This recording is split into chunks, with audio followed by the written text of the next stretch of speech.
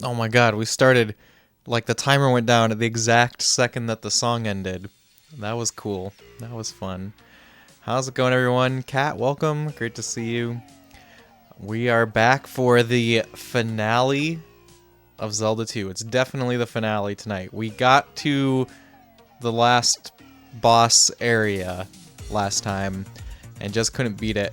And I think I am going to grind out the final level before we go back to the last dungeon. So there's a little bit to do, but I don't think we're going to be on Zelda 2 for very long. And my plan for after we beat Zelda 2 is I'm going to start my first ever proper playthrough of Contra 3. So I've been talking about how I'm on a big Contra kick for the last little while, and it's time to start the next one. And they say that 3 is the best game.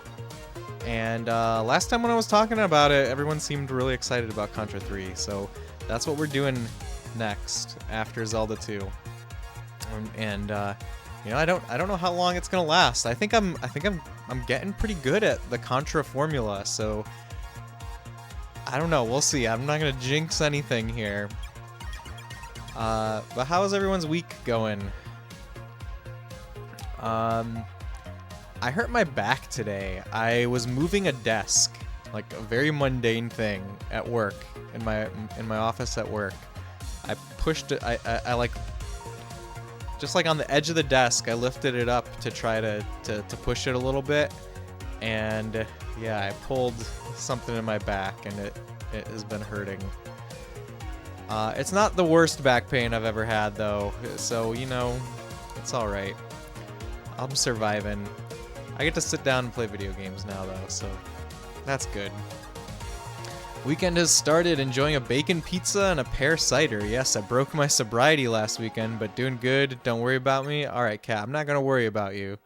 And you enjoy that pear cider and that bacon pizza. It sounds really good. Hope it heals fast. Get your rest. Thank you, Kat. Yeah, the last time that I had a back issue, like I didn't even do anything. I just woke up with like and that was the worst back pain I've ever had. I just like woke up with it, and this is like the same feeling as that, but it's like nowhere near the same intensity. So I don't know. I probably need to work out more. I feel like that's a solution for a lot of bodily things. All right, shall we Zelda? Shall we Zelda 2? We shall. Let's see. What else have I been up to? I've been playing a lot of FF7 Rebirth, of course. It's good. I'm enjoying it. I feel like I haven't gotten too much farther in it from where I was last time. I started chapter 4. Had a hangover last weekend and I was like, nah, this isn't fun at all. It hit me like it never has before. Not like you were really messed up, but it just felt different. So you think you might have grown. I think you can handle moderation now, maybe. If I can't, then I'll stop again. Alright, Kat, I believe in you. You pay attention to that moderation. It's important. But don't want to stay on the subject. You're having a great night. Okay, great. I'm glad you're having a great night. Alright, Spacebot, 34 deaths. Attack is at 7. Magic 8. Life 8. Let's grind out this final level before we attempt the last boss again.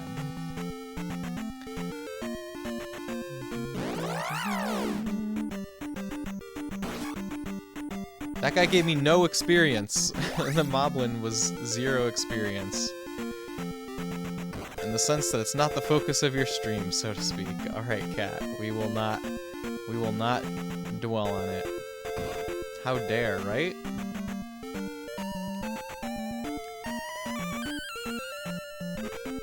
I love all the little chimes that play in this game. Like when you cross the water, when you level up. Okay, this is where this is my grinding spot. What do we do? Fire.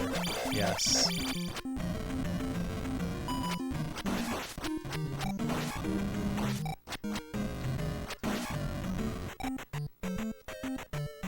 There you go. Dwell is the word you were looking for. Look at that. I could read your mind.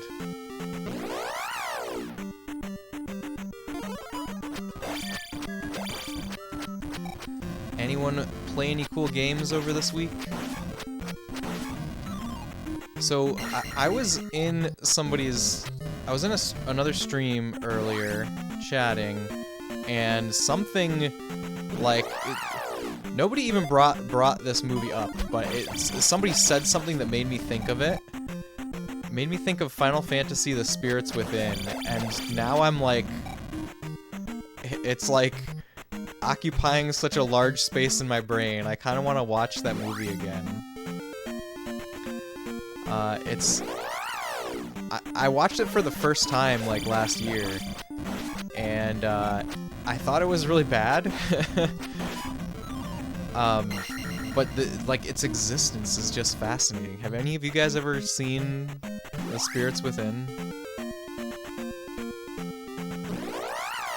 So the thing that's so fascinating about it is that Square basically bet their entire company on this movie, and it didn't turn out well. And it's the reason that Hironobu Sakaguchi, who's the creator of Final Fantasy, it's the reason that he left the company. And it's just so wild.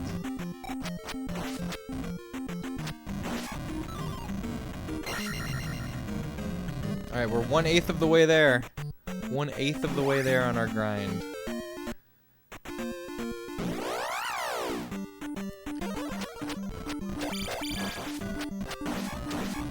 Ow. Okay, there's a game that I tried the other day that I had never really given a proper attempt, and I would say I still haven't. I still just kind of like dipped my toes in. And that is Gunstar Heroes. What the heck? You've never heard of it? Looking at the cast, there's so many faces here. Damn. Yeah, it's a really wild story. So Square made like insane money from Final Fantasy VII, and like, oh wait, why did I do fire? I meant to do life. During that era, they did like so many experimental things. It's like if they had any kind of idea for a game on the PS1, they would just make it. And they made like lots of wild stuff. Like, I think we've talked about Einhander on this stream before. Like, that's a Square game from this era. Alec Baldwin, Steve Buscemi, Ving Rhames, I don't know who that is. Donald Sutherland, James Wood, Keith David, wow. Yeah, so it was like a big deal. Like, they literally bet their entire company on this movie, and they almost went bankrupt because of it. And in fact, they had been in talks to merge with Enix before The Spirits Within. And after Spirits Within bombed so like magnificently, they almost, like, Enix almost pulled back from that merger, and it actually like took them a few years longer to complete that merger. And it's because of the movie Spirits Within.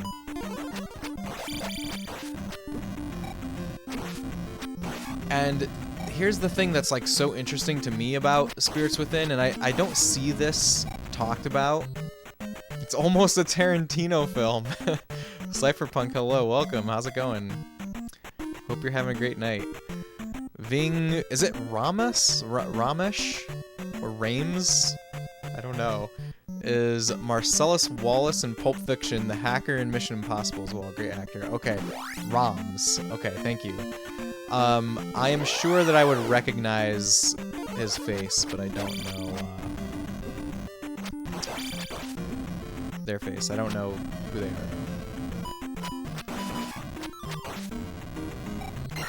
are. You would? He looks cool? Alright. What else was I saying about Spirits Within? Oh yeah. The thing that that really interests me about it is you can see that there's like big ideas behind that movie, like these really deep and powerful themes, like the same themes that are in Final Fantasy VII. Rames. Okay, thank you. Ving Rhames.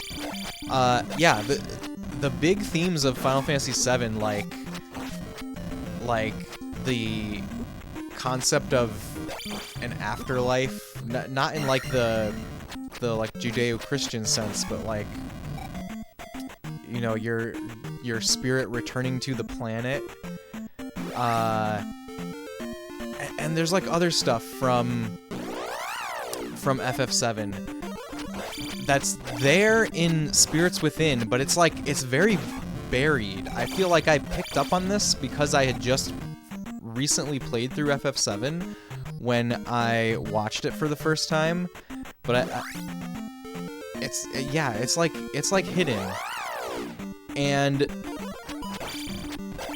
it's like it's almost like Sakaguchi wanted this to be his magnum opus. That's the sense that I get. And there was probably a lot of studio executive meddling from the money people that turned it into what it is, which is like the most mediocre thing that you could ever imagine. That's why it's bad, is because it's just like totally unremarkable and just like boring to watch. Might be a linguistic difference. Y'all might say it differently over there. That could be. Not sure you've ever heard it been said before. You're just good at figuring out pronunciation, even though you're Swedish. Gotcha. Well, I will go with Rames for now.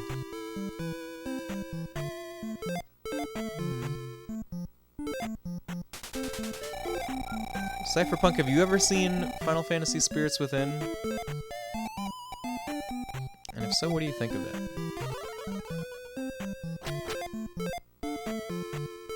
Not important, just like words. Words are cool.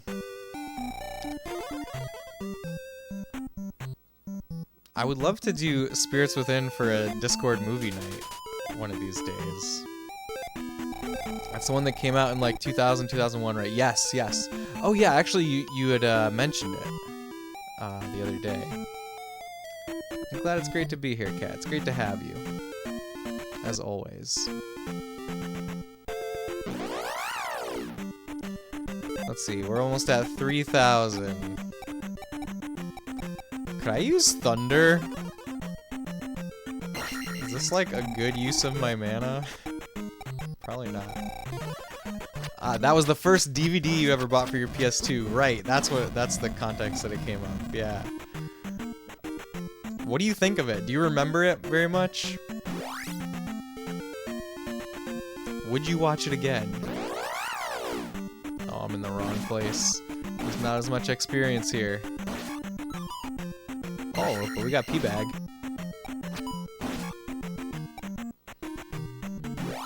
Need to figure out how to downscale your PC to connect to your CRT. You wanna watch cartoons on your 29-inch? Ah, Cat. You should get a Mister. If you get a Mister, you can do that. I forget, Cat, do you have you don't have RetroTink, right? Because, I think that this got removed in favor of other features, but there, at one point, on one firmware of the RetroTink, and you can, like, download all the older firmware, there was the ability to output a downscaled, to downscale to 240p, to put, like, stuff on a CRT. But you would need, like, two HDMI to component converters, probably, or in your case, HDMI to SCART, or, you know, you need to you need to first convert the original source into analog, and then convert the HDMI coming out of the RetroTink into analog again.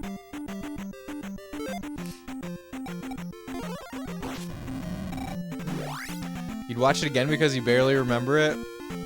Yeah, Groovy Mister. Groovy Mister, that's what you need. Oh, you do have a RetroTink 5X. Oh.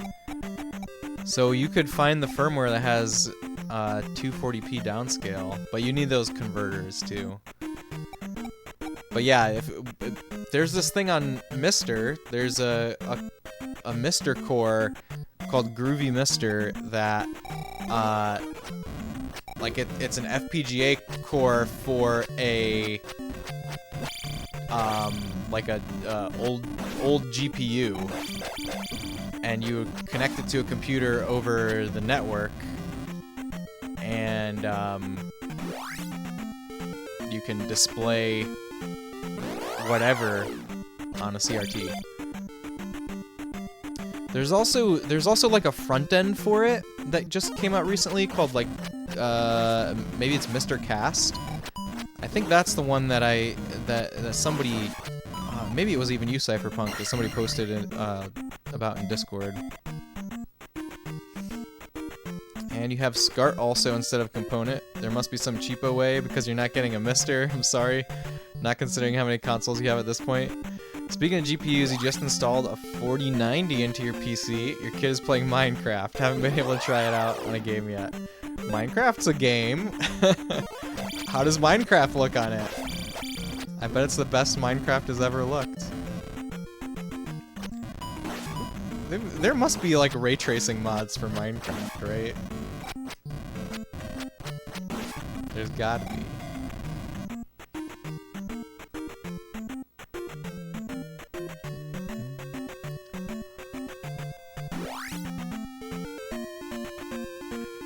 I ran out of my good decaf coffee that I usually make, and as backup, I have this like a giant tin of Walmart decaf coffee, and it's pretty terrible. But I bet I might get used to it. Sometimes that happens. Sometimes I just get used to something that tastes terrible at first. There are ray tracing mods. Do you have them installed? Have you tried them? What games do you want to play with the 4090, Cypherpunk? What are you looking forward to trying out?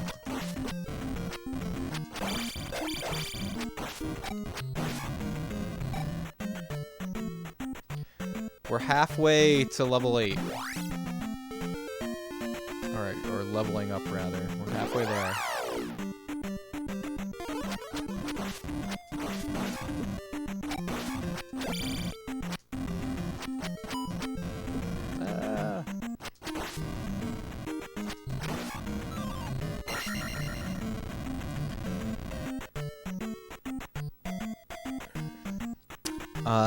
Bendergin Guitar.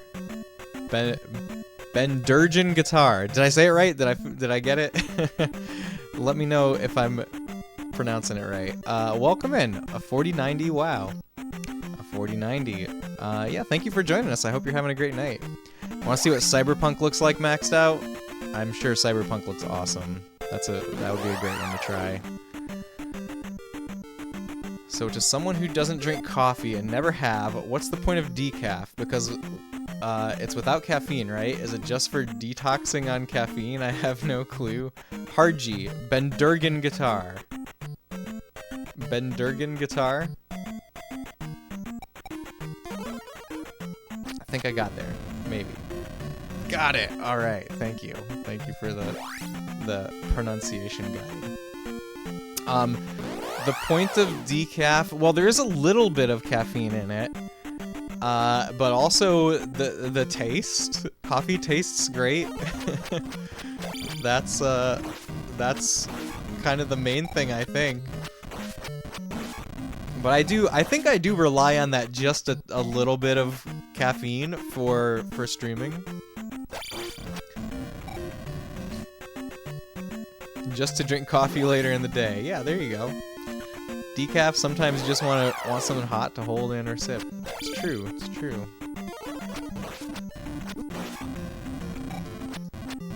I just love the taste of coffee.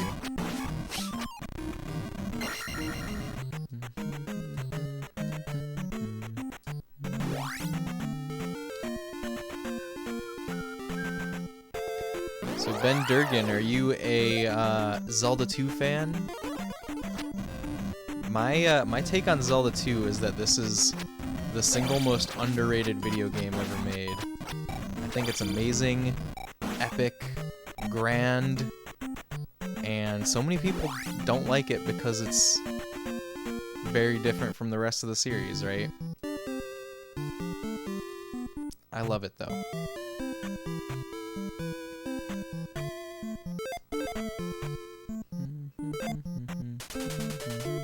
I'm sure caffeine actually has an effect on you because you get cranky after not having soda for a while, but you don't really notice an energy difference. You can have a Red Bull and go straight to bed, for example.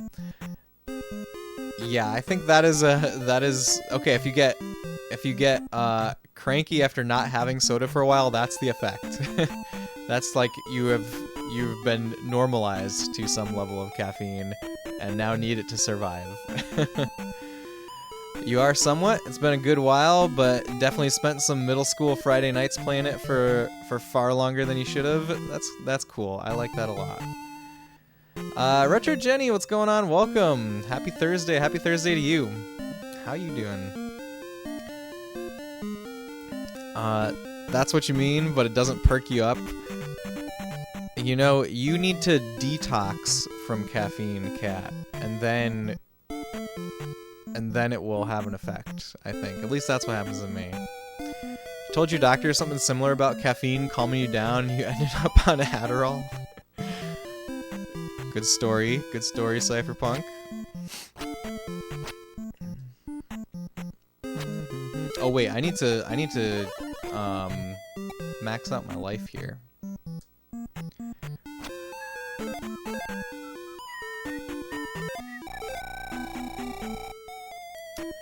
You heard if folks have ADHD that coffee can have a calming effect. Oh, really? That's like a whole thing?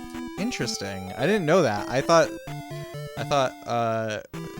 felt like there was some sarcasm in Cypherpunk's story, but interesting. Of course, Jenny, of course.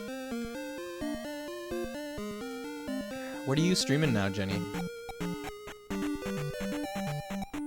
I'm trying to think what the last thing I saw you streaming was. I think it was A Link to the Past, right? But you were fighting... Last time I saw you were fighting Ganon, literally. Oh, I also saw you playing Donkey Kong Country. But that's like a staple for you, right? Heinz, hello, what's going on? Welcome in. You wouldn't have thought so, but someone told you they give their kid a little caffeine to calm them. Interesting.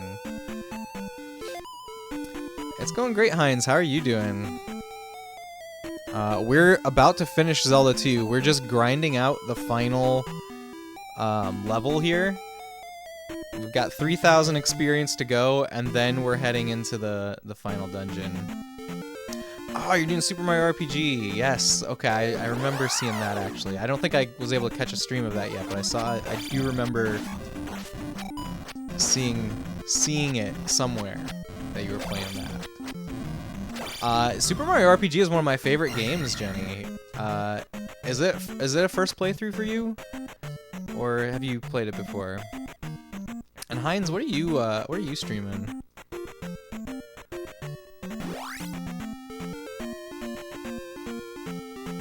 It probably says in the oh, Ocarina of Time. That's right. Yeah, it says it in the shout out. SMRPG is excellent. I agree. It's one of my favorite video games. Triumphant, hello. How's it going? Welcome.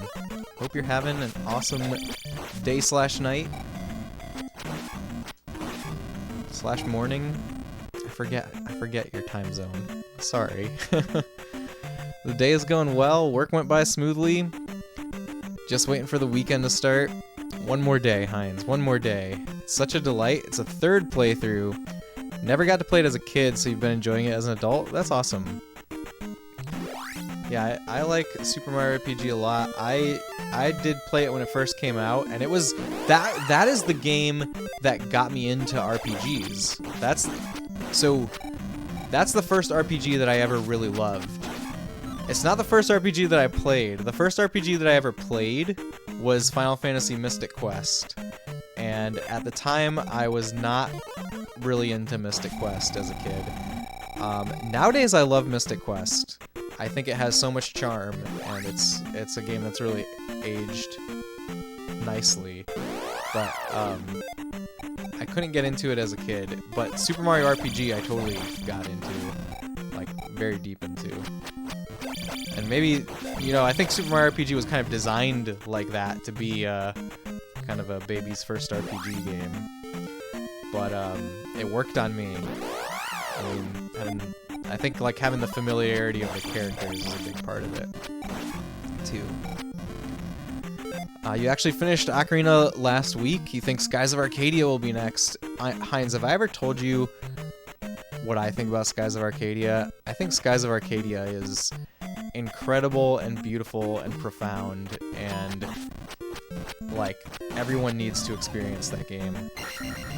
I'm really excited for you to play that. Have you played Skies of Arcadia before? Doing good, thanks. How are you doing? I'm doing alright, Triumphant. I hurt my back a little bit this morning from moving a desk in my office at work. So that's bothering me a little bit, but it's not super bad. At least it's not super bad today. Sometimes it's worse than the second day. We'll see how it is tomorrow, but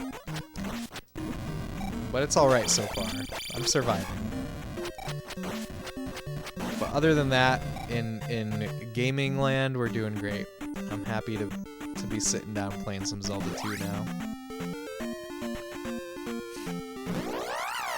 Thanks for the GGs for Heinz. You'll be looking forward to it. It will be a first playthrough. I'm very excited for you, Heinz. It's an incredible game, incredible experience. There's so many just like beautiful life messages in Skies of Arcadia. So many powerful themes. It was your second time beating Ocarina, but you definitely got rusty with the game. When did you play Ocarina for the first time, Heinz? Now, a lot of you know this, but Ocarina of Time is my #1 favorite video game ever. About 8 years ago? Okay, that's enough time to, especially if you only played it once, that's enough time to, for me at least, to like completely forget about it and have like a, it's basically like a first experience a lot of the time. If that much time goes by for me. Life messages, oh that will be nice. Yeah, it's really beautiful. I cannot recommend Skies of Arcadia enough.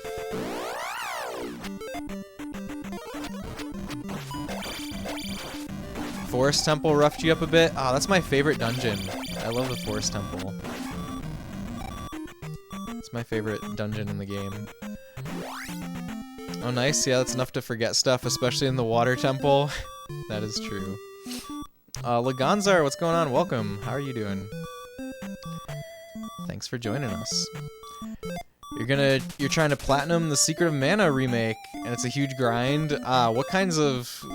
I can imagine that. I didn't do when I played Secret of Mana, it was on the Super Nintendo, and I probably did some extra stuff, but I definitely didn't go out of my way to do extra stuff in that game. But I can imagine that there's a lot to do. It did seem like, you know, towards the end of the game, you could kind of like go anywhere, and there was new stuff to see there.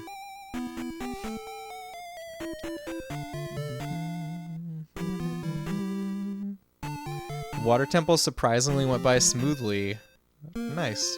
You know, last time that I played through Ocarina, it had been like 8 years since my last playthrough, but for me, I had played it like so many times as a kid and like throughout my life that I didn't forget a lot. But the water temple did go very smoothly for me on my last playthrough too. The music in the forest temple is amazing. The music in the forest temple is very cool. You're doing well. Got a lot of work done in Unity today. Ooh. What is so like Unity had that whole kerfluffle a while back. Have they recovered? Have they recovered in the eyes of the game development community? You have to level all the weapons on all 3 characters. I see the grind. I see where the grind is now. That makes a lot of sense. Just forgot a wall you could bomb, but otherwise didn't get lost. Cool.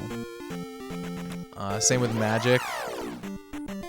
Sounds very grindy, but you know, so I don't usually go for like platinums or getting all the achievements unless it's a game that I really love.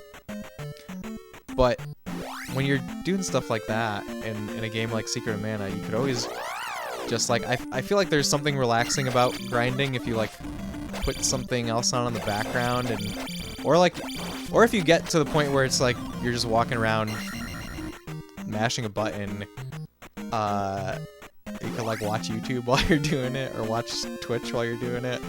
That's what I like to do sometimes. Like, okay, good example is I've been playing off stream. I've been playing Phantasy Star 2 a little bit, and that game is pretty grindy. And I usually just like put Phantasy Star 2 on the CRT in front of me, and then put like a Twitch stream up on my HD TV to the right, and just like watch the stream and walk around and mash the button. Actually, you don't even have to mash the button in that game because it's all like auto battle. There's auto battle stuff. How goes Zelda 2? It's going great, Laganza. We're right at the end. We're just grinding out the final level. And actually we're almost there. We're like, there it is. Level up. Attack will go up. We're max level now. So now we're ready to go beat the game. That's how it's going. Secret of Mana is one of your favorite games, but it does have a weird feeling of being a little incomplete. So there's a interesting reason for that, Ben. It started life as a game for the Nintendo PlayStation, or whatever the disc add-on for Super Nintendo would have been called, and got reconfigured like halfway through when I guess they realized that wasn't going to happen. So I think that's why it feels that way. But I will say Secret of Mana is a game where when I played it for the first time as an adult, like a year or two ago, and at first I didn't really get it. It didn't really like click with me. It took a while for it to click with me. It took like till the halfway point of the game. And a lot of people say that Secret of Mana has aged poorly now. And at first I was agreeing with them, but then I got to that point where everything just kind of like clicked into place, like the gameplay loop and the music and the graphics, and I just saw it as this like beautiful masterpiece. And yeah, I think it's a really good game, but it can take a while to like sink its teeth into you. Never had a problem with the water temple? You're a true gamer, Cypherpunk. I think the issue with it was more of the fact that you had to swap boots over and over. Did you find that tedious, Heinz, as someone who like hasn't played the game a ton? Because I never really found that tedious. I hear a lot of people say that, but I never felt that way. But I don't know. Maybe it's just because I played it when it was new and I just loved it so much that it never bothered me. The massive legend muffin killer just helped you make this new emote 15 minutes ago. Pinocchio's grin from the SNES. You hate that game. He looks so stupid. Need to beat it once and for all this weekend. Cat, I believe in you. You could do it. You love automatic upload. Trying to remember what gave you trouble though, because there was definitely a temple you hated. Not a difficulty issue, but just a lot of swapping. Yeah, I can see. I understand it, like from a intellectual standpoint, but it never bothered me. I believe they reversed that decision. I think what it was they were going to charge a per license fee to devs. Yes, Unity. So basically they were going to take a percentage of each game sale, yes, and that caused a tremendous amount of backlash. Truly love Secret of Mana, it's just a vibe out thing. Yeah, Secret of Mana is really a masterpiece. I love it too. Secret of Mana is amazing. Wingman, hello, what's going on? Welcome. Hope the night finds you well. Wingman, you too. I hope you're having a lovely night. Not as much as people talked about, but a bit. I see, for the Iron Boots. Do you ever play the enhanced version of this game? No, Wingman, and I've talked about this before. Like, a lot of people have brought that version up, actually, and what I think is this. I think that this game is great. I love it for what it is, and you know, even though it is kind of I think it's severely underrated. Overall, it has stood the test of time. Like, Nintendo still publishes this game regularly, and you know, it has a lot of fans. And I just think that anybody who makes a mod for a game that is like so clearly a classic and calls it the enhanced edition, there's like some level of hubris there that just it just feels wrong. So I mean, I'm perfectly happy with the NES version. I love the NES version, so this is the version that I'll play. Actually, they didn't reverse it, but the cap is like 200k in sales and only applies to games using the 2024 version of Unity. How do people feel about it? Like, I feel like I saw a lot of people in that moment saying that they were not going to be using Unity anymore. Is that sentiment still out there, or was that kind of like a in-the-moment reaction that's died down?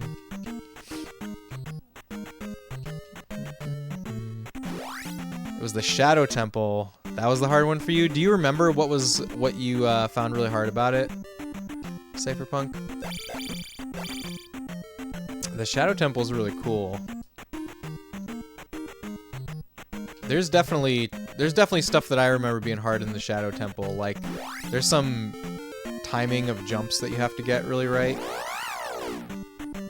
The only reason you ask is you're watching a YouTube Let's Play currently and it looks fun. I'm sure it's fun.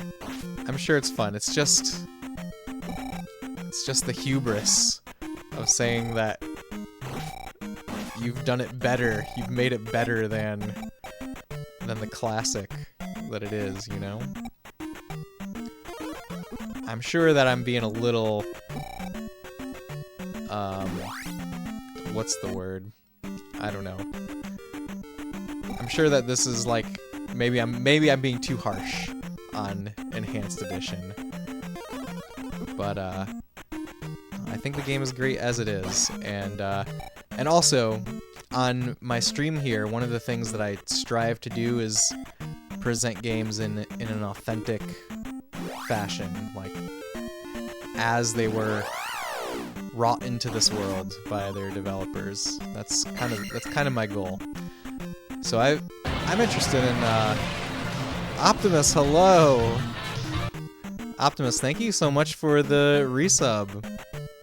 Let's go. 23 months, Optimus. That's almost 2 years. Holy moly.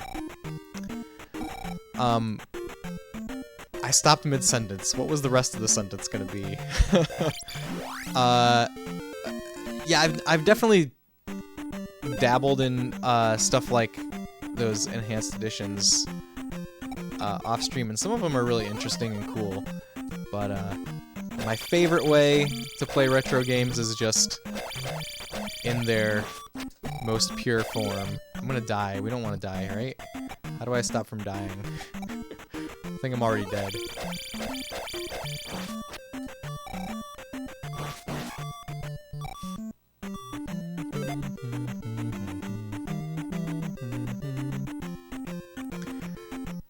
Negatron, hello, what's going on? Great to see you. I personally don't make money and I'm not expecting $1 million in a year, so it seems like a non-issue at this point. That makes sense, Laganzar. Sorry I threw you off there. You don't need to apologize, Optimus. I hope you're having a great night. And if you suddenly make $1 million, you're probably going to be too happy to care about the 2.5%. True, Wingman, true. I mean, I think it's more of a matter for like companies that are operating at a small margin, like that have employees that they have to pay, you know. Then it probably becomes an issue. You're allowed your opinion. I think both can exist, and I feel myself like it's more of a love letter to the OG with quality of life improvements and HD, but completely understand your angle on the topic. Yeah, both can exist. Both can exist for sure. Purity is wonderful. Thank you, Optimus. There's a difference in the difficulty curve in the Secret of Mana remake. Oh. It's way easier at the beginning of the game, but there's a huge skill check about halfway through the game when enemies start using the wall spell. I don't really remember... I don't remember there being a big gap like that in the original. I don't even remember I don't remember exactly where the wall spell comes into play. But also, it's a game that I've only played through once. And it was a couple years ago at this point. I'm sure if Helldivers 2 was made in Unity, they'd be upset. What are we talking about? We're talking about a couple different things as usual, Optimus. Sage Jacques Cave. Don't remember that character's name either. I do remember you like go to the top of a mountain to meet a sage of some sort. Is that it? That's gotta be it. What are we talking about? We were talking about Unity. We were talking about Secret of Mana. We were talking about modern versions of classic games, like modern fan patches for classic games. Like, well, in particular, we're talking about Zelda 2. Zelda 2 Enhanced Edition. What else are we talking about? We're probably talking about other things, too. By the way, you guys should check out Optimus. You guys should give Optimus a follow, because Optimus just started streaming again. And it's a cool place over there. I'm sad that Frosty Tools is still on cooldown to give you a personalized shout out, Optimus. It's a whole cacophony of talking. True. That's usually how streams go.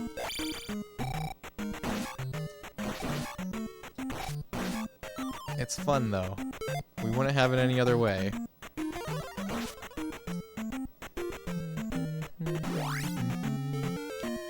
'49ers fan, can't do it. Sorry, Optimus. I don't know anything about the sports ball. I have no comment.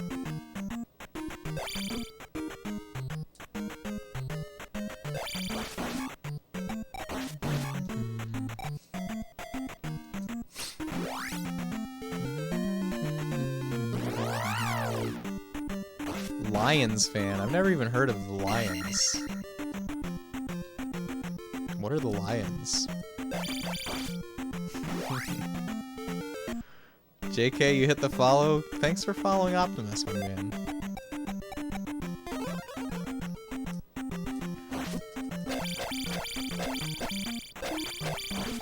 Oh no, we're in a bad spot.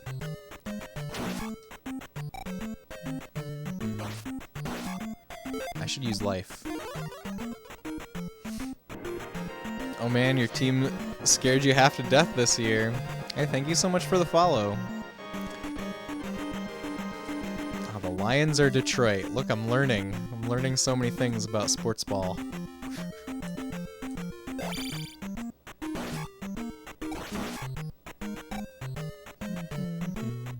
I wonder if I'm gonna remember the path to the boss. I think it was left, right, right, left. That's all I remember. But I feel like there's more to it. But left, right, right, left. That's what I remember from last stream. We'll see where it gets us.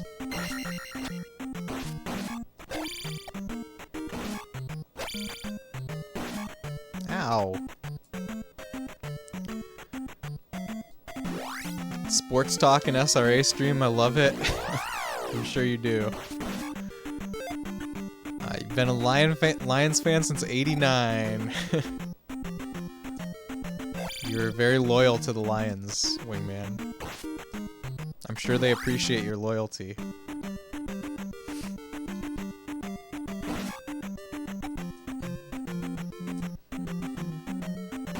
So, we're very close to the end of Zelda 2, and I'm assuming that we're gonna beat it tonight. I mean, if we don't beat it tonight, then there's issues. But after we finish Zelda 2, I'm gonna start Contra 3.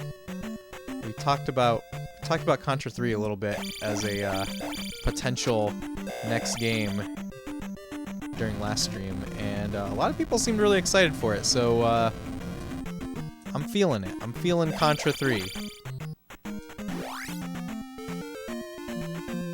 And it'll be my first real playthrough of that game. I've never made it farther than the second level in Contra 3 before.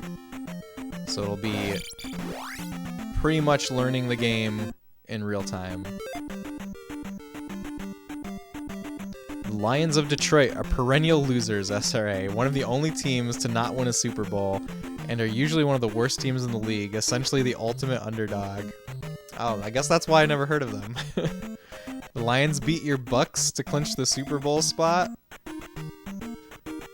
They've been in a Super Bowl, but never won a Super Bowl.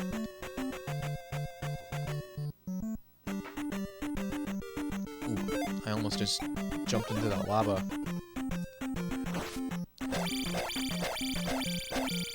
Cypherpunk, I'm waiting, by the way. I'm still waiting. No! Whew!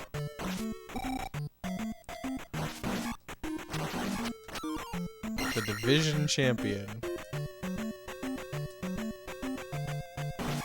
I literally know nothing about football other than you need to bring the ball to the other side of the field.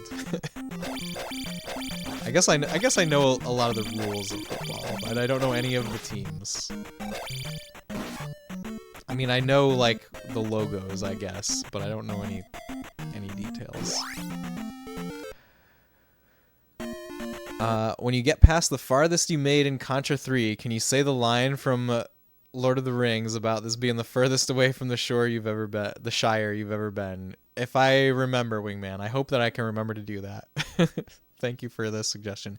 888, yeah, Tuffy. We spent the first part of stream grinding for the final level up.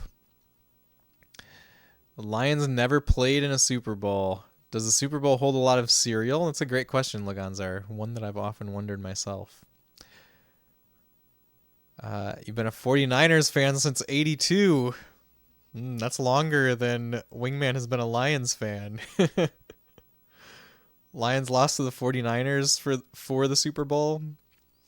Missing some HP, but good luck. We'll get it back, Tuffy. Don't worry. We'll get it back.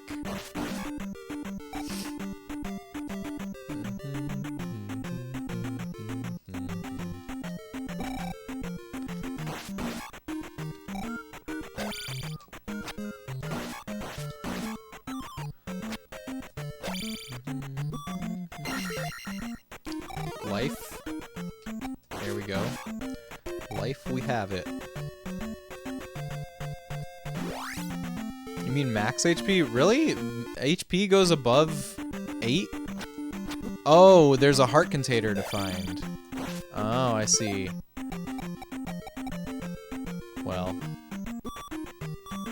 if things go horribly wrong and we can't win, we know that there's another knob to tune.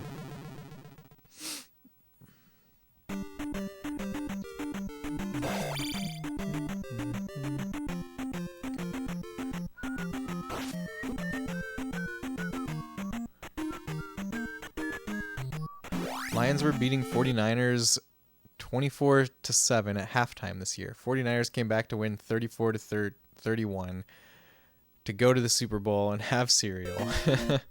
I'm glad they were able to have cereal there.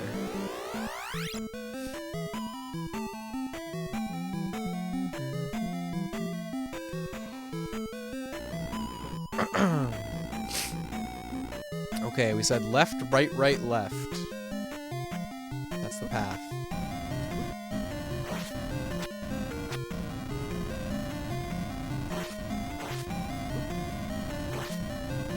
We're not off to a great start here, but it's fine. Actually, I wonder if I should just die so that we start with 2 lives. I probably should. Well, let's use this as the opportunity to shake off the rust. We'll just keep going through.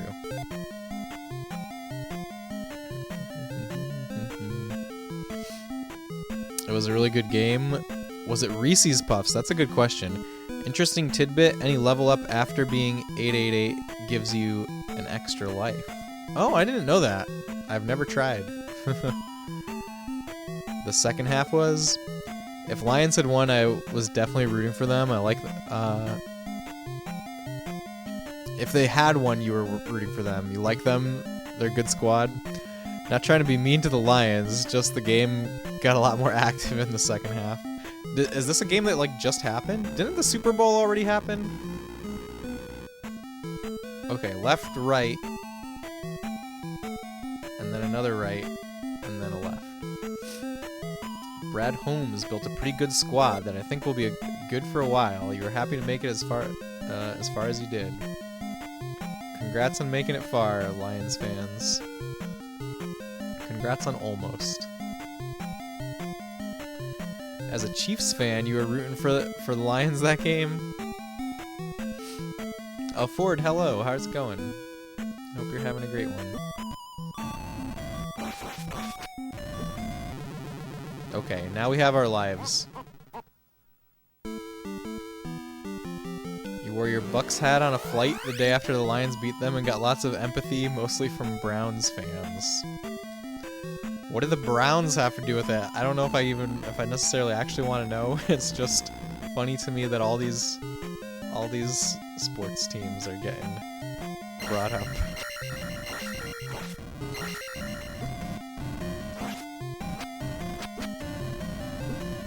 Oh god.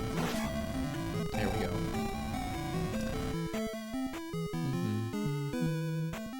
Do you watch any sports at all, SRA? Like, even anything not so popular, like bowling or anything? Water polo? Nope. Gannon's back. Yeah, he came back. That's okay, though. He won't come back again. Maybe. Since you have directions, does that mean you've made it to the final boss or just getting closer? We made it last stream. Yeah, we made it, and we fought the Thunderbird a couple times, but wasn't able to take down the Thunderbird. That's why we spent the time grinding at the beginning of stream. Wait, did I... Yeah, this is the way to go, right? No, we gotta go right. I already took the left. Live near Cleveland, so know the life of Browns fans. This is hilarious. Never seen this much sports in your stream. I feel like sports, there has been this much sports in the past. You think the Browns are also bad?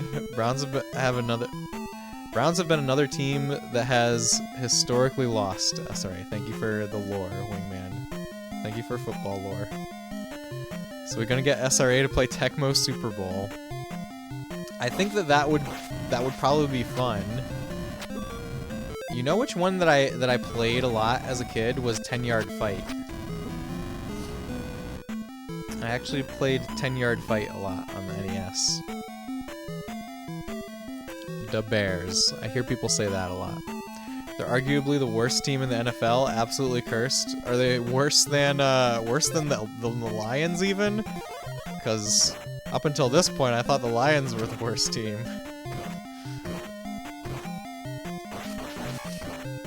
Oh. Oh no. We fell.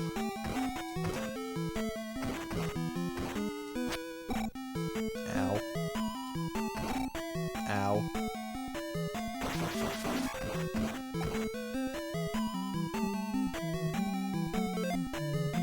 49ers were your team in Tecmo Super Bowl. Rice and Taylor to pass to, Craig to run it, and Lott and Haley amongst others on D. Were they real players on that one? OMG, you played 10-Yard Fight a ton. Spec, hello, welcome. How's it going, Spec? Great to see you. After that, you were an NES play-action football guy. Then Tecmo Bowl happened. I don't know about play-action football. I've never really seen that one, I don't think. Locutus of Nord, thank you for Dinosaur Streamer. I will transform from human to dinosaur.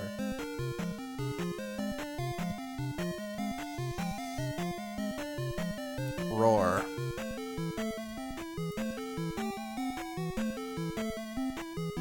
Let's see, the Lions at least made it to the NFC Championship. I have no idea what the NFC Championship is. I think by next football season, I'm gonna have SRA tell them who to bet on, only based off team logos. That's all it could ever be based off of. It's going well. Just finished your Barista Academy course and got your cert. Spec, what the heck? That's so cool. Congrats on being a certified barista. I'm doing all right, Spec. We're at the end of Zelda 2. We're making our way to the final boss right now. And then, if we're successful, we're gonna play Contra 3 next. Ironically, you played with the Lions a lot because you loved Barry Sanders. That was a mighty roar, thank you.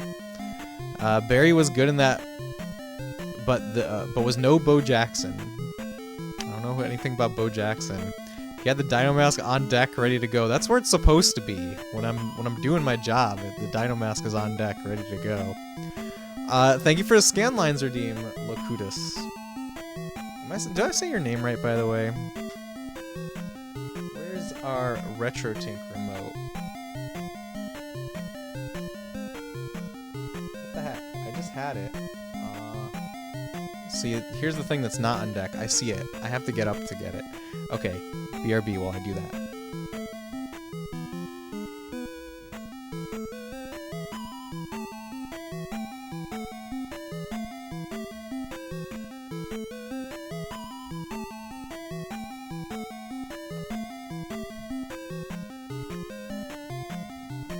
Alright, I made it. Scan lines. Let's do this one. I like this one because it's really blurry. Cypherpunk, thank you so much for the gift sub. Who got that gift sub? It's a Nevi. Nevi's really cool. Thank you so much for the gift and the sub. Really appreciate it. Let's see, where were we? In chat. Somewhere. Bo Jackson was unstoppable in that game. Glad to learn Bo Jackson lore. All the teams in the NFL are split between two divisions, the AFC and the NFC. Okay, I know that baseball is like that. I actually do know that about baseball. Is a barista a Starbucks thing, or is the person at a bar also called a barista? The person at a bar is called a bartender. Thank you, it's been exciting. Now you get to think about spending a lot of money on a machine and a grinder. Well, did you take this course because you need it to, like, you need that to buy a coffee machine? Is that the only reason that you took it? I crack up every time I see the Family Guy Bo Jackson Tecmo clip. A person who makes coffee is a barista. It's not exclusive to Starbucks. Bo don't know streamin', so you've got him there. I don't get the reference. I'm sorry. Copy that. Much appreciated for the new knowledge. For sure. You learned a lot of stuff this week for sure. Congrats, Nevi. Thank you. Still say Bo could have been a Hall of Famer, either football or baseball, if not for injuries. Hello, John. Pando, hello. I'm still getting used to you calling me John. Feel free to continue if you'd like to. How are you doing, Pando? Thank you for being here. I hope you're having an awesome night. That was tragic. I've totally lost lock on the thing that was tragic. No, it's not a requirement to buy the gear, but you wanted to learn how they do it here, because almost every coffee you've had here in New Zealand was vastly superior to what you've had in the US. Wow, really? Hope the hip-hop happening evening treats you well. Thank you for wishing well on Pando. When you bartended at a restaurant, you also make coffee drinks, so you guess you're a barista / bartender. I guess so, Optimus. You may not have caught that, but that was funny. I read it. I just don't know what it is. Burris tender. There you go. You got about 10 hours of experience the Kiwi way now. Congrats. There used to be a huge thing about Bo knows. I believe you. I believe you wholeheartly.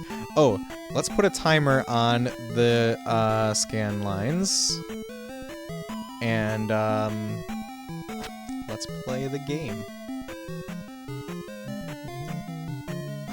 Now that we're caught up on chat. Shields. I probably should have used life instead of shields.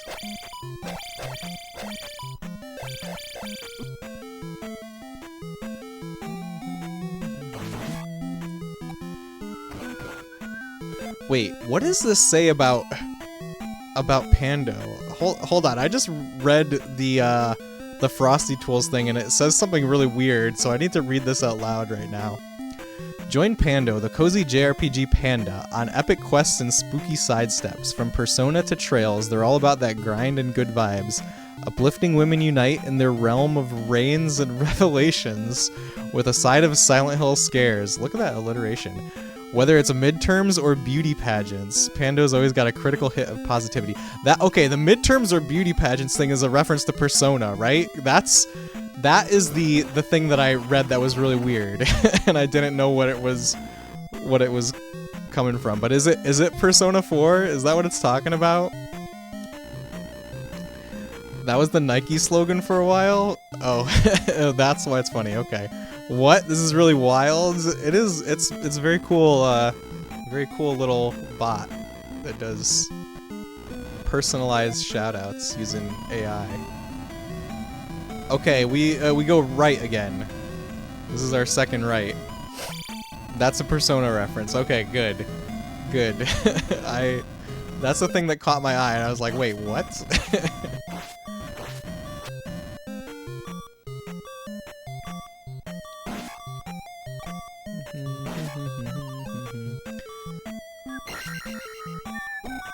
Ow.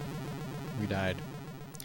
Was that the second time I died, though? It's only the first. Okay, I think it's time to transform back into a human. Thank you again for the redeem. I'm just a human now. No longer a dinosaur.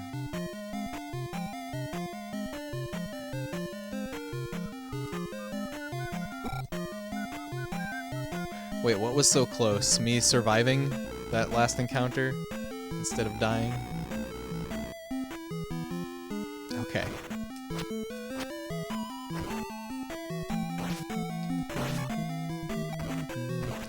So we're on the final dungeon of Zelda 2 here, and the plan is that we're gonna beat it real soon, and then we're gonna jump into our next game, which is gonna be Contra 3 for Super Nintendo, which I have never played past the second level, so we're gonna be pretty much like learning the game entirely on stream, and it's gonna be really cool. I've been on a bit of a Contra kick lately, and been playing like several Contras and Contra likes off stream, so I'm excited to bring one to stream. And the one that we're playing is, from what I can tell, widely considered to be the best one.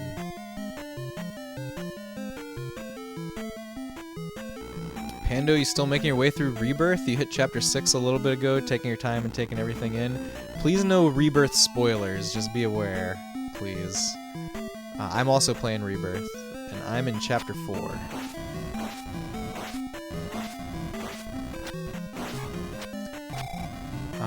You gonna have a death tracker? Do we have that? We might have that. Let me see. No, you know what? We don't have a death tracker. We used to at one point have a death tracker, but we don't anymore, sadly. But I do have like a sound clip. I do have this.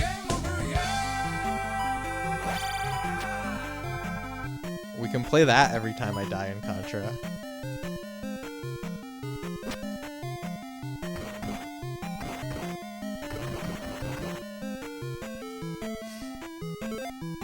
You love that game over clip? Me too, me too.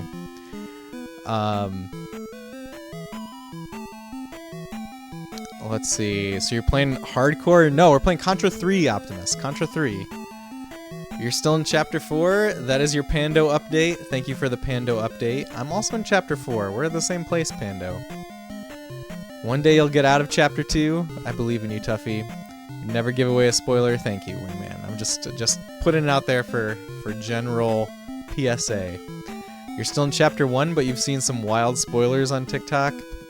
No spoilers, Cypherpunk. Get out of here with those spoilers. Love that game over clip. Thank you, Darth Mohawk. And Darth Mohawk, how are you doing? Welcome. I hope you're having a great night. Thanks for being here. Is that Daytona game over? It's Sega Rally Championship, I think is the full name of it. It's either Sega Rally Championship or Sega Championship Rally. It's one of those is the name of that game. But yeah, it's another Saturn racing games that it came from. Better hurry up. Rebirth is getting benched for Unicorn Overlord. I've heard Unicorn Overlord is really good. Okay. Left or right here? Left. This is the left in my left. This is the second left in the left, right, right, left direction that I've been repeating to myself. We're looking for a magic jar. We're not looking for that anymore, Eggroll. Thank you for the pin. It's outdated. Outdated information. Although there are heart containers to find.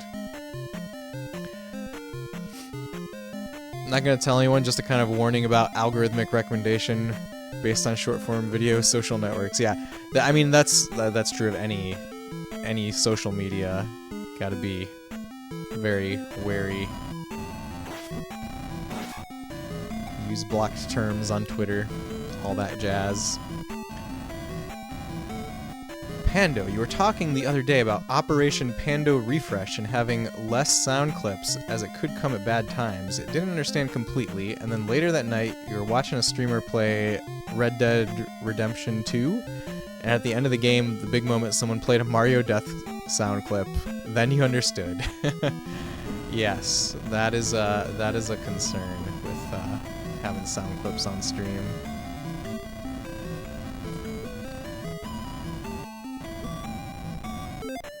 Oh my god, we're gonna die. Okay, we're moving forward.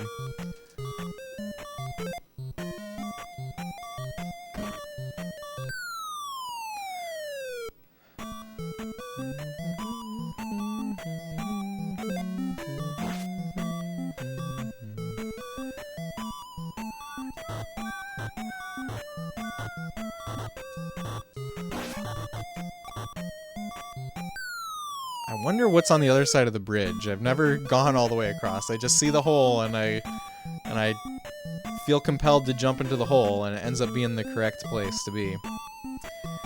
Is there a button to turn off all redemptions and then turn them back on, or is it a hassle? You've never seen the streamer controls before. I mean, you could certainly set that up, and I know plenty of people that do set that up. I mean, there's many different ways that sound clips can be implemented like that.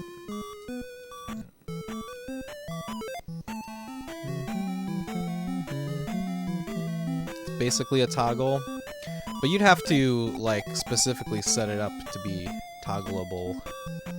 Oh, I don't have any magic, so we just have to die.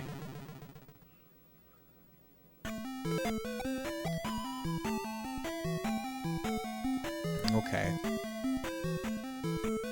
Let's try for real now. There's our thunder. Ooh, look at this! We paused right when the screen turned green. Isn't that nice? Shield.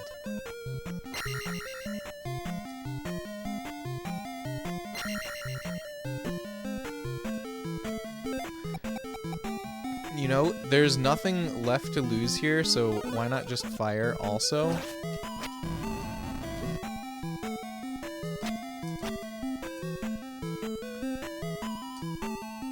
I don't think the fire can damage him, but maybe I'm wrong, and maybe we'll find out otherwise by experimenting. The hard part. Oh, come on! We're gonna have to hoof it back, I think. Let me catch up on chat before I die. For sound alerts specifically, yes, you can set it up through Twitch's alert system now, but it used to be through an extension before, right?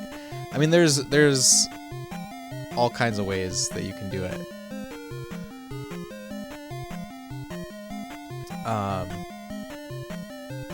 Let's see. Strange question. Why is Thunderbird weak to thunder? It's a good question, Darth Mohawk. I think that they were using... Thank you for believing, Negro. I think they were using Thunderbird to mean something different than what it usually means. Our Scanlines timer is over, so let me turn those off. I'm stalling before my death here, by the way. Let's see. Going alright, just finishing up work and celebrating a family member's birthday in a bit. How are y'all? Happy birthday to your family member, Eggroll. I'm doing good, Eggroll. Except for the fact that I kind of hurt my back earlier when I was moving a desk in my office at work, and I pulled on it wrong or something. It makes me feel old. You don't remember this boss? What? How do you not remember this boss, Tuffy? Still think it's pretty cool that there's 2 Zeldas in Zelda 2. It went 30 years at least until you told us that. I'm glad to deliver Zelda lore here, Wingman. It's like how Superman is weak to the son of Krypton. Wait, what is like that? I missed. I lost the context. So you're saying it's... Oh, Thunderbird. Yeah. So you're saying it's a misnomer and it's not a Thunderbird, but a weak to Thunderbird. Yes, so that's what I think, Eggroll. Hope you feel better, SR. Thank you, Eggroll. Guess you focused more on the next one? That makes sense. You feel old too? Think your left knee is starting to give out? Oh no, Optimus. I'm sorry. Oh my god, we only needed like a couple more hits, I think. I need to turn the volume up on my TV. Just one more hit! Ah, we were so close.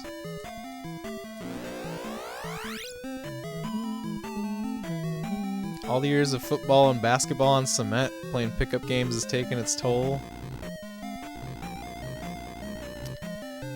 Good luck, Optimus. Good luck. pulled up a map since you mentioned it. Curious to see what was past the bridge. Alright, don't tell me though. I don't want to know if there's something good to find there or not. You massively strained your upper back last night and you've been bedridden all day. Didn't say anything because you're always talking about ailments. But you saying you messed up your back made me laugh, as I know I'm not alone in this world of pain. Wingman, we're in back pain together. You were sitting cross-legged on the couch and couldn't move your leg for like 5 minutes after. Oh no, Cypherpunk. Thank you guys for commiserating with me.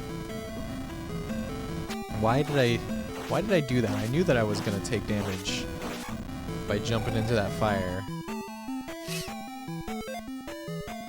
Is it the princess in another castle? No spoilers, please. You know, maybe we will get so frustrated with the Thunderbird that we eventually explore the rest of those places and we'll find out that there's nothing there and be even more frustrated, and then that will be content. So we couldn't have that with spoilers. We're all sliding gently into geriaticity.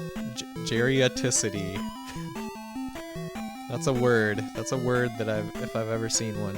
Cypherpunk. Geriaticity. I think geriatrocity would be a better word. What do you guys think?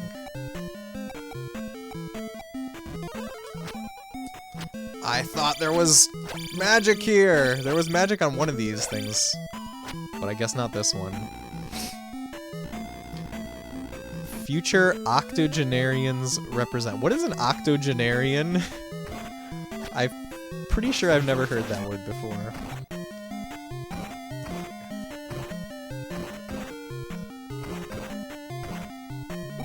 Ow. Octogenarian equals 80-year-old. Okay, thank you.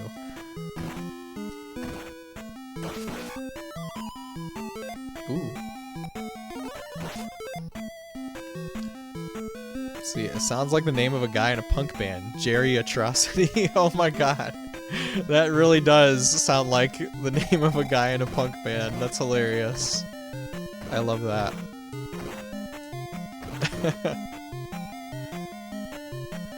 Cypherpunk, you may be sliding. I slipped 5 years ago and have fallen hard into geriaticity. I'm sorry, Wingman.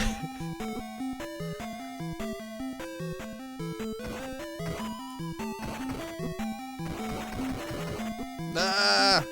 No! Life! We're still alive.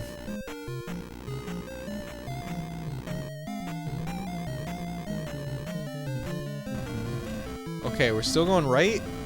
I think we're still going right. This is the second right. And it's the third fork in the path.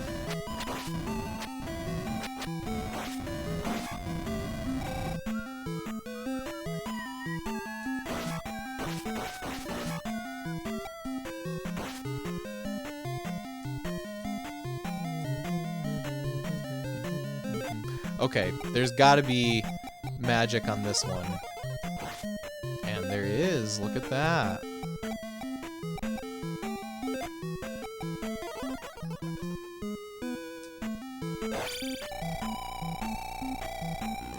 Refill.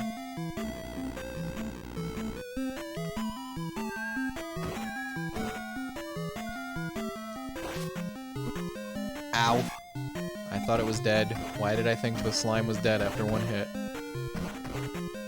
Geriatrocity, is that one of the guys in the band Old Gods of Asgard? The Old Gods of Asgard is an amazing band, by the way. I listen to them all the time outside of the games that they're from.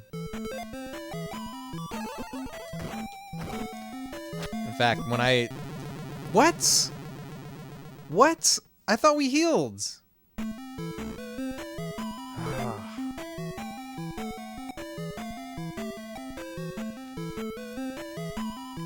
You always thought this game had a cool kind of Mayan aesthetic, Aztec aesthetic. I've never seen it as Mayan or Aztec looking. I've always seen it as very medieval, but yeah, maybe I can see what you're talking about. That's kind of the beauty of NES games, is there's a lot of, like, your brain fills in a lot of the gaps.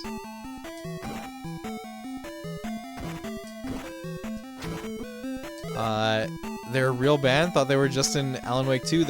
They're in Alan Wake 1, Control, and Alan Wake 2, and Alan Wake's American Nightmare. There's basically an entire album's worth of music across all those games.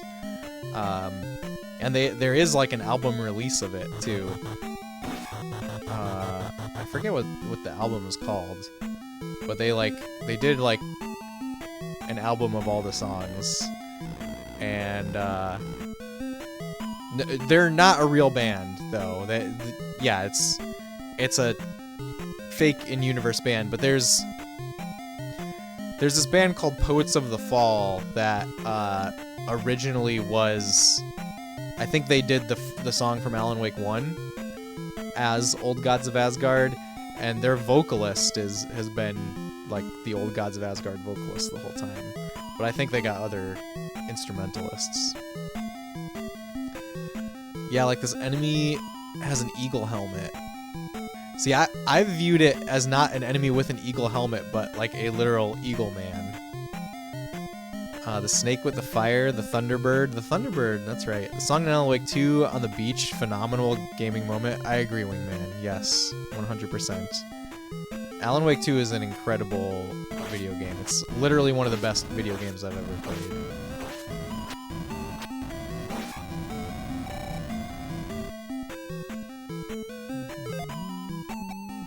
We should heal.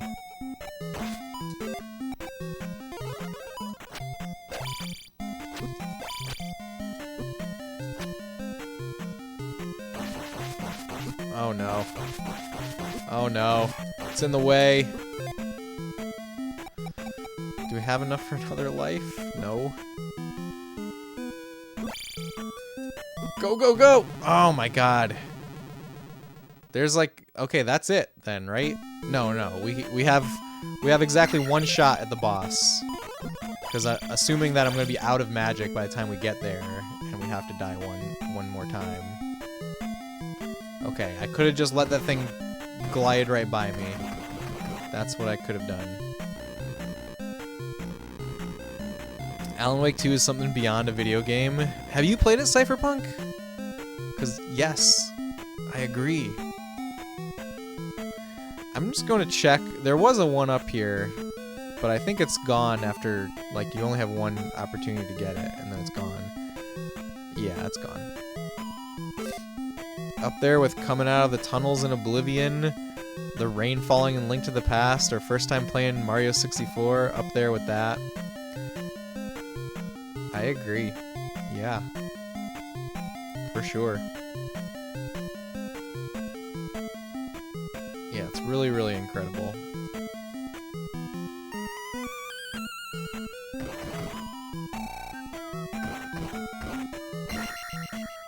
If you guys haven't played Alan Wake 2, you should. The first time you saw that rain and heard it in Link to the Past, that must have been very cool. Must have been very cool. You know what? Let's see. What can we find this way? Oh, we found some magic. That's good. I don't want to go against that Firebird for no reason, so. We found a slime that dropped magic. Hooray for us. Wait, no, that's the right way to go. Okay. Let's see what's here. Oh god, there's an eagle man. Oh god. There's nothing! Nothing but a bubble that's doing a lot of damage now.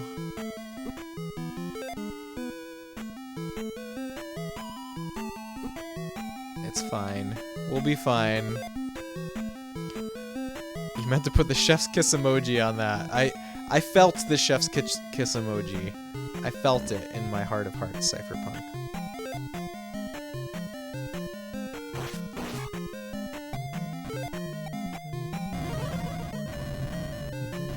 I don't think the shield was worth it here.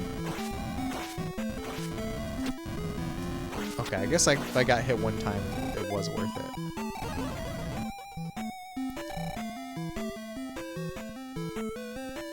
This is fine. That's how I feel sometimes in this game. Any moments like that for you, SRA, is something you'll always remember from your youth in gaming? Let me think. I feel like just there's got to be moments in Ocarina of Time that are like that for me. Like, what would have been the big one in Ocarina of Time? Probably like pulling the Master Sword in Ocarina of Time is a big moment like that. Yeah, it's like moments where, like, you know, this is something transcendent, right? What else?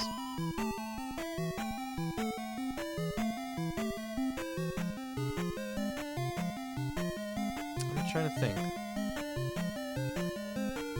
When I think back to like some of my favorite games,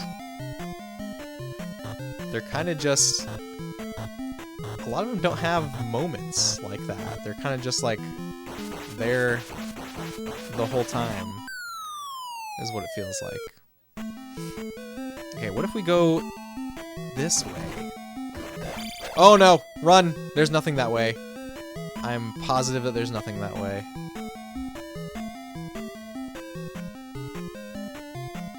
Probably playing Super Mario 64 for the first time is a big one.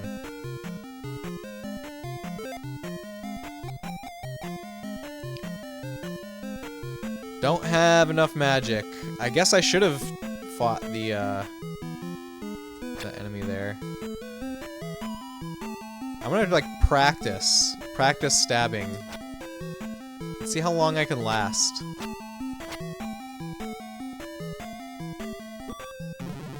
It wasn't that long. Spoilers. Wait, that was game over? What? Are you kidding me? I thought we had one more life. No, we didn't. Now I realize we did not.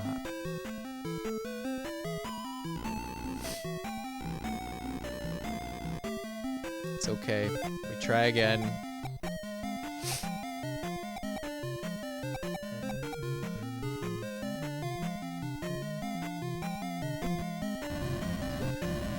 Oh my goodness.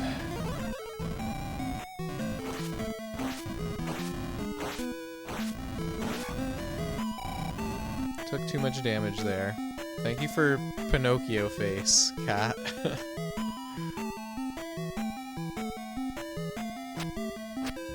Cat, have you played any more Earthbound? This is where you tell me that you've been playing Pinocchio instead.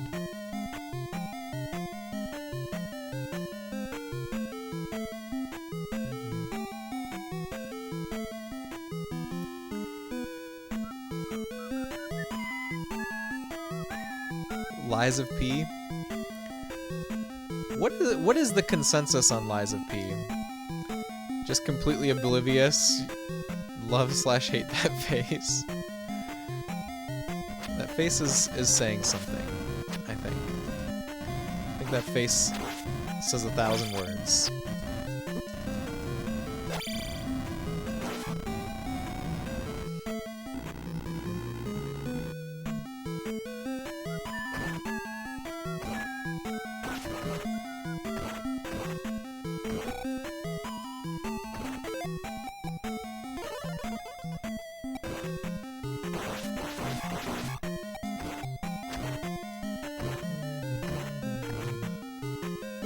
You're gonna play more tonight? Just another round of Isaac and some music? You're gonna play? You mean you're gonna play more Earthbound after that? Oh, before you turn on Earthbound, you mean? I see. Cool, cool. I can't wait for you to play more Earthbound, Cat.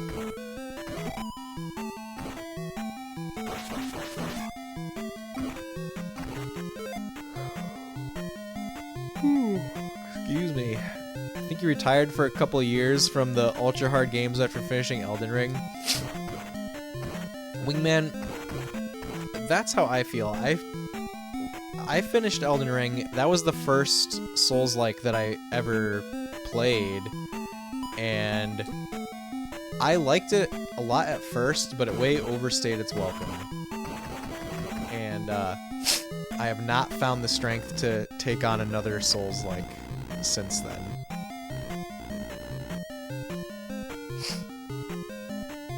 I might need to get up and find a tissue box in a minute.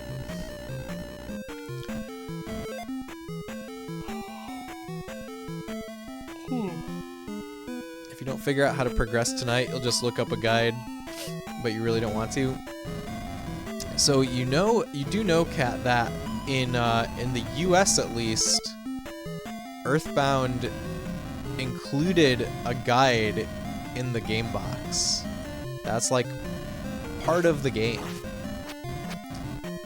So you should, if I were you, I would feel completely justified looking at that guide, which I'm sure you can easily find online. In fact, it's like available directly from Nintendo.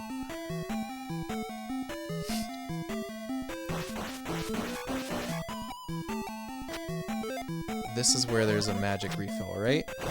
No, are you kidding me? Goodbye. You need to actually knuckle down and play Witcher 3. It also has had the world's worst scratch and sniff stickers. Yeah, I've never had the pleasure of smelling the scratch and sniff stickers myself, but that is infamous.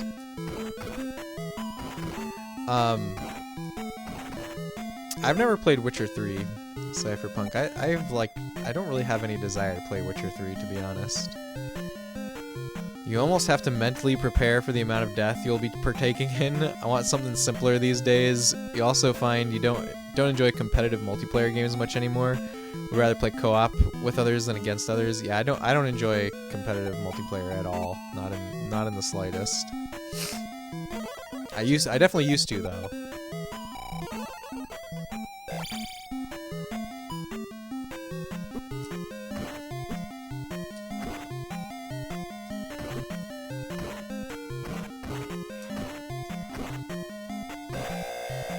Come on. Move.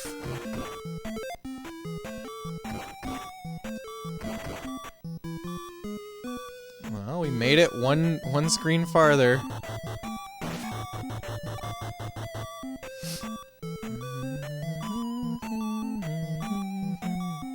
Souls games are a very Japanese mode of facing adversity.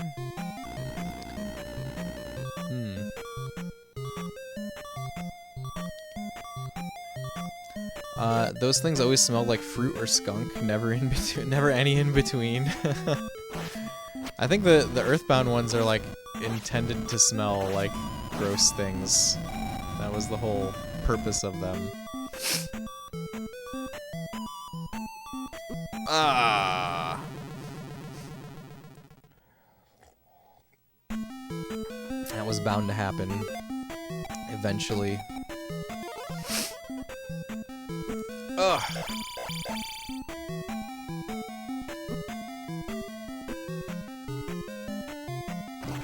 Okay, we made it. Nope, we didn't make it yet, but we're almost there. The pizza one was the strangest scent you've ever experienced, and you are in the army. I wonder if they're preserved in some way. Like if you can... If someone has recreated the smells of Earthbound scratch and sniff stickers. Does the army introduce you to strange smells? Oh boy, yeah. I believe it. This is the wrong way, right? I'll know when I cross this way. Yes, that was the wrong way.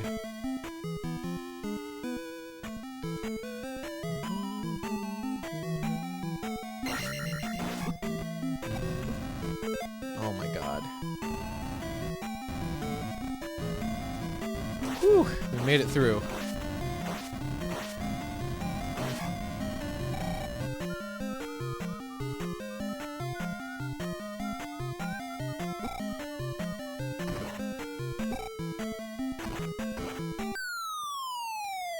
Okay, where are we at? We're still okay, maybe.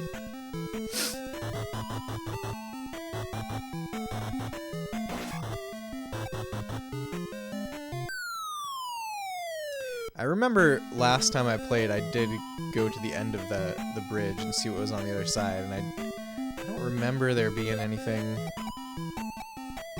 Who knows? Okay, we need to have thunder for anything to happen. We're still okay, he says in a very shaky voice. Ooh, look, we got a red pause this time. No magic for life.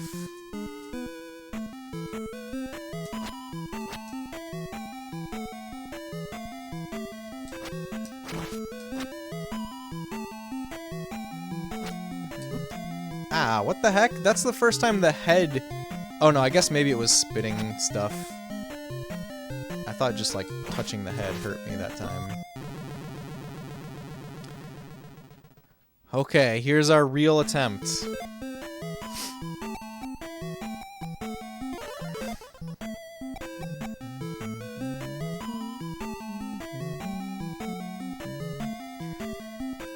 I wonder if shield... Like, basically I have to pick shield or life. I wonder if life is the right choice. Maybe next time I would pick life. Guess you'll need to cross that bridge next time if you come across it. If there is a next time. I don't want to cross it yet. Only if I feel like there's no other way. I think I would go out into the world and look for the remaining heart containers before I cross that bridge again.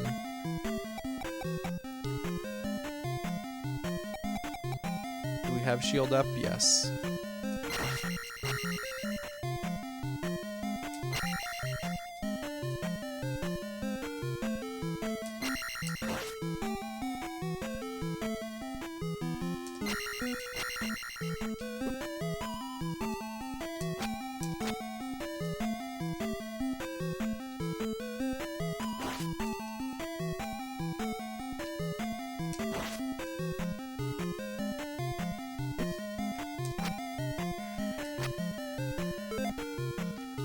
Take a moment to breathe. Well, saying if there is a next time was faith, you'll beat it on this life. Thank you for faith, Tuffy. Always pick life, then laugh love in that order. Okay, Cypherpunk, this sounds reasonable, I guess. Maybe. You gotta do what? I gotta believe! Thank you for believing, Cat. Ugh.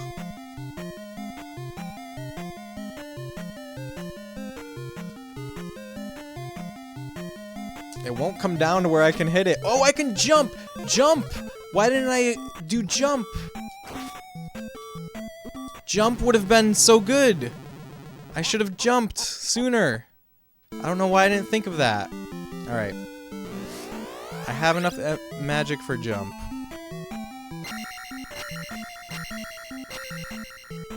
Alright, we try again.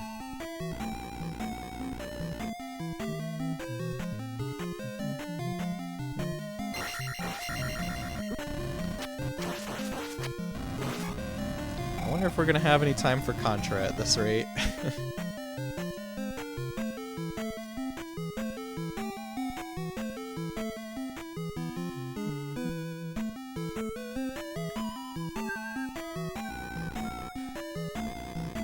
You're trying so hard not to backseat drive. Thank you, Cypherpunk.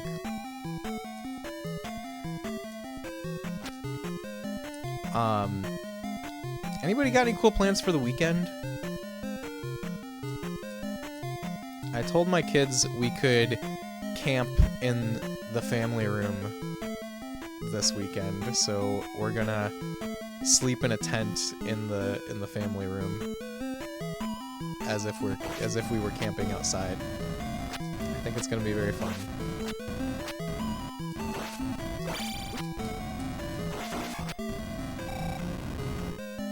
At this rate, you might beat Eggroll Buddy's record for longest time playing a game with his Persona 4 playthrough. If it takes me longer to beat Zelda 2 than it took Eggroll to beat Persona 4. Or if it takes me longer to beat Zelda 2 than it takes anyone to beat Persona 4, something's very wrong. Something very wrong has happened at that point.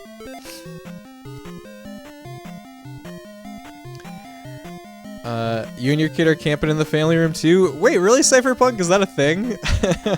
I thought I just made that up with them. You're jealous as F. You almost swore. You can almost swear here, Cat. Bought stuff for s'mores today. Oh, that's cool. I didn't think about doing s'mores. Are you gonna like make s'mores in the microwave? That's how jealous you are? That's exciting. You're being fancy, ending up having a birthday meal for 2 weekends. You totally deserve to celebrate your birthday for 2 weekends, Tuffy. And happy birthday again, by the way. I guess belated at this point, probably.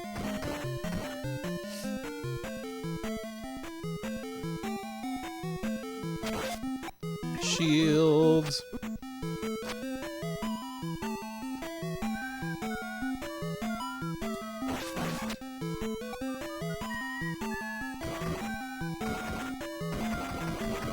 I will say, in this game, when you do things well, like when you like very finely control Link, it's a very satisfying feeling. Like when I successfully jump in between these flames, not like what I just did. When I successfully do it, it feels awesome. I'm not succeeding right now.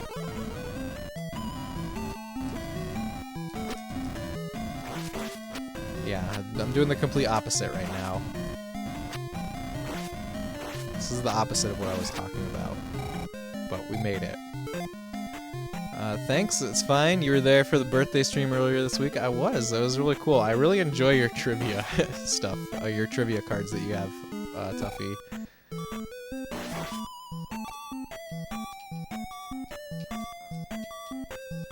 Oh my god. We're almost there.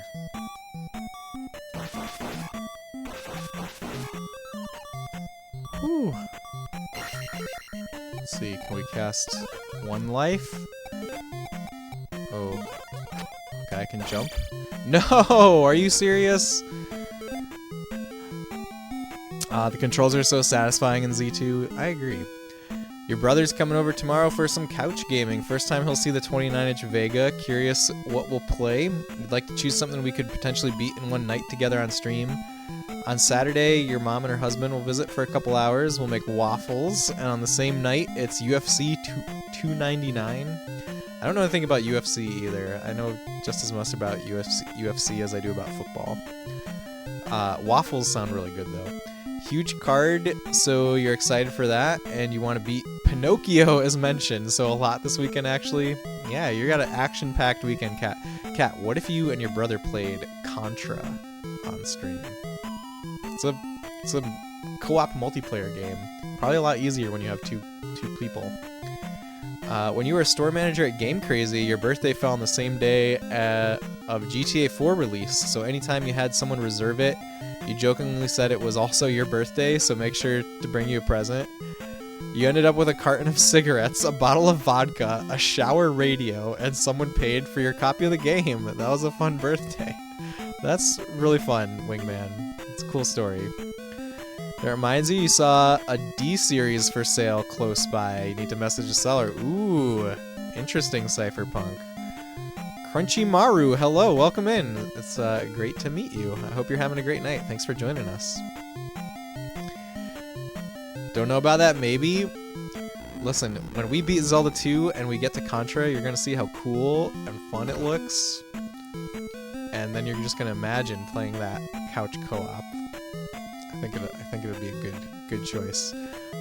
Oh wait, Cat, do they call it Probotector where you're from?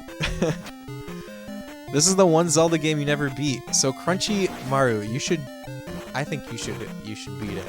It is my opinion that Zelda 2 is not only the most underrated Zelda game, but the most underrated video game of all time. I think this game is so epic and adventurous and Like, the puzzles are so cool. It's so fun to explore. And there's, like, the action in this game is really cool, too. Like, the action platforming parts. I think, and of course this game gets a lot of flack for being very different than the rest of the Zelda series. But I just think it's so good and totally deserves more love than it gets. And it gets a decent amount of love, but it's like, you know, the proportion of love that it gets is still not enough because of how good it is. You're trash against those blue knights. The blue knights are hard, yes. They're the most difficult enemies in the game, for sure. You've never heard the title Probotector, so probably Contra. You've seen both games get played, you want to mention? So the PAL release of... So at one point, the series did change names in PAL to Contra. They did start releasing them as Contra eventually. But in the beginning, it was called Probotector in PAL. Like, I assumed all the PAL releases, but I guess it could be different because, like, you know, there are probably several different PAL releases. But I think the, like, the main PAL release for Contra 3 is called Probotector's The Alien Rebels or something like that. Instead of Contra 3 The Alien Wars, it's Probotector's The Alien Rebels. Honestly, one of those Castlevania-esque or Ghouls and Ghosts style of gameplay. It looks decent. You know, it's probably weird to compare to those games. No, it makes sense. I mean, when it comes to, like, the platforming, it is kind of like that when you just like the action elements, but it's also an RPG. I mean, it'd be more similar to, like, Castlevania Symphony of the Night, or really, it is pretty similar to Simon's Quest, Castlevania 2, and I think Castlevania 2 is another severely underrated game, by the way. You have several hundreds of USA region ROMs for your NES Wii emulator for those 60 hertz, so it doesn't matter either way. Gotcha. Oh god, he just came at me out of nowhere.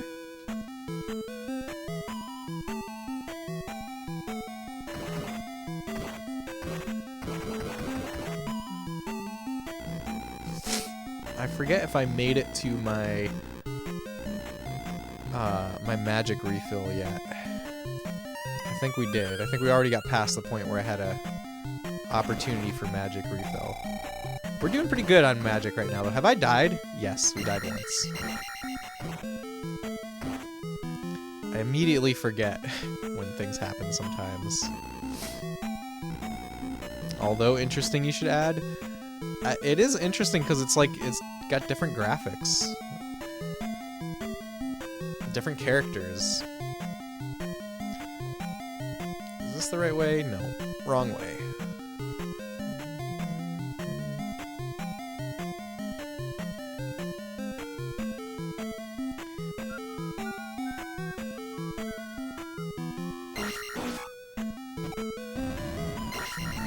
Ooh, see, like, sliding right under that fireball. Ugh. I was gonna say it felt so good, but then I took a hit and it didn't feel good.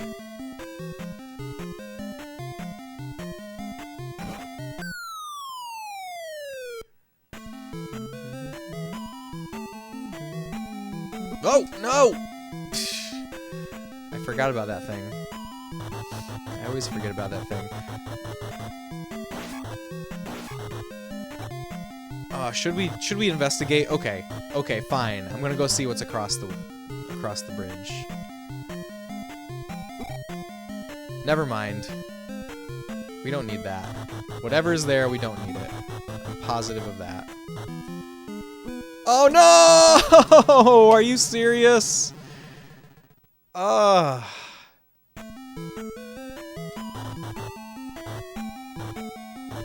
got very punished for going across the bridge.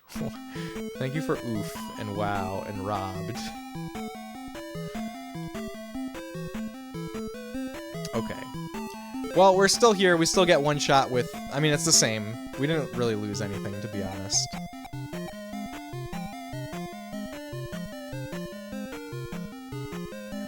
Alright, Thunderbird. Show your face. Shield. Jump.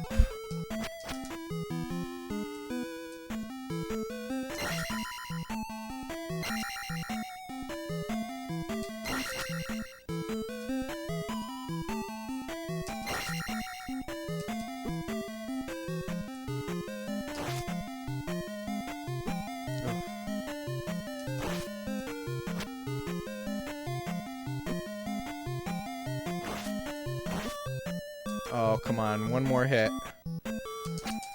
No! So close! So close. Thank you for oof. LFG. What are you LFG for, Cypherpunk? Marky Chin, hello. Welcome. Hope you're having a great night. Thank you for GG. Why would birds do something like that? Why would they just attack? I don't know. Thank you for questioning the Thunderbird, Tuffy.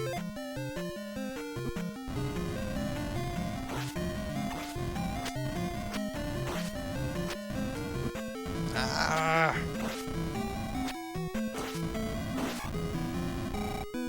Got there. Shame they never made a Zelda 2 too. I think it would be so interesting if they did that. Like, imagine if they did something similar to A Link Between Worlds, but for Zelda 2. That could be very interesting. I mean, I would love that. I'm sure that they would do something really cool with that. Thank me for Pinocchio or else. Thank you for Pinocchio. Cat. You're saying at the beginning of the battle, oh, let's effing go. I thought you were saying looking for group. I did not know that that was, that meant something else. Shame they never made yeah, we read that. That'd be pretty awesome, but you heard there are mods to this game. There's mods to every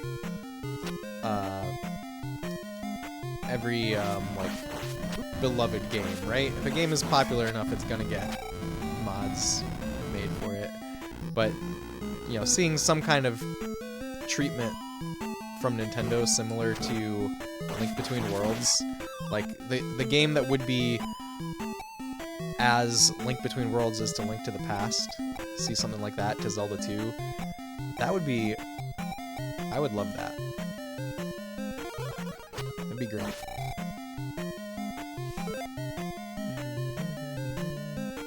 Just a full-blown Metroidvania, Zelda 2 too. I think it needs to have the overworld stuff. I really love the overworld in the game too.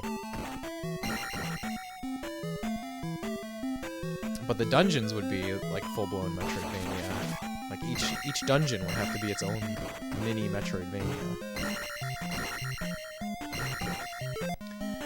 Link Between Worlds was so good too. Yeah. So like if they really wanted to, they could totally do something really cool like that.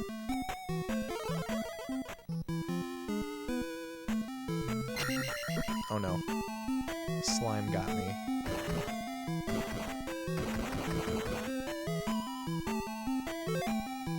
You're right, we need something beyond Metroidvania.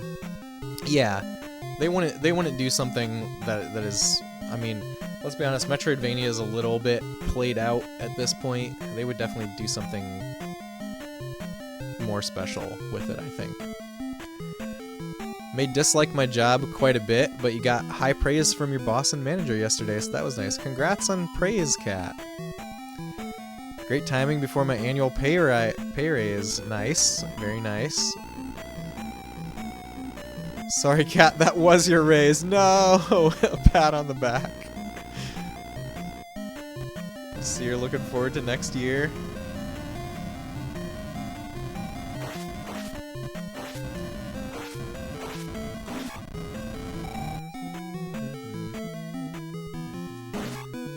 Ah! Is this the right way? I think I'm going the right way still. Maybe.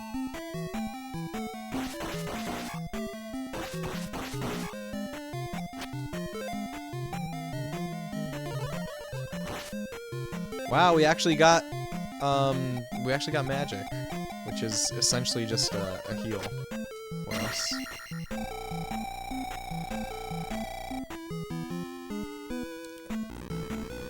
Related to no tax return this year, you have to pay 170 bucks instead. Oh no, having to pay on taxes instead of get a refund is stinky.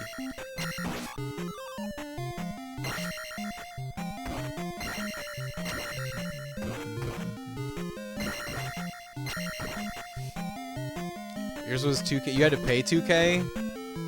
That's a lot. I think any time that I've had to pay, it was... I don't think it's ever been that high.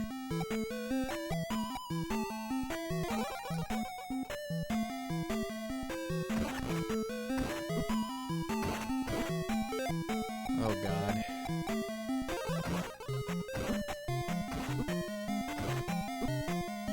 This is probably not the way to go, but... we got through. Just tanked it. Tanked it with shield. Last year you got like 850 bucks on the return, so you were surprised. Nice, Cat. You paid 3K last year. Wow, Cypherpunk. Terrified of this year? I would be too. Exactly, something this past year was wonky. No, you tanked it with your face. That's true. Very true. That's brutal. Yeah, that is brutal.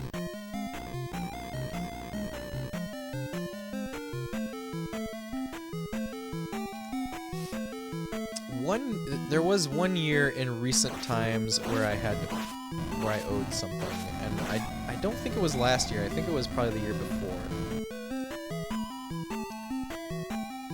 But I think with taxes, I just try to completely put them out of my mind. Oh no. Bad spot.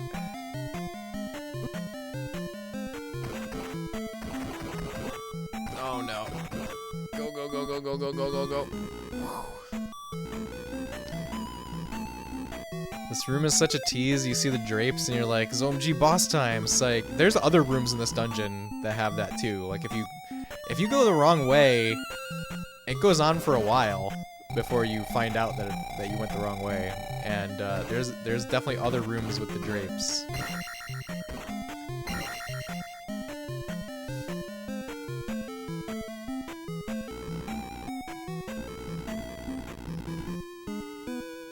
Ah, he looked at the map.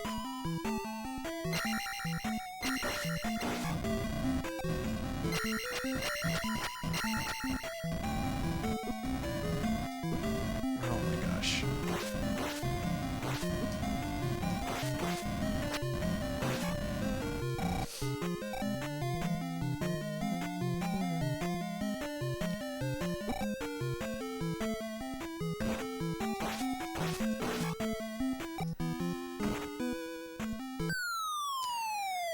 Alright, we're almost there.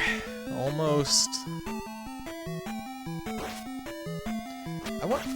These guys, one of them probably is gonna drop a magic refill, right?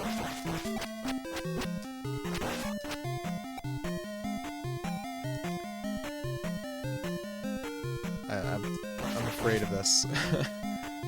I still didn't kill him. Nope. One dropped a small one. Yeah, that wasn't enough. Not enough for me. Yeah, I think I heard the sound effect.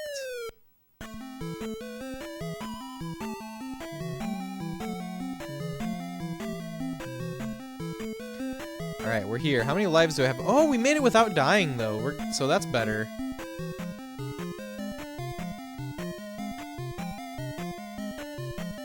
Do I even get to use thunder? I don't think so. No. We'll just practice. Practice round. Okay, practice round is over. Real round time.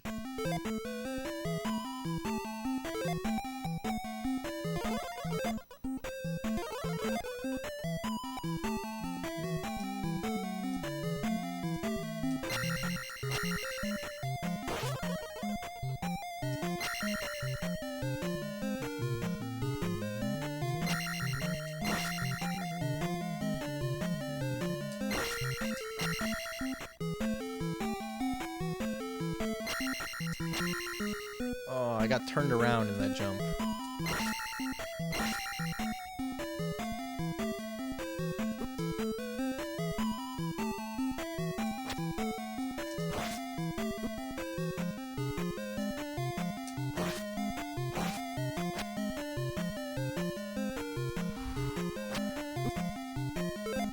We're so close.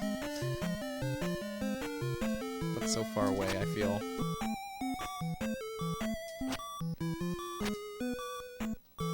I can't believe I missed him. So many times. Okay, we got him. Finally. Do I get to... Okay, I think he's dead for good. At least until... He's at least dead until game over. And we have one more life. So we're good here, I think. Thank you for yes. Lewis, hello. Thanks for being here. Hope you're having a great night. Look at that little guy with the Triforce.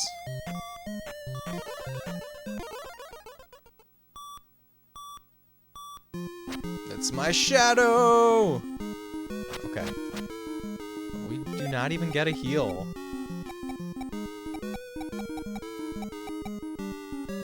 Can't life. We can shield at least. How do I get him to come near me? Okay, we have to... Ah!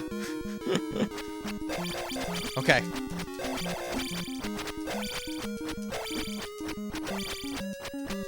It's a very easy boss, actually. Way easier than the Thunderbird.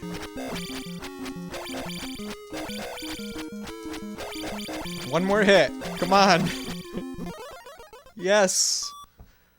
That's it. We beat the game.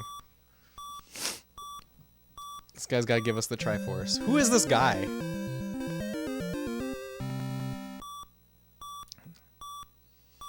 Huzzah, victory well won. Thank you, Lewis. Look, all 3 pieces of the Triforce. This is the first introduction of the Triforce of Courage, by the way.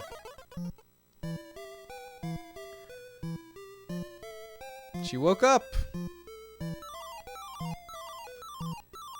You saved Hyrule.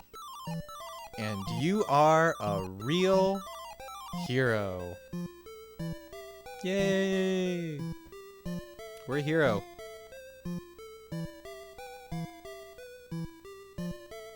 Ooh. What's going on behind the curtain? What do you guys think?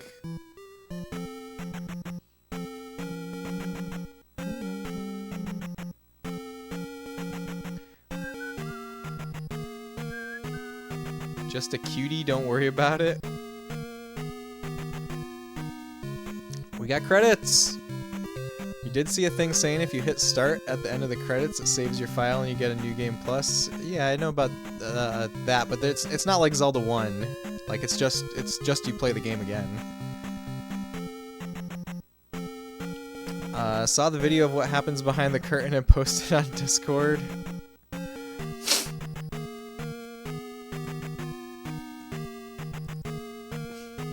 Zelda threw up in Link's mouth when he tried to kiss her. That's what you think happened, Cat? Also, can I say what was at the end of that room past the bridge? Sure, Tuffy, yes. What was past the bridge?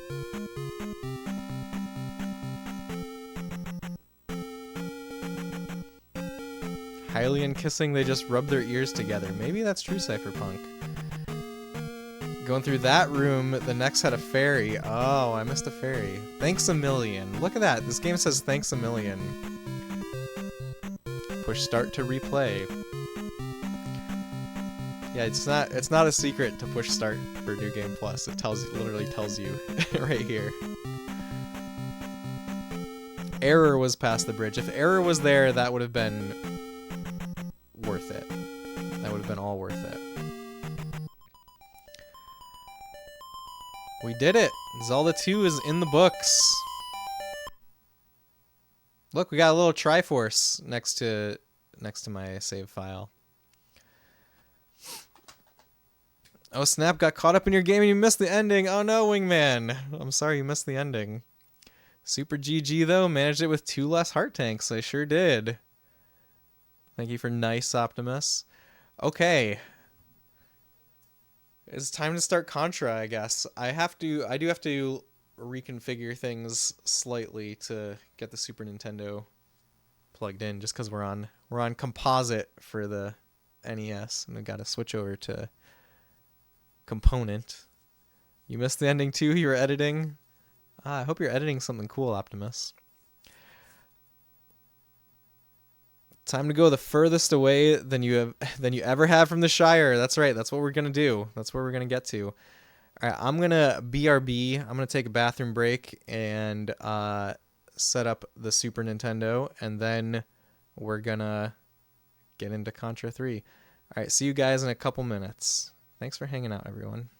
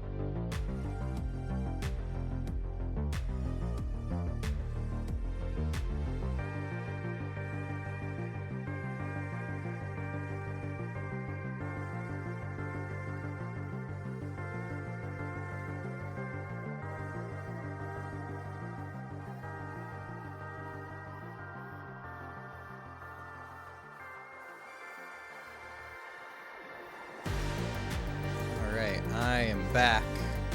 Wonderful screen gore. What's the screen gore? What happened while I was gone? The blue screen, maybe? So, yeah, I actually don't have Contra 3 on cartridge.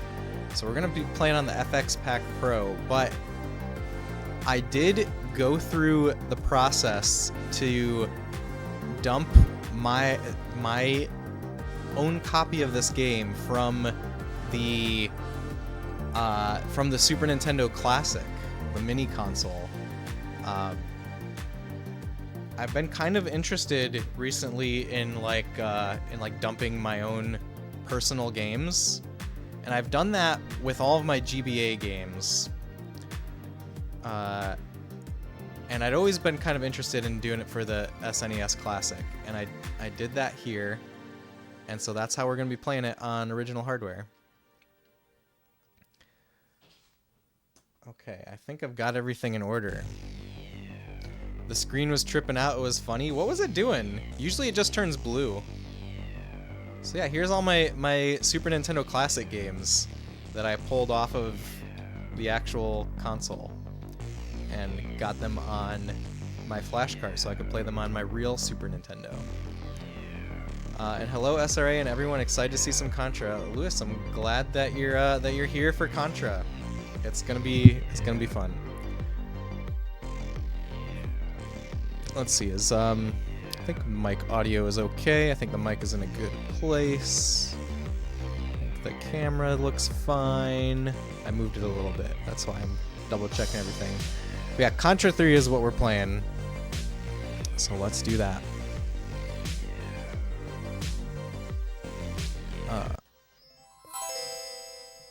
There we go. Oh, we need to get the RetroTink menu off the screen.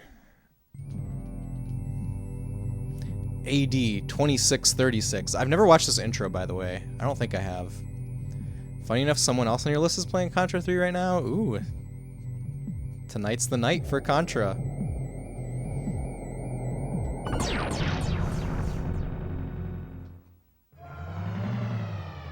The aliens came and blew up the city.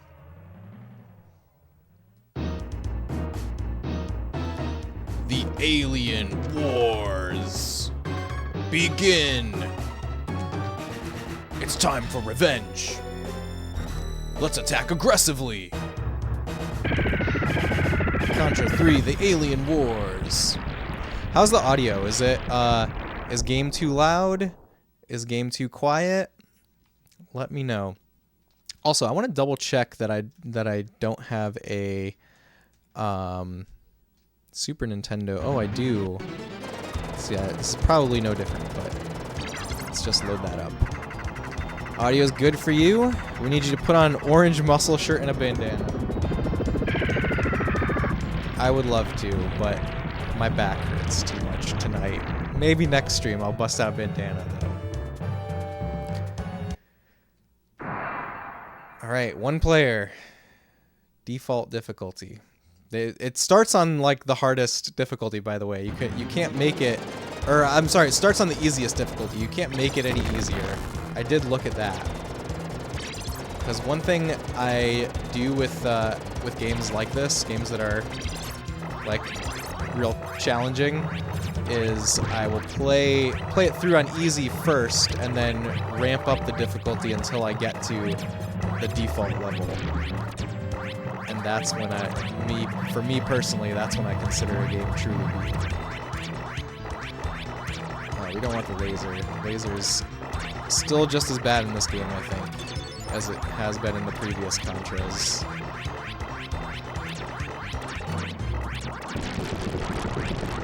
So I know about those dogs that come out of the garbage and attack you. It's pretty easy for them to mess me up. But I kind of learned the first level off stream while I was just deciding if I wanted to do this one on stream.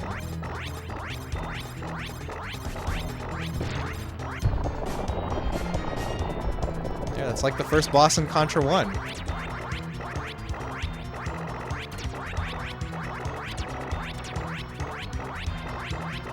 Yeah. Isn't this the one with the crazy top-down dungeons? It does have top-down stuff with Mode 7, where like your character is always facing forward and the whole world rotates around you. It does have that. Like all of the Contra games have their own like alternative levels. You know, like the first one has the over-the-shoulder levels, and then the second one has just like kind of normal top-down gameplay, and then this one has the Mode 7 stuff. And I don't know what the other ones have, but I'm sure they have lots of cool stuff. Oh yeah, I can stand still. This one you can stand still if you hold the shoulder button. You weren't a fan of that? We'll see. That's the farthest I've gotten in the game, is the second level. So, I don't know exactly how I feel about it. We'll see.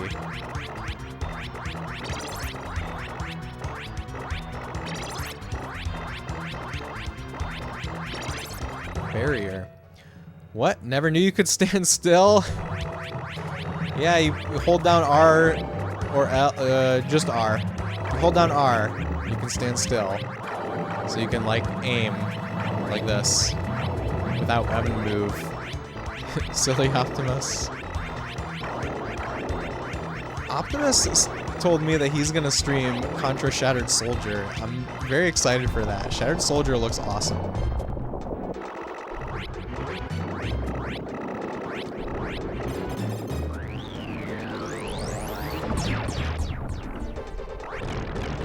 Well, that was easy. I didn't accidentally pick up a... As long as I didn't accidentally pick up a laser. Oh, whoops. I switched the weapon by accident. I gotta make sure that I press X to switch weapons instead of A. I always want to press A to switch weapons, but A is to use the bomb. You watched him earlier this week. Was having a great time playing Joust. Ooh. Is that Joust 1 and 2? Is that what you mean? I didn't know that there was a Joust 2. Oh no!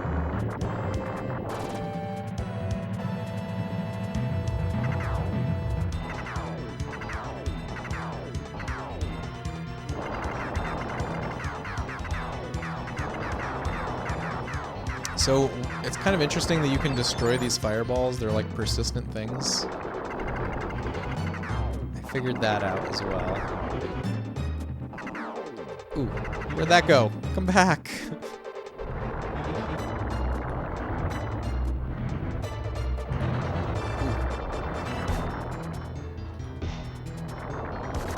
When did Joust 2 come out?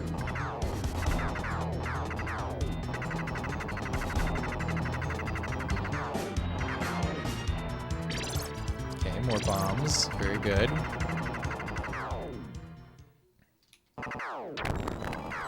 First real boss. First full boss. 86. Cool, cool. Tuesday will be Shattered Soldier. Nice. I'm excited. Whoa! He scared me.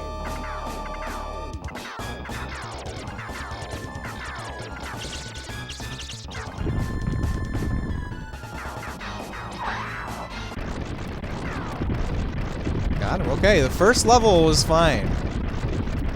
The first level, I've got it down already. We're doing great here. Oh, I never changed my category or my title. I need to do that. What am I doing here? What kind of streamer am I? Hold on, I need to wait till I can pause. Ah, this is kind of pause. Saturday, you're gonna start Final Fantasy Pixel Remaster. You're gonna stream that? That's very cool, Optimus. I'm very excited for your Final Fantasy journey.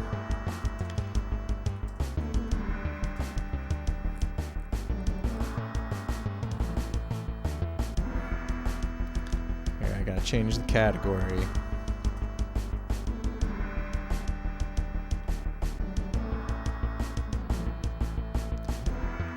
Oh, Tuffy, you said someone else on your list is streaming this.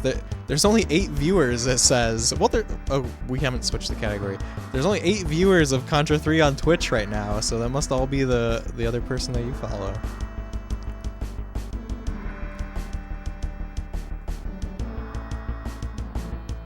Markyard 44.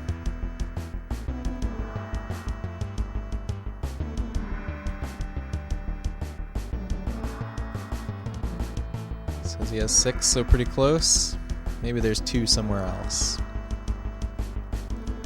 Okay, I think we're good. Okay, choose your starting point. So, what you have to do here is like go around and kill all the humanish aliens. Oh no! We're off to a bad start. We're off to a really bad start with this one. Oh no. Okay, this is the mode 7 stuff we were talking about. You have a Zelda tag still? Maybe it just didn't update for you. I'll double check it. But the title changed? It should be updated to... that one should be changed to Contra. Thanks for checking that, Tuffy. Oops. What bothers me is that you can't jump in this. I feel like you should be able to jump across those bridges. An added tag, your category is right. Okay, I think that the tags, I don't know what it's doing, but the tags are updated. So that should change whenever it has the opportunity to.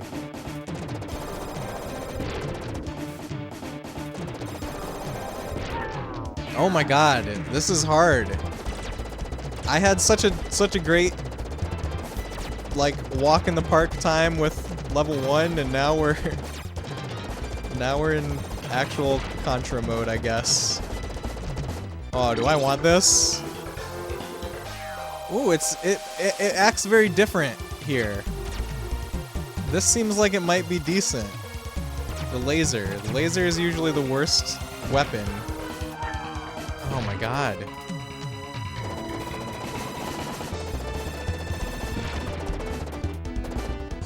I missed out on a bomb. Okay, and the arrows on the side of the screen are showing me which way to the nearest objective.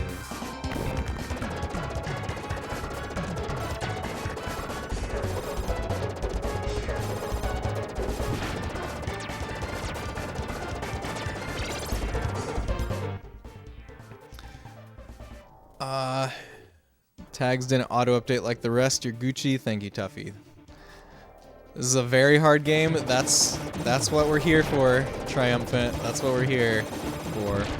Yeah, I've been on a bit of a Contra kick lately, and I was thinking about playing this one on stream, and people seemed excited when I brought it up, so we're doing it. And yeah, I'm pretty much learning the game from scratch here. I've never made it past this stage before. I've fought the boss of this stage. That's as far as I've ever been.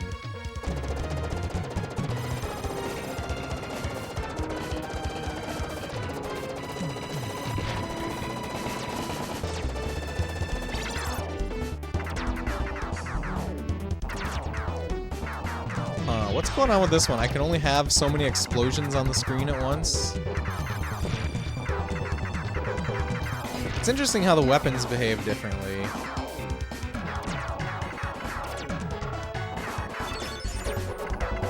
I think we just got a 1-up.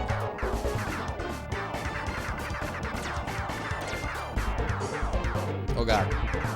It's the worm. I think I'm starting to get a handle on things. I will say this does make me a little bit motion sick. Just ever so slightly.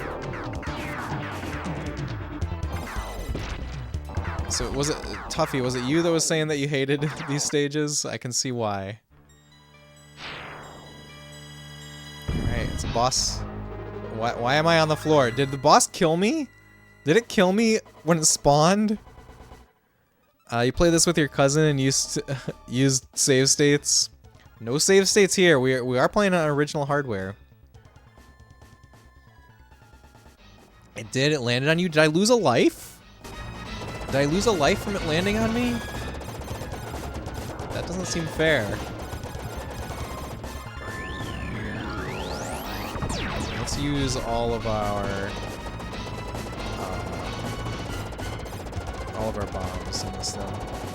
Oh, I already used all the bombs. We only had one bomb. Ah! I did lose a life? That's crazy.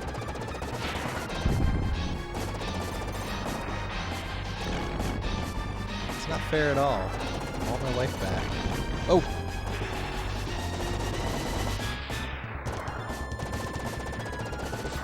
We're at 0 lives now, so if I die, I assume I have to do the level again. Which I don't necessarily want to do.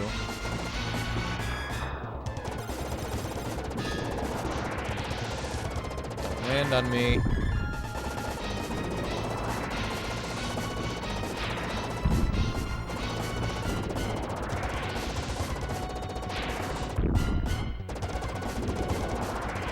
It seems like every time it lands, the eye is pointing in the same direction. It's pointing to, like, the diagonally upper right.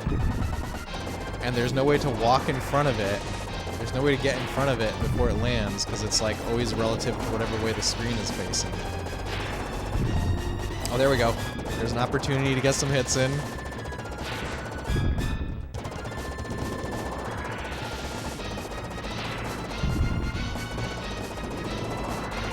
I think what's interesting about this game is that it, like, uses the Super Nintendo so fully. Like, they go really hard on Mode 7 stuff.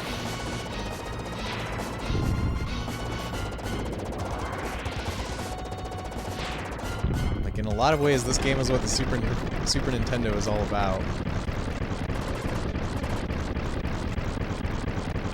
Thank you for GG's. I think we're farther from the Shire than we've ever been now. Back from birthday dinner. Congrats on beating Zelda 2. Thank you, Eggroll. Thanks for the GG. Thank you, Lewis. Stage 3. This is new territory. Okay. We're up high.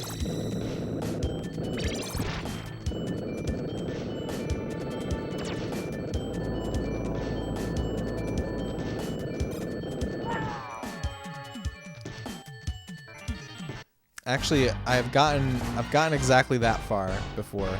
Now I remember. I've gotten exactly as far as we just got. That same thing killed me.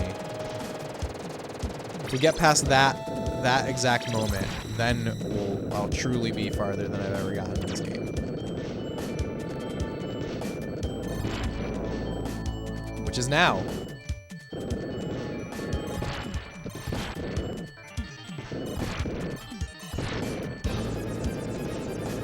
Whoa!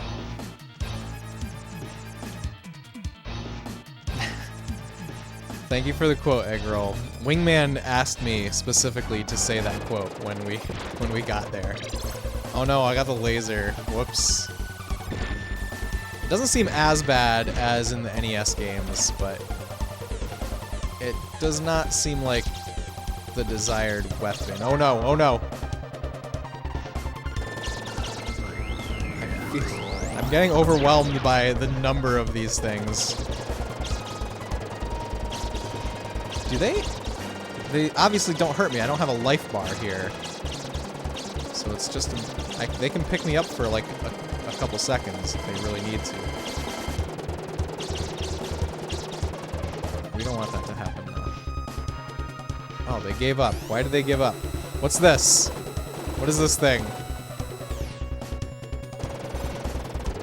Okay. No! I touched it! Dang it. A new record! The soundtrack is rad. The soundtrack is really rad. I agree.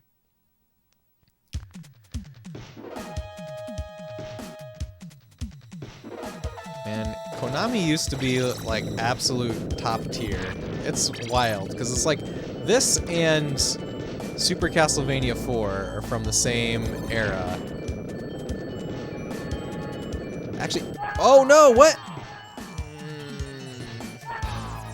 What? What killed me? I didn't even get a chance to respawn. I was busy mourning my previous life. Alright, we have laser. Whoops. Fabian, hello, welcome. How are you doing? You died again. The one random bullet that slowly slapped you? I didn't even see it. Fabian, welcome. How are you doing tonight? Thanks for being here. Fabian, have you ever played this game? Have you ever played any Contras? What are your thoughts?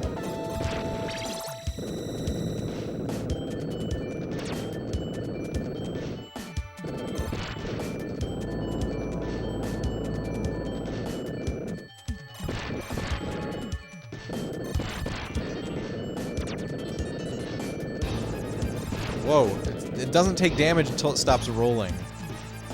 Ooh, I don't have to have the laser anymore. We have the flamethrower. You played hardcore a bit? I hear that hardcore is the hardest Contra game. That's what seems to be the consensus. What? We still have a laser. Do I want to use the laser? I don't know.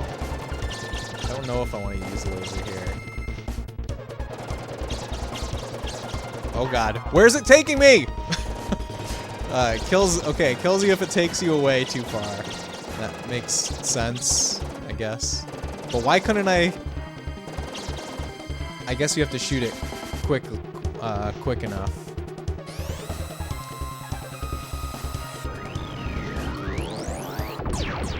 What?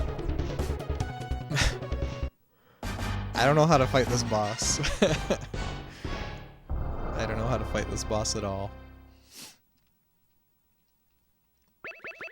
What's in the options? You can't touch it, but... Okay, so still no backseating, please. Still no backseating. But clearly you can touch it because you can hang on to the thing that's going around.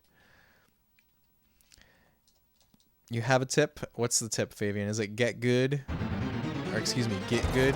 Thank you. Thank you for tip.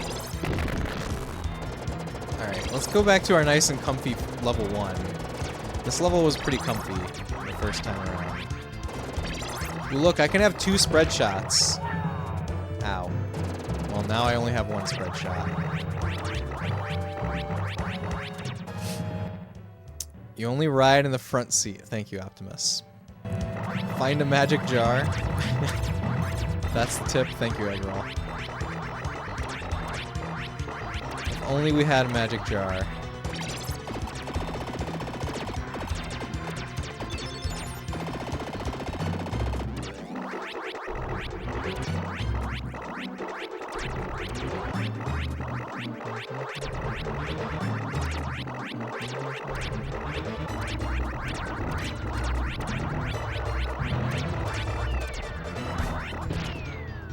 Ah! For real though, you had literally being in a... What do you mean? Sorry, Optimus, I missed the meaning of that.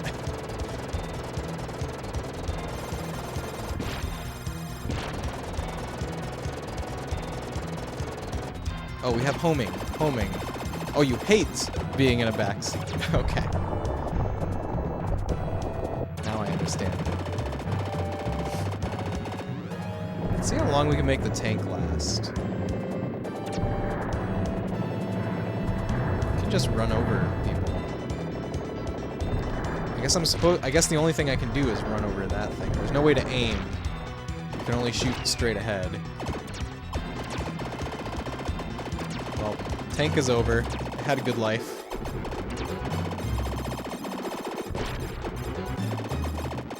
This game reminds me of Metal Slug a lot. Metal Slug is definitely of the same genre. Absolutely.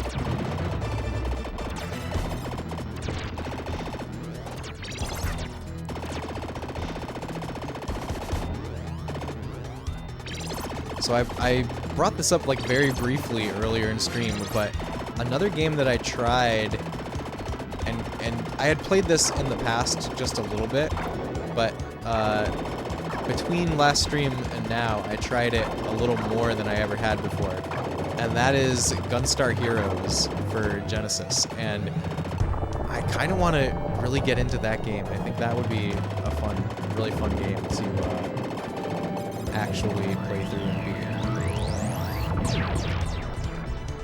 Love Metal Slug, never really played Contra, perhaps that will change soon.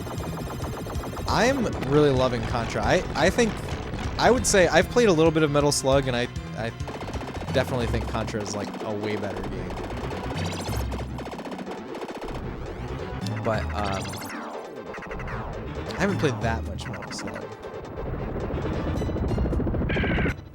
Funnily enough, you played Gunstar Superheroes as a kid. Have never touched Gunstar Heroes. Is Superheroes the Game Boy Advance one, Eggroll?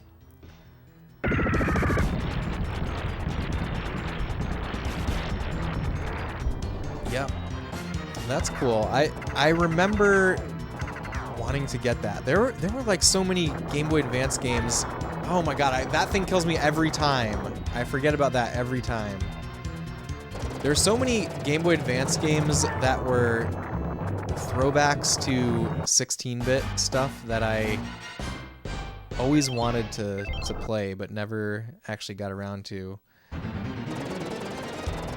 Are we starting from the beginning? No. We get to start from halfway point, from a checkpoint. Forgot you got that NECA Contra figure set. It's pretty cool. Nice, Optimus. You found cookies. Congrats on finding cookies, Fabian. I hope you enjoy. What kind of cookies are they? That's the thing that I said gets me every time, right? We survived it this time. Somehow.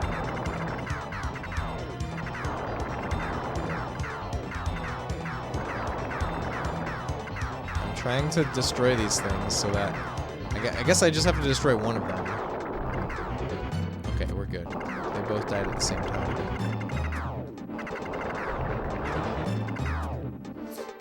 Choco Chip, you have a weakness. That's alright, Fabian. That's a fine weakness to have. I approve. I approve. Oh! Why didn't I jump? I pressed the button! I pressed it too late, I guess. Oh my god, that's scary. That's not what I meant to do. Okay, back on the ground.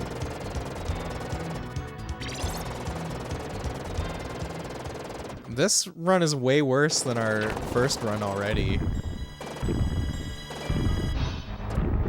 I don't even have a special weapon right now.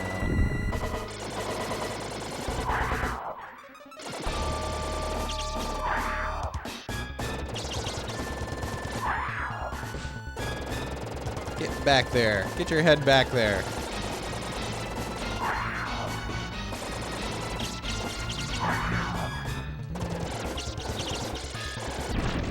What were we talking about? I was talking about Game Boy Advance games. There's like, yeah, there were so many 16-bit throwback games on Game Boy Advance that I remember seeing, and like, I only ended up buying a few of them in the, back in the day.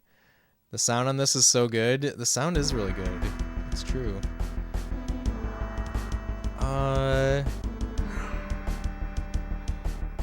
I'm not sure what the strategy for picking your starting spot really is. So I'm just gonna go here. The very first place that it offered me. Because why not? Alright, this is a level that we have to get better at. Oh my god.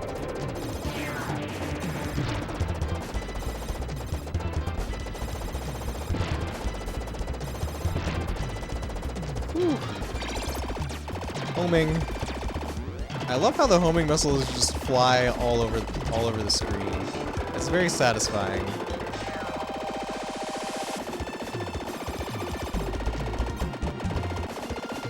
I think homing seems pretty good for these stages, for this stage. This is the only stage like this that I've played so far. No, it doesn't, because now I'm just trying to hit that worm, but I can't hit the worm because there's a wall in the way, so it's not working out.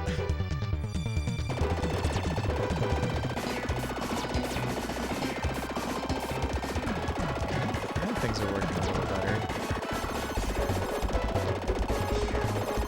Oh god. Ooh, ooh. Oh, worm, no! Worm, leave me alone. Whew. Flamethrower? Let's give it a shot. It's got nice bass and lows to it. Yeah, this game feels like the equivalent of Super Castlevania 4. Yes, it sure does. Like, that's another game that really used the Super Nintendo to its fullest, like, very early on. And just, like, those two games together show... Damn it. They show, like, how much of a powerhouse Konami was. Old Konami was so good. Homing is pretty good in most cases here.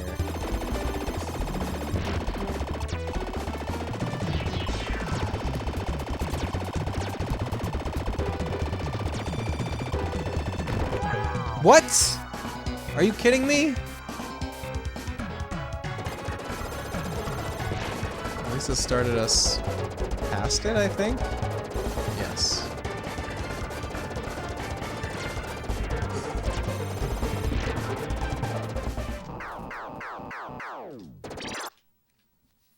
Whew. Do not lose a life to that thing falling on me. You got very gruff Solid Snake vibes from her, damn it. Good, I'm glad. I'm glad I channeled Snake. I want the spread shot that's over there. Oh, it's a... Never mind, it's not a spread shot. It's flamethrower.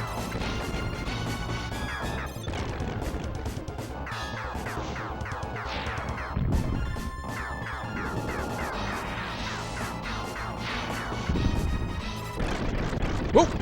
There was one stray bullet coming. Look how much faster it died when we had a weapon instead of the pea shooter. It died so much faster.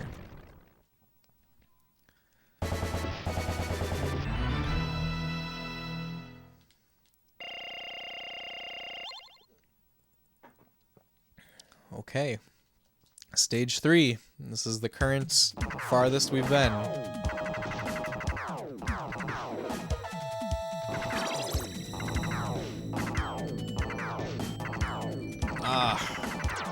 This thing's too slow. I don't like it. Flamethrower, please.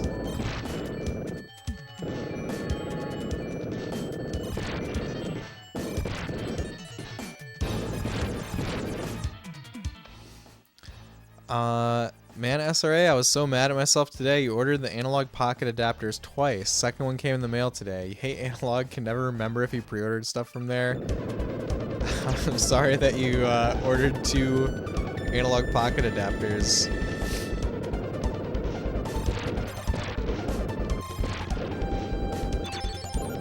I'm sure that you can sell them, right?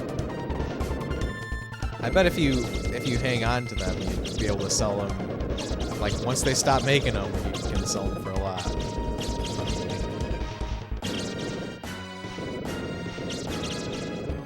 Okay, flamethrower works really well on these little, they look like chest bursters from Aliens. They look like chest bursters with dragonfly wings. Dragonfly chest bursters.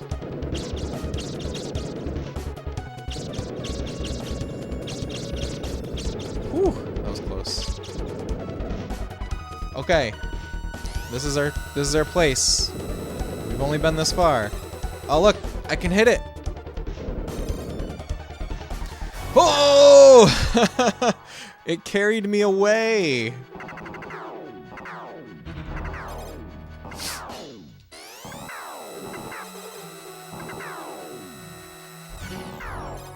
Okay, I understand now. The bars, the things that it has there, that's a trap.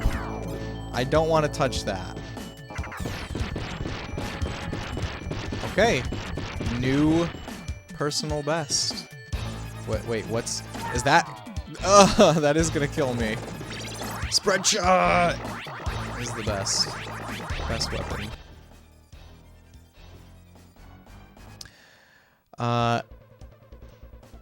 Sounds like you rage bought a second.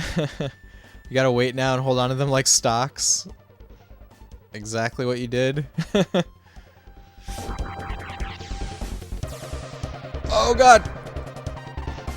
No! We got just this much farther. BRB, dinner, don't die. Sorry to disappoint you, Fabian. We died. Guess it depends on if you're lucky to have good weapons here. Yeah, seems like it. Congrats on Zelda 2 completion. Thank you, Spec. We beat Zelda 2, and now we're on to Contra 3. Stage 3. This is as far as we've made it. We just made it a little bit farther with the last run. We beat a mini boss that we hadn't beaten yet. Ah! Laser, no. Okay, it's in weapon 2 spot. It's kind of funny how the laser still feels like the worst weapon in this game, even though it's like completely revamped from Contra 1 and Super C, but it still feels like I don't want it. Like the pea shooter is better.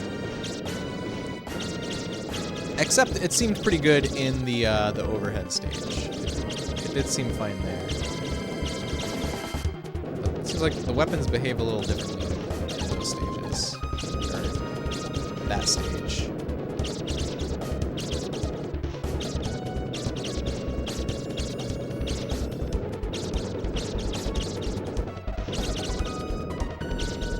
Getting through these guys is a pain. Okay. The game put a twisty thing to practice before the boss. That was yes, that's how I knew that you could touch it.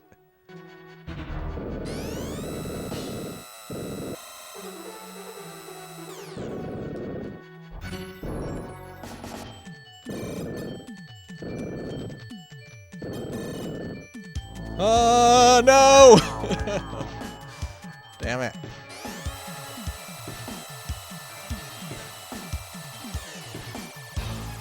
What? Oh my god, are you telling me that I can't hit it with the laser? Alright, we gotta try.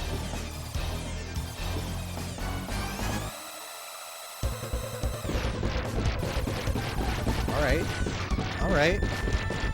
That worked.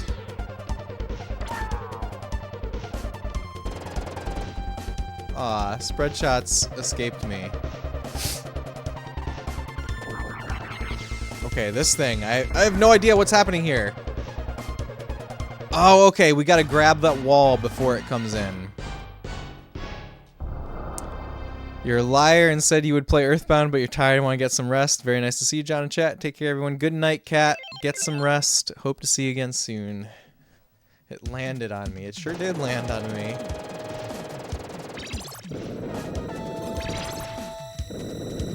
I see that I have to jump onto that wall. That wall has the texture, same texture as this one.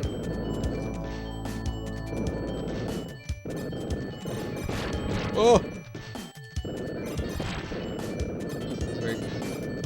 No!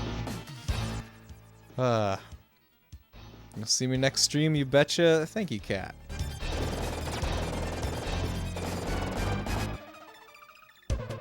Can't wait.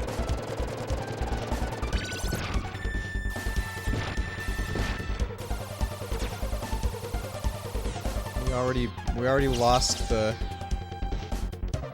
flamethrower. Okay, so I guess I only have to shoot the ones that are in front of me, right? Just run from the rest.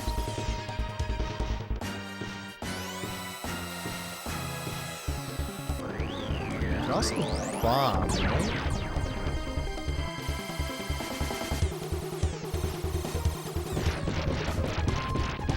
What? I tried to jump off, but I jumped back on. What? This is hard. This part is hard. Definitely gonna need your help, SRA. This new RetroTeak menu is all kinds of confusing. Yeah, you just unlocked like 3 years worth of new features that have been added, Optimus. I mean, it's still very much plug and play if you want. Like all the same stuff is there. It's just in a like easier to navigate menu.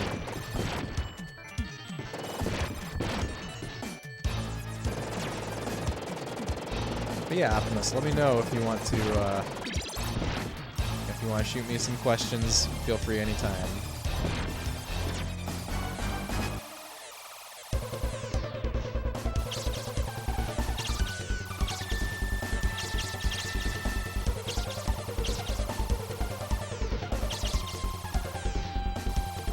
No!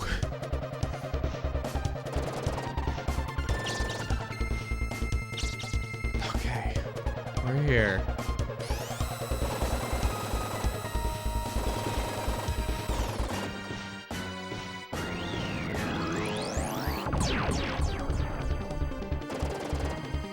And I can't hit it, obviously, with the pea shooter.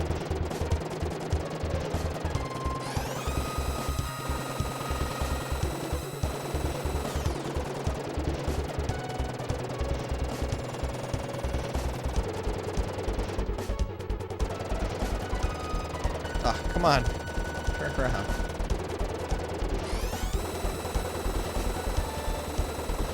This is much harder without a good weapon.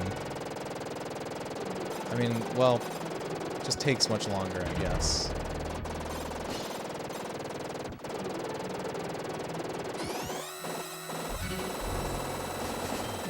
Ooh, nice. Stopped me from dying.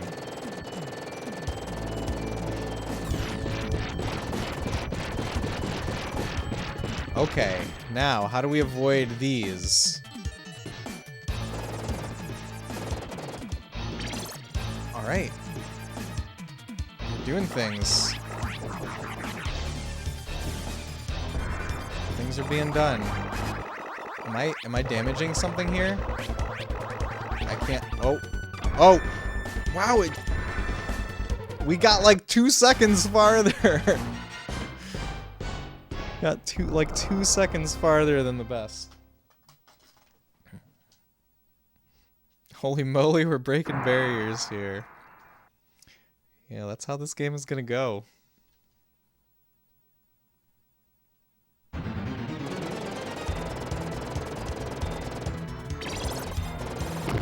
seconds farther, you said. That's what I said. Oh man, I realized that I didn't prepare a change in my overlay for Contra. I think it's fine. It's fine to have the Zelda 2 box art in our overlay. Zelda 2 needs. Whoa, whoa, whoa! Why did I fall? Why did I do that? I didn't mean to do that. I was just gonna say Zelda 2 needs more appreciation, anyways. Okay, let's try the. Nope, laser's terrible. Laser is still terrible.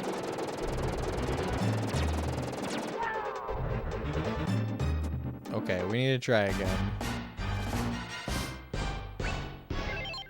Completely just try again.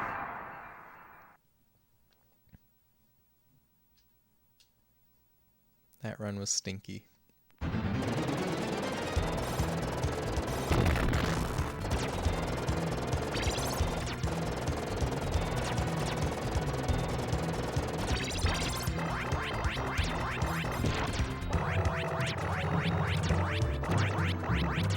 Have any of you guys in chat beaten this game before?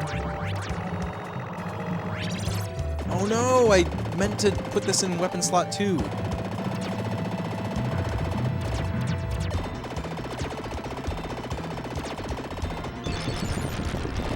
That's alright.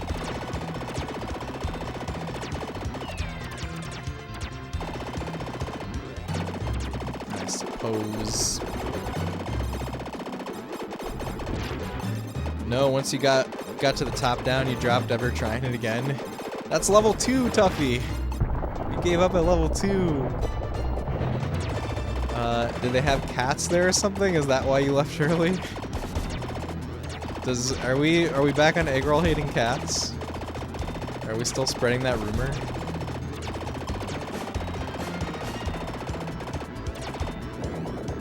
Tank time.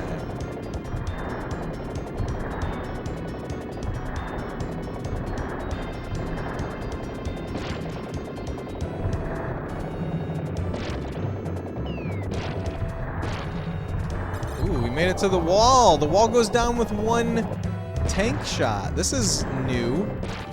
This is new information. I can't get any of those power-ups, though, with the tank. Okay, we can't take the tank over this fire. That's the end of the tank. Some would say rumors, others say truth. Eggy, that can't be true. Deny it. Yeah, why isn't he saying anything? He's not denying it.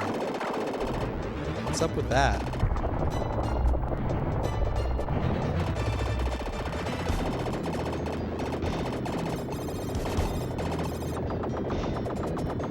Maybe that's secretly why he's gonna play Bubsy, because he wants everyone to see an example of a like a bad example of a cat, so that other people will be on his side for cats. Wingman is just mad I don't think Stray is a Game of the Year contender. I like cats. Alright, thank you for denying the rumor, Eggroll. Thank you for bringing truth. No! I die to that thing every single time. Ah! I need to stop that.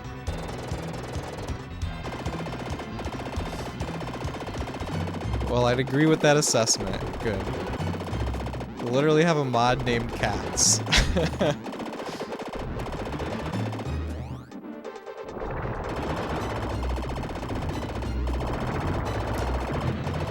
This was and is Super Nintendo Wingman. We're playing it on the Super Nintendo. But actually, I do not have the physical cartridge of this game, but I do have the Super Nintendo Classic mini console. And I actually went through the process the other night of dumping the ROMs from the SNES Classic so that I could play them on my FX Pack Pro flash card. So I'm playing my actual legitimate copy of the game, not downloaded from the internet. But no, this is a perfectly legal thing to do, Wingman, to make backups of media that you own. As you have every right to dump games from physical devices that you paid for and use them however you want. Oh no, what the heck?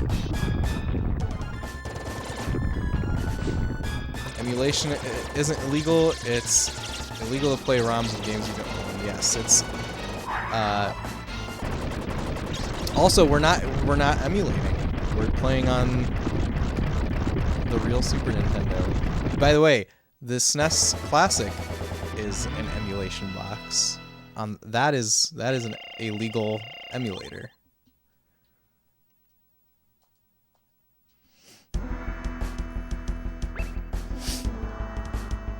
Where do we start? No, I agree. Now question, because I got in an argument with others, if you own a game, should you be allowed to play your copy of it through emulation? You not only should you, but you are. That is, there is legal precedent for that.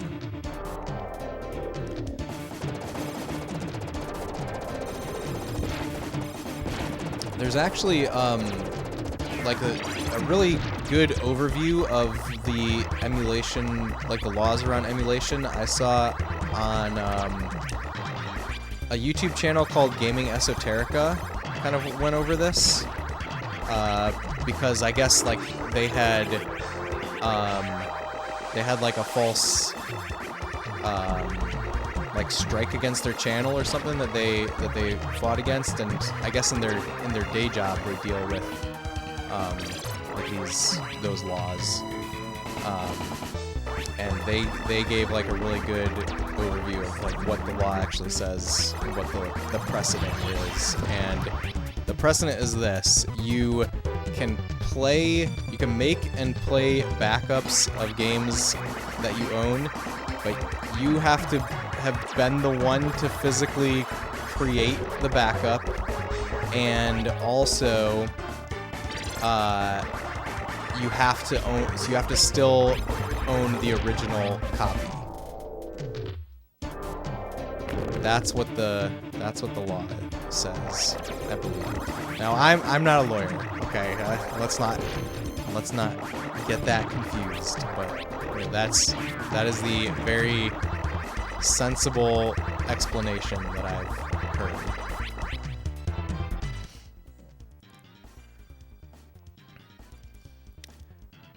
People kept telling you because Yuzu lost to Nintendo that you shouldn't play your Switch games on emulation, only on the Switch. You disagreed. Yeah, that is it's perfectly legal to play your Switch games on an emulator. Yeah, they're wrong. The issue isn't using an emulator at all. It's that most people don't own the ROM. Yeah, piracy is completely different from emulation. Completely decoupled. Emulation is legal. Playing copies you own is also legal. Wasn't aware that you yourself had to do the dumping. I think that's what was said in this video by Gaming Esoterica, and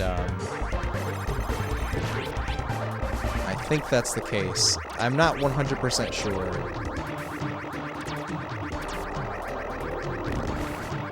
Well, I guess what it is really saying is, you know, not you yourself had to do the dumping, but it has to be a copy of your physical game. Ah!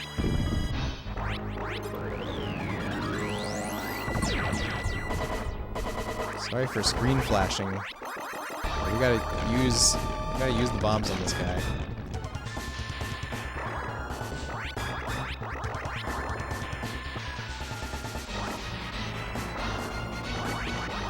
With Yuzu, you're supposed to get the keys from your Switch, but that can obviously be bypassed. Yeah, so I've never like tried to set up Yuzu, but that if they had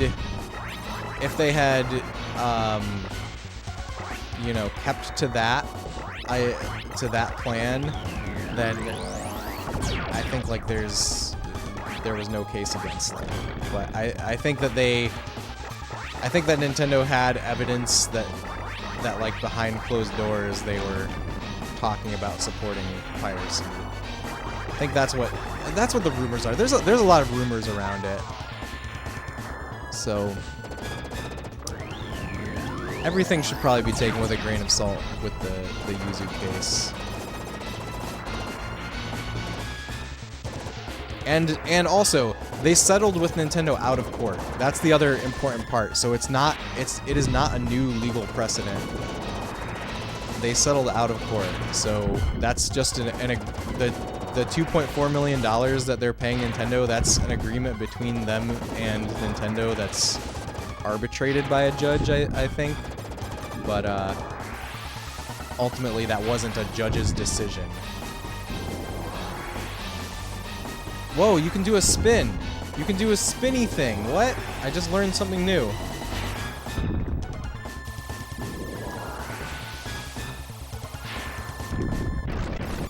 There we go. Got him. Just found out Akira Toriyama passed away. Oh no. That's very sad. That's what you said. Piracy is illegal, but emulation and playing your own copies of emulation is legal. They kept calling you a bum, and I couldn't get the point across to them. That sounds like somebody that doesn't want to actually have a discussion, Wingman. That sounds like somebody that's got some weird, I don't know, maybe I don't know, Nintendo fanboy, maybe I will say.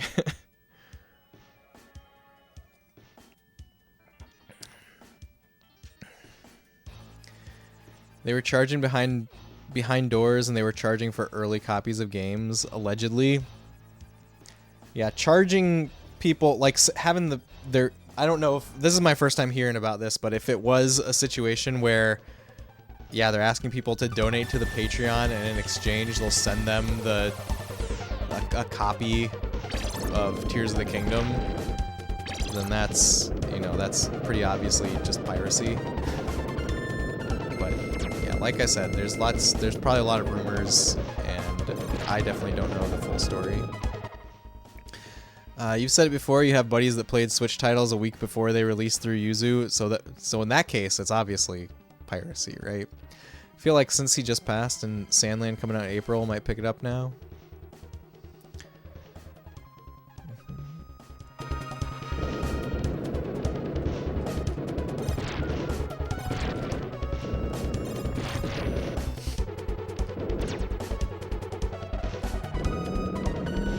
Ah! Oh no! Missed the jump. What? What the heck?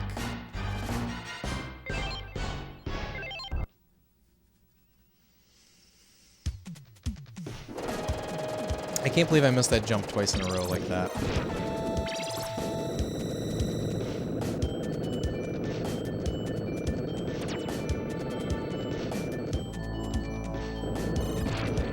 We were doing pretty well overall up until that point.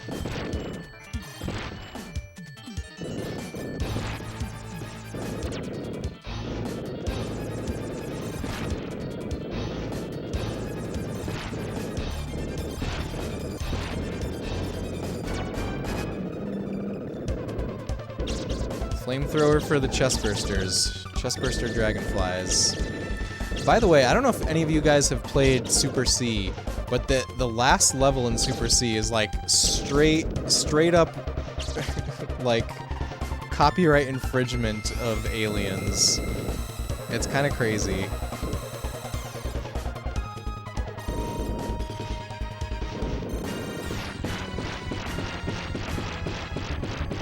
Okay, can I just stand in this corner safely, or do these things? Okay, they're in a pre-made pattern.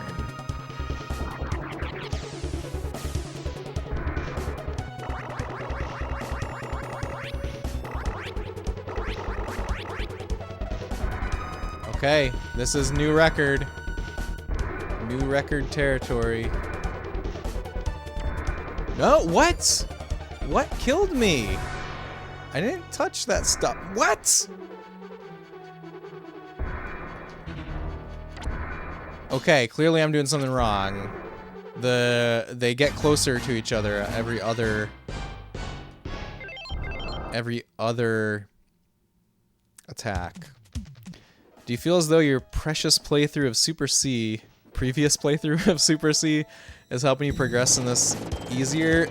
Definitely. There's definitely a lot of transferable skills. And I also played through Contra 1 on stream like last year, and there's transferable skills from that too. And I also recently played through this Contra-like game called Blazing Chrome. It's like a 2019 indie game.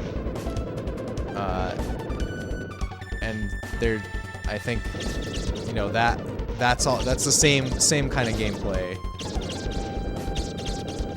So I've definitely picked up some transferable skills.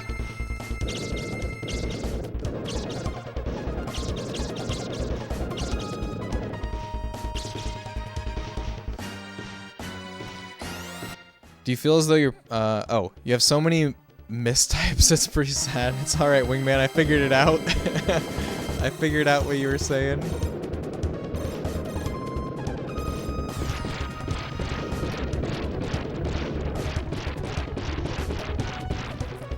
Is there a way to emulate the DS with both screens? For sure. I think, like, all DS emulators will have both screens. Nope! I almost fell. Or stream the DS directly with both screens is what you mean. Only 3DS, I'm pretty sure. Actually, we did talk a while ago, like, Fabian was looking at some stuff and found that there was a place that had a DS, like a original DS capture Oh, I see. We got to just be a little closer to the upper foot. Okay, I see what's going on. It aims at me, and if I'm standing here, the top one goes farther. I don't know if my verbal explanation makes sense to you guys, but I understand what's happening now. No! Okay, we got a little farther.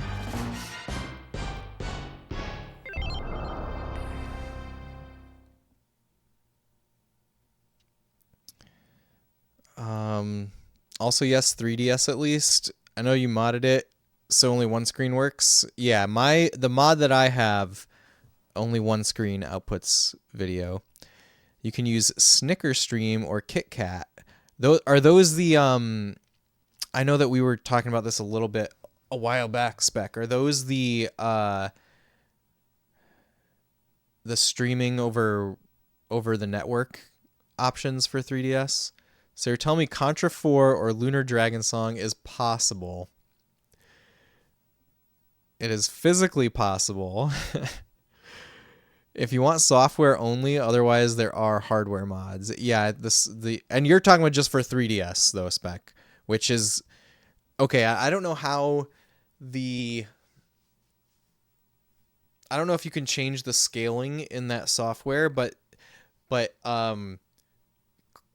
original DS games have kind of bad scaling on 3DS because they're not able to do integer scaling, and every 3DS stream that I've seen from original hardware with a capture card, if they're playing DS games like that, it's still scaling it to the 240p of the 3DS screen, which yeah, results in a lot of blurriness. So I would prefer a way to do it to play DS games. I'd prefer to play DS games on a DS instead of a 3DS because of that.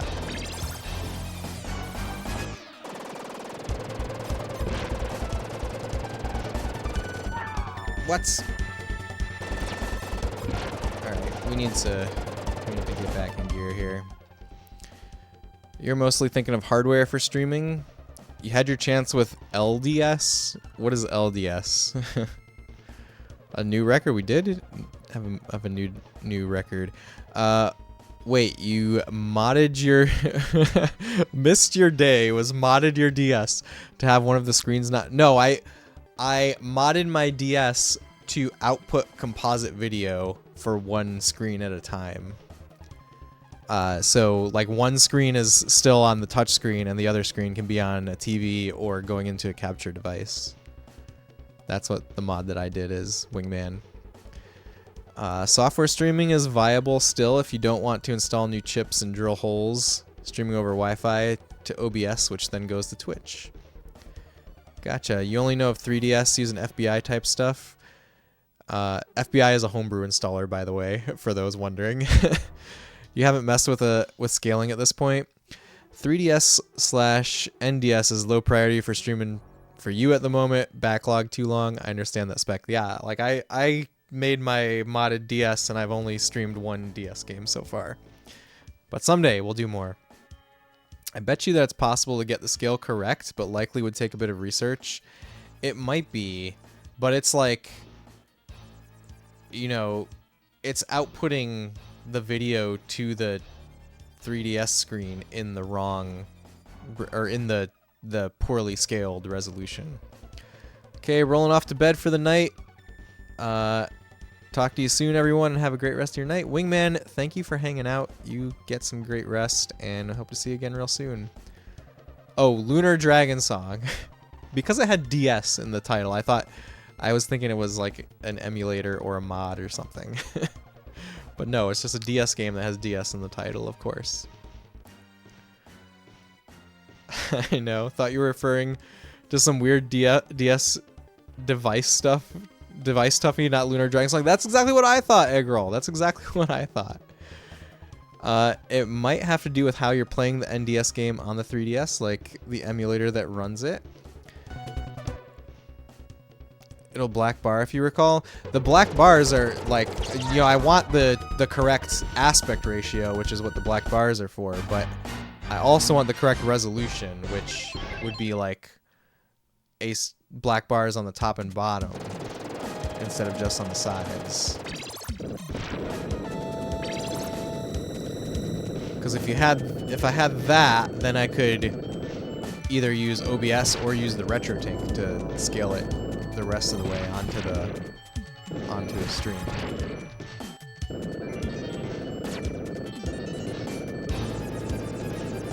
I would like to look into the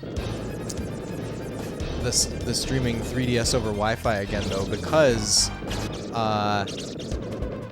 well, what kind of put me on it is the 3DS now has a Virtual Boy emulator that came out for it that actually plays all of the retail Virtual Boy games.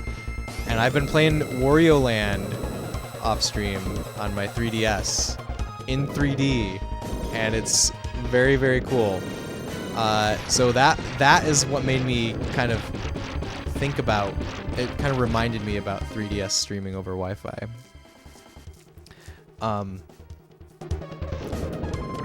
But yeah, it's actually, so I think that the backwards compatibility of 3DS is at the hardware level. So I don't think that there's an emulator, actually. Okay, let's see if this is gonna work. It's working still. Catch up on chat. You abbreviated it since Eggy just said Lunar Dragon song. That would be neat. Oh, the Virtual Boy stuff? The Virtual Boy on 3DS is really, really cool. I highly recommend it. You guys should give it a try if you're savvy enough to get it up and running.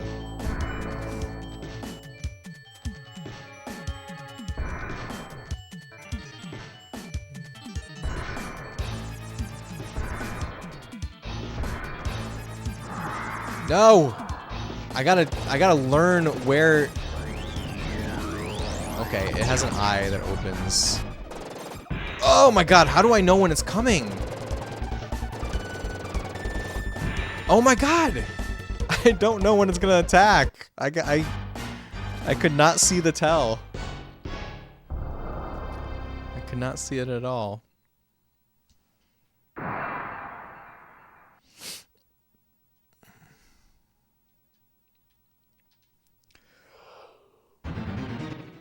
Ooh, excuse me.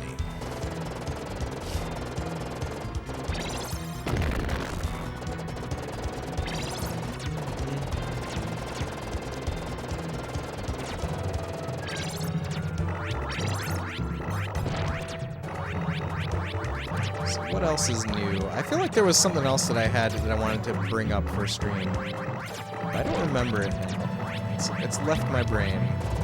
Whoops.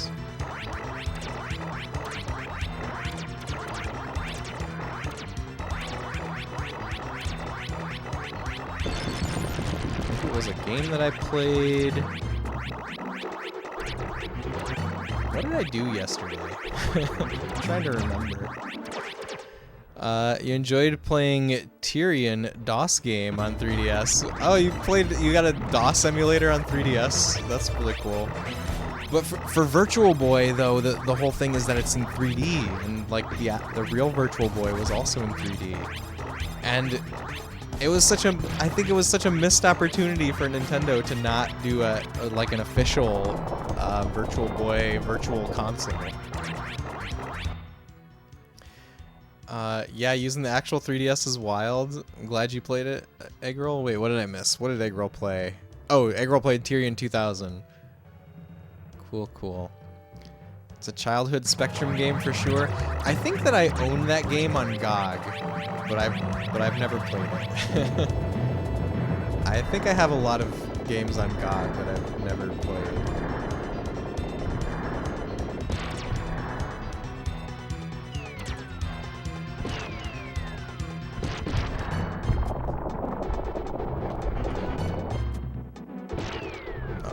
fire. Can I jump out? Oh, I can. I can just jump out to get all those power-ups. Now we know. Now we know.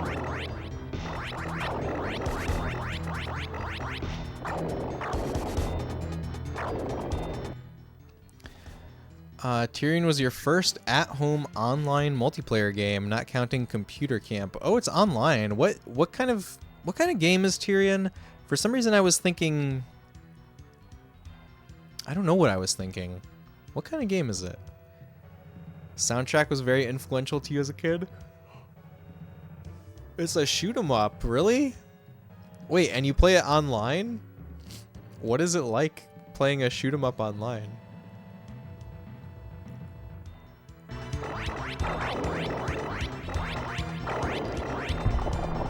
Is it just like a co-op thing?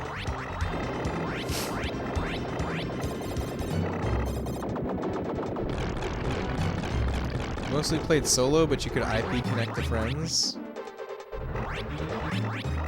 Is it just like you have two ships flying around the same screen? It would be co-op. We did it over dial-up with a friend from elementary school. That's so fun. In the days before routers. We didn't have a router for a while. I don't think we had a router in my house until we had Wi-Fi. No port forwarding necessary. Look at that. How far we've fallen. Okay, I'm gonna not die to this little lava burst this time. Look at that. Leveled up.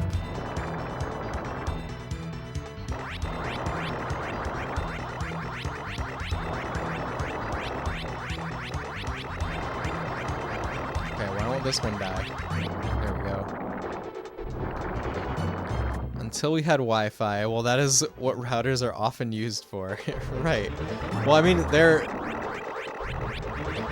wouldn't you have a router for a LAN network as well? In the days before Wi-Fi?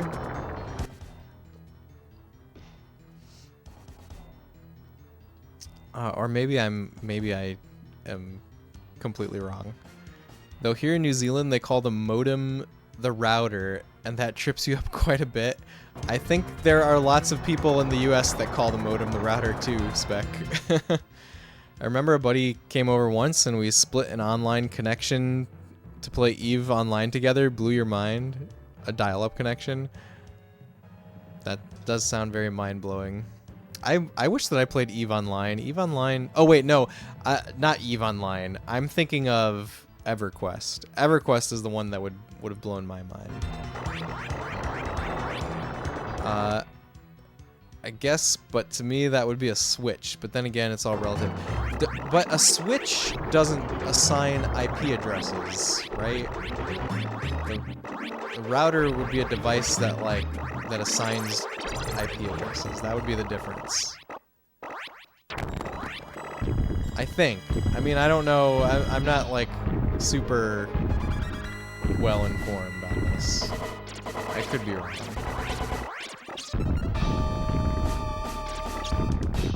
No!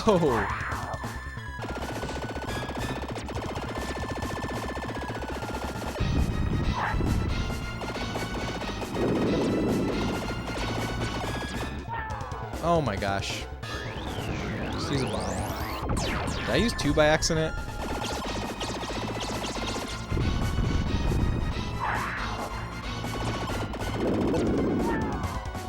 Okay, I have a problem because homing just hits him in the face instead of hitting him in the weak spot.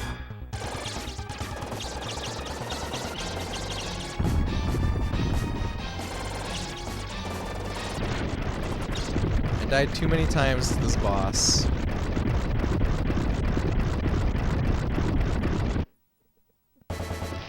Whenever you die, you go back to 1 bomb, whether it was 3 or 0. Oh, I didn't notice that. I thought it was just I lose a bomb.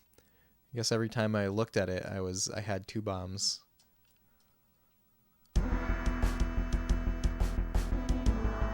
Depends how your network is set up. There are definitely situations where you're correct. Okay. Oh, I didn't mean to choose a random starting spot. Whoops.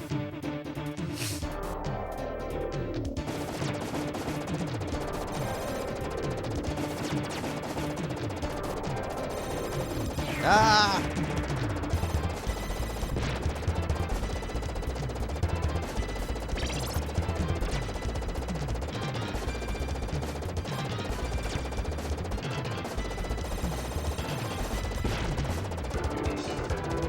Ooh, barrier. Hello.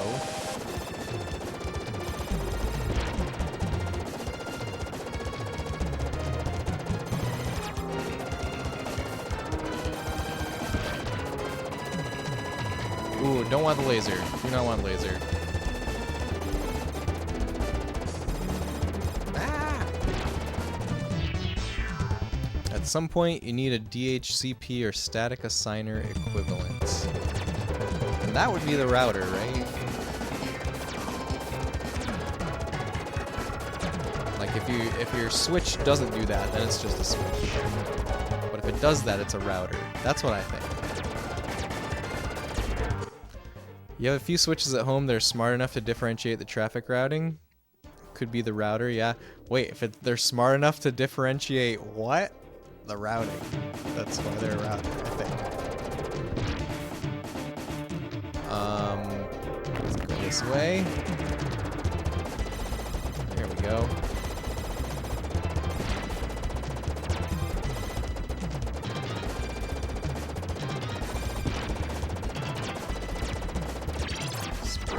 Yes. Best weapon.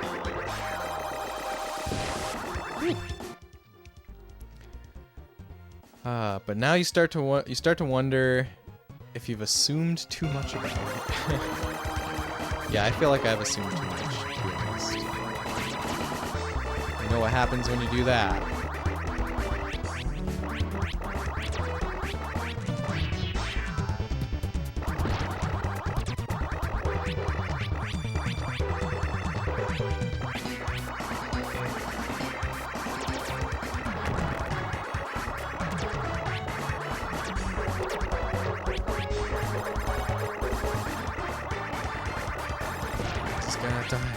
Oh.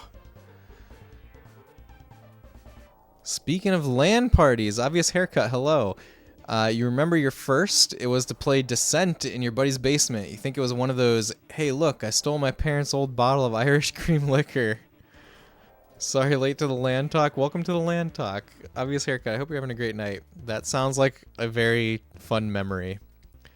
Your personal VPN exists within a VLAN inside one of your switches, so it doesn't have access to other devices on the network.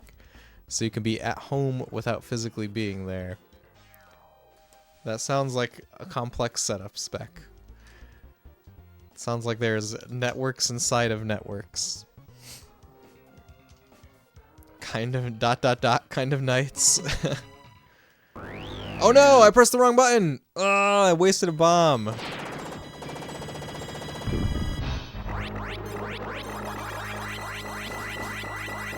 Obvious haircut, have you ever played any Contra games? I've been on a little bit of a kick of Contra ever since the Operation Galuga demo dropped. Galaga? I don't know what the proper pronunciation is. How did I miss that flamethrower? That was nonsense. There we go. Now we got it. Absolutely. You're terrible at them. They're pretty difficult. They're pretty difficult. I've beaten Contra on NES, and I've beaten Super C on NES. So now, it's time for Contra 3. NES Contra I played on stream last year.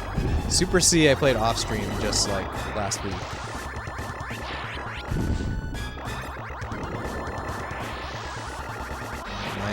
I'm on my Contra journey.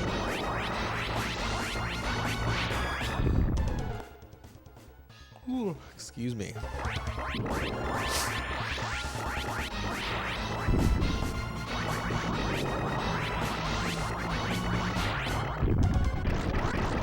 Woo! We got him. Hooray!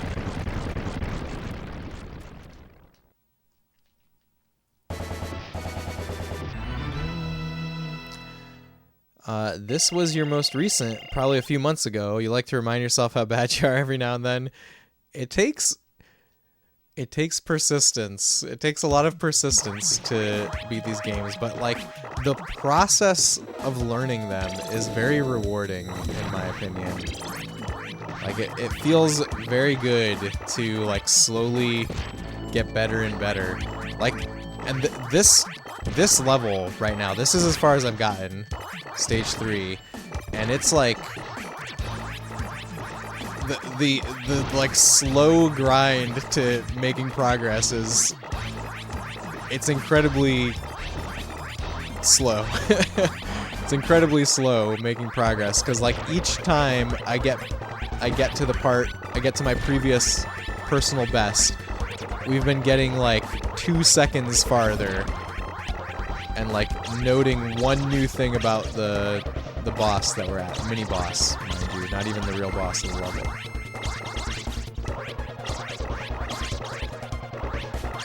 Maybe we'll beat that mini boss this time.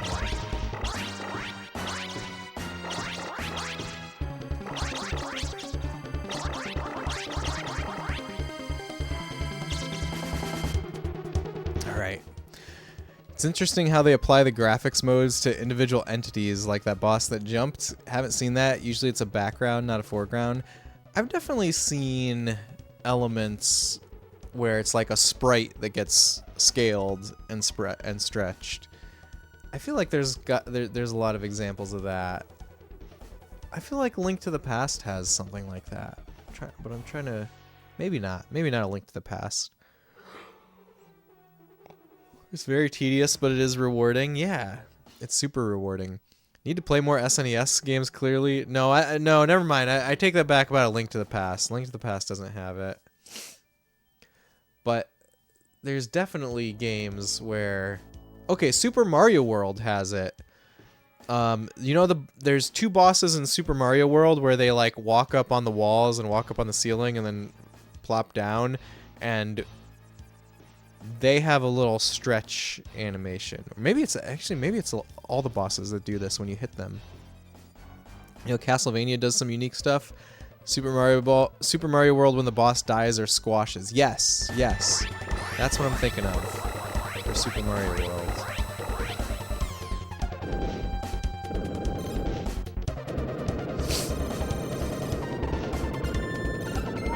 What? Come on.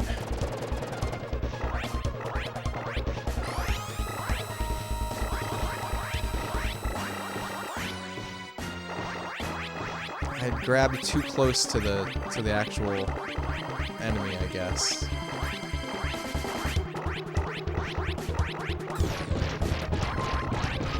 Alright.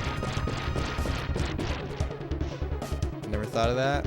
Yeah, I think that there's a lot of examples of that, actually.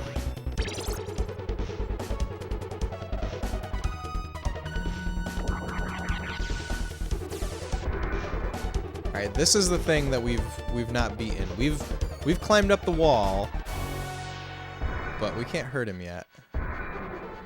We don't actually start fighting until we get all the way to the top. And basically, it's got an attack that has no discernible tell to me. Or at least I haven't figured it out yet. You're playing Final Fantasy IX at the moment, the PC port from some years ago. No mods, so everything that's animated looks fantastic. But then all the environments are a smudged out mess. Interesting. So, like, here's what I think. Like, the Moguri mod, that's the mod that does like AI upscaling of the backgrounds. Personally, for me, I can like really see where it does like weird wrong things, and like those backgrounds to me look really smudged and messy. And I would prefer the original, but I don't know how they look on PC. Like I've only really seen it on PS1, and of course I've seen the Moguri model a ton because people play it on stream a lot. But for me, like the AI upscaling, I can totally see when it looks like Uncanny Valley, and I don't know. I think I would prefer to play it unmodded personally because of that. I can't believe I got stuck with the laser.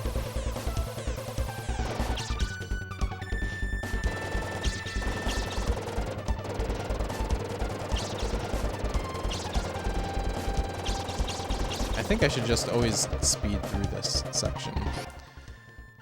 You played it unmodded as well, and I know what you mean, Haircut. Only problem is the game crashes in one of the last cutscenes. Moguri mod is absolutely worth it. I mean, I wouldn't play Moguri mod personally, because I just don't like the way it looks. The Square PC ports honestly let you down. Square PC ports are not generally considered pretty good, I think. You're actually playing it on the deck and it looks great. Honestly, I say smudged out mess with the deepest of affection for the way it looks. Okay. Then I totally understand you, obvious Haircut, and we're totally on the same page because yes, I prefer that nostalgic look. I think, okay, this is something that I feel about retro games. I feel like there is a beauty to the way that they were brought into this world and initially presented, and I like the idea of playing them that way. Like I don't like the idea of installing mods that change the experience or like try to make it quote unquote better in some way. In fact, I was talking about this with Zelda 2 because there's this Zelda 2 mod that comes up a lot of people brought up, and apparently it's called Enhanced Edition, and I just it's why did I die there? What the heck? I just feel like that title, Enhanced Edition, there's so much hubris there to think that like your fan project can make better an all-time classic that stood the test of time is just doesn't sit right with me. I mean, I'm all for like interesting mods that change things around, but it's just the hubris, you know, the hubris. FF10 was probably the worst out of the 4 ports you played. The FF10 remaster in particular, like not just on PC, but the FF10 remaster is really disappointing because they got rid of facial animations that like conveyed so much emotion of the characters. And personally, I don't know if I've never like looked for a source for this, but I have a memory of when FF10 first came out of the facial animations being like a selling point, like something that they would put on the back of the box or in a magazine article to be like, look, this is the technology, this is how far technology has come, we have super realistic facial animations, and they removed that from the game in the remaster. It's just so jarring with the model quality versus the environmental quality. Like, I'd rather just play the original PS1 version to maintain parity. Yes, I know what you mean, Eggroll, and yes, I also would just play the PS1 version at the end of the day. Quality-wise, I mean, like, why couldn't they fix the green cinematics bug? Yeah, I don't know. I haven't seen that bug.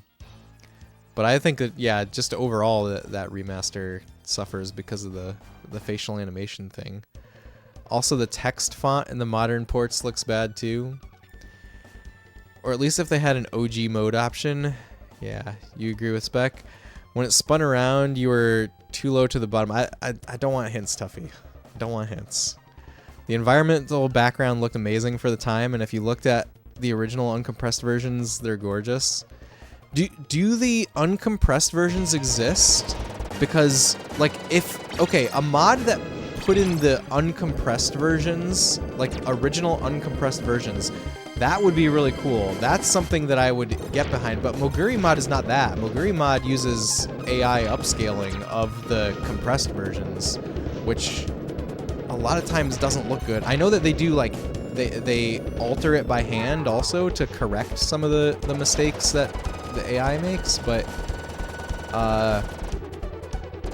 it's not enough for me. It's not enough for me.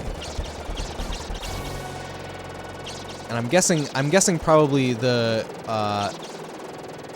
uncompressed stuff only exists for like a few scenes, would be my guess. There's definitely some hubris involved in Enhanced Edition, unofficial Enhanced Editions, yeah.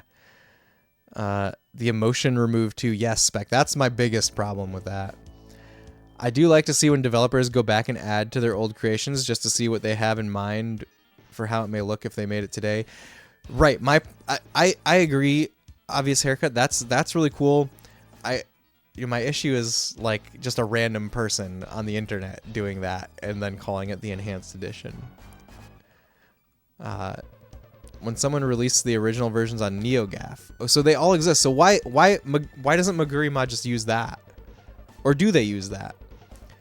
The green cinematics bug is whenever a cutscene appears, the entire screen goes green, and you can hear what happens but can't see anything. The only fix we could find was a patch that increases the available RAM to the EXE because it was compiled in a funky way, but this means you can't get any Steam achievements. And you have a system with 32 gigabytes of RAM, so it wasn't on your end. Gotcha. You are right, SRA. Only a few selections were released in the NeoGAF thread. I'll share in Discord. Thanks for sharing, Eggroll. FF9 Mama Robotnik. What? What is that last message, Spec? I have no idea what I just read.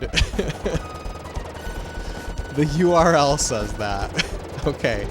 Thanks for clarifying why you typed it in chat. I don't know why the URL says that still, but I guess that's less important.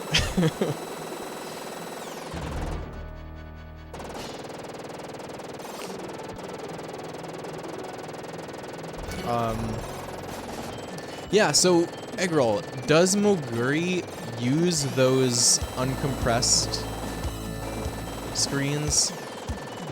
I would be interested in a mod that used those in the places they exist, that they exist for, but keeps the originals in all other places.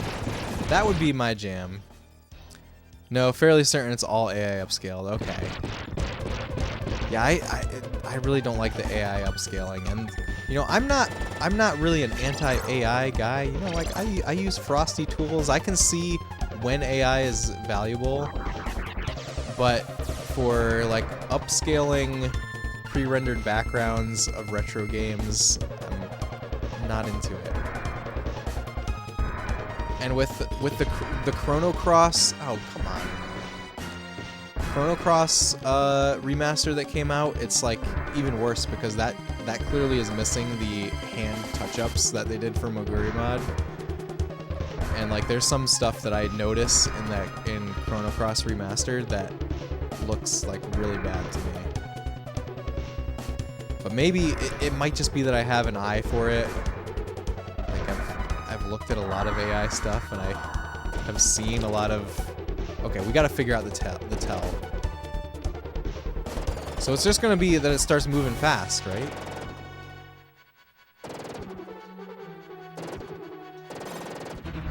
Okay, and we can shoot diagonally.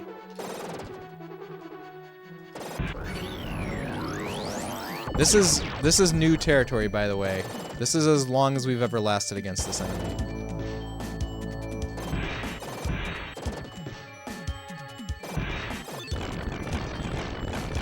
New personal best. New personal best.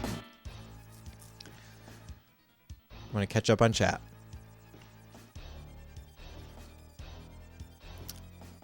You once totally biffed an installation of Moguri mod, then you decided you'd rather play without for old time's sake, and have yet to reinstall it. Yeah, that's the way that I'd go. On their site it says HD backgrounds aided by AI and polished by hand. Yeah, I remember reading that.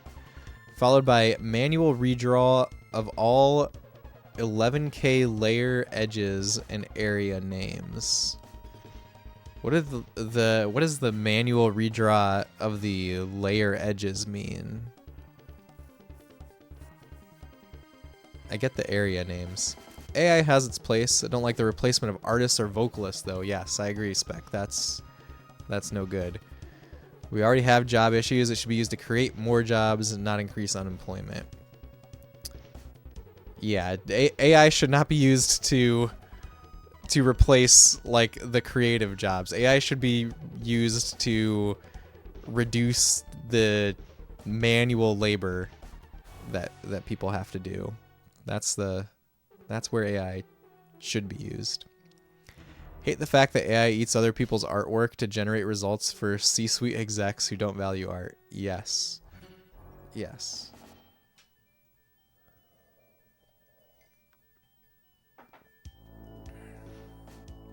Thank you for GG's. How do you feel about the background remaster mod for FF8 then? I think those were all mostly by hand. Is that what you played on stream, Eggroll? I feel like I also just generally don't like that. Oh, those are the official the official FF8 remaster backgrounds unmodded. I prefer how it looks on PS1. But maybe I'm weird. I don't know. AI should also have an attribution requirement as well. For anything it scrapes, it should meta tag the things it grabs from. We're still in the Wild West phase of that, so hopefully moving forward that gets addressed. Yeah, the one thing that's hard about that for me, and I know that there's all kinds of arguments as to like, you know, why it should be that way, but like ultimately if we okay, AI is not at this stage yet, but you know, one thing that we might say that we're working towards in AI is human level intelligence. And the way that humans generate art is, I mean, okay, it's more complex than this, but the way that humans are inspired by art is like humans are inspired by all that they have seen in their lives, and like there is some level of, you know, the way that current AI works that is replicating that by training data. A human can say what has inspired them though, but really a human is probably inspired subconsciously in some aspect by like everything that you've ever seen in your life. It probably has some effect that you wouldn't think to say that is your like something that you're attributing. And also the difference there is like a human doesn't, like, you know, there's no law that says you have to say what you're attributing or what inspired your work. And, you know, I think that ultimately, like, the consensus is definitely going towards, you know, AI needs to have some kind of attribution, but my gut reaction to kind of those arguments was, well, how is this different from just like a person who has seen so much artwork in their life? You know, that's my initial thought. But, you know, I definitely, that was my gut reaction, and seeing a lot of the arguments for the stuff that you say, Spec, you know, I think maybe I have shifted a little bit. Let me clarify that. But it is kind of a conundrum. Negatron, hello Raiders. Here, let's welcome in the Negatron Raiders, and then we'll catch up on chat. Negatron, how was your stream? Thank you so much for the raid. I hope you had an amazing time. What were you guys up to over there? Raiders, I'm Space Robot Arm. I stream retro games of all genres.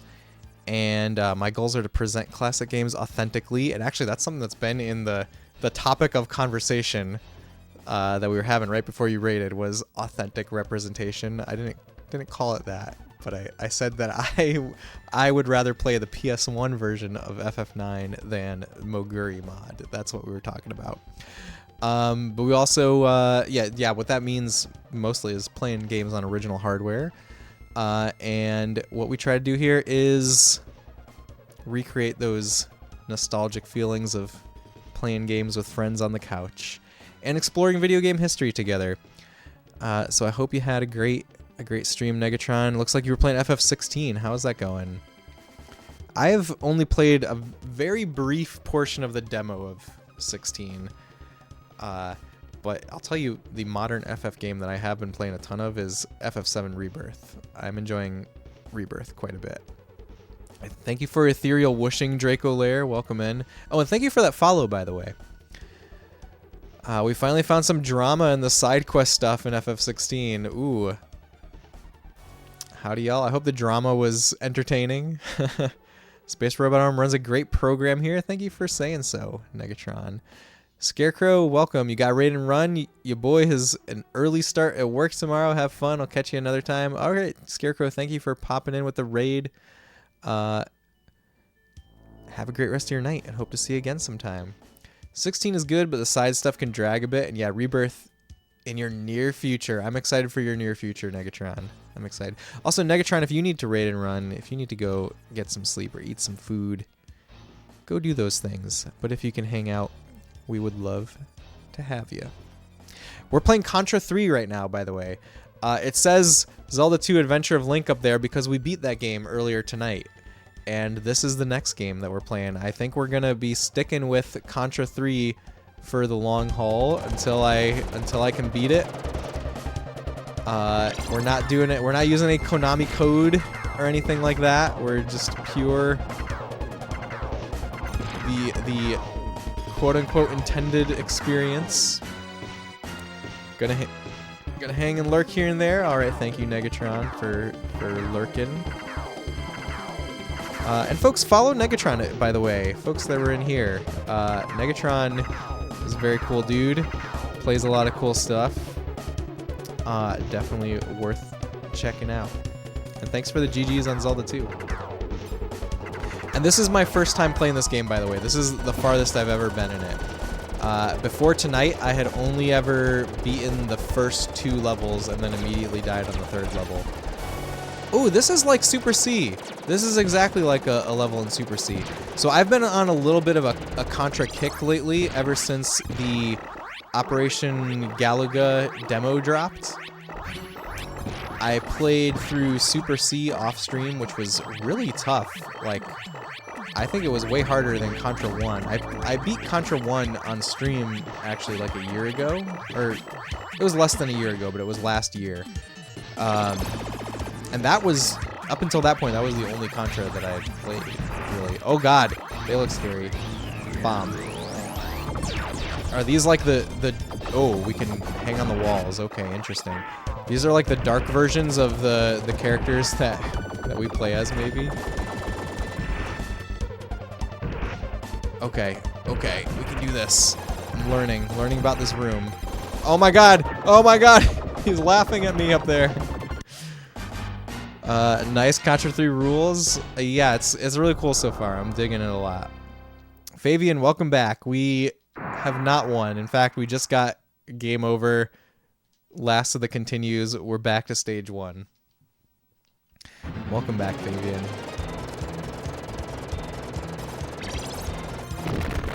But that was the farthest that we've ever gotten. That was the farthest. That's the new personal best.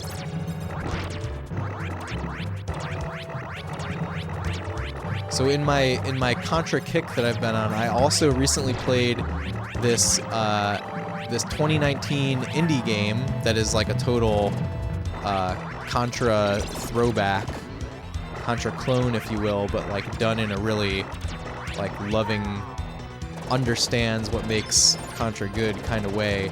And that game is called Blazing Chrome. And I highly recommend that game. It was so good and one of the best like retro-inspired indie games that I've played. And I've played some good ones.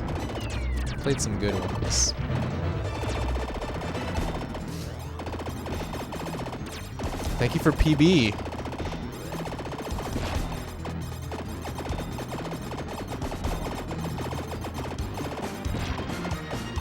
All right, this wall. Take it down. Alright, I gotta figure out how to more optimally use the tank. I think there's just one thing with the tank that I haven't done, and that's jump out of it at the right time to grab the power-ups at the end. That's my last lesson to learn with the tank. Oh no, never mind, it's blowing up now, I think.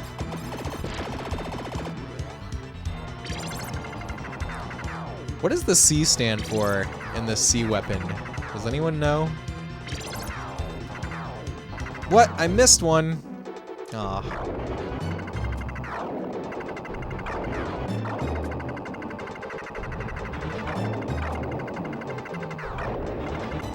I get killed by fire a lot in this level. So, out of all the Contra games that I've played, which is basically, you know, 1, 2, and 3 up until this point, the laser has always been the absolute worst weapon. I've always avoided the laser, and it's still the same in this game. They have updated the laser quite a bit in this game. It works a lot differently than it does in Contra and Super C, but it's still terrible. Crush. Thank you. It does hit hard. Yeah, it's ooh. I've died to this spot so many times, but we're getting better. We're getting better. Yeah, stuff seems to go down quicker when I use the crush, but spread shot is still my fave. Mode 7. I didn't even notice when Mode 7 happened. It just melded into the experience so perfectly. I keep missing stuff because the crush is too slow.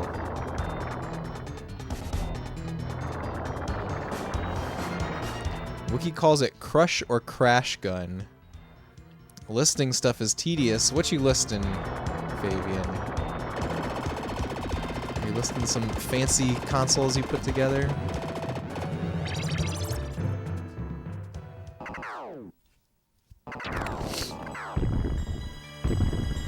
Like Crash Bomber from Mega Man 2. Oh my god, it is.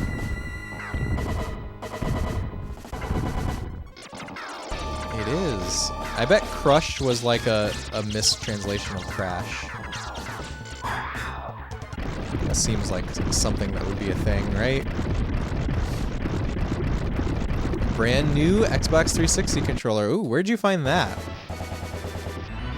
Crash gun and its shape looks like the Crash Bomber weapon. What is the Crash Bomber weapon? Yes, you beat. Oh, from Mega Man. Gotcha. Beat me to typing it.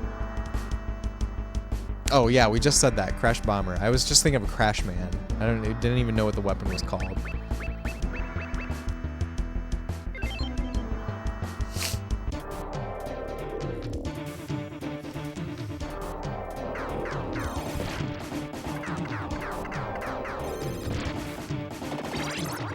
Alright, spread shot.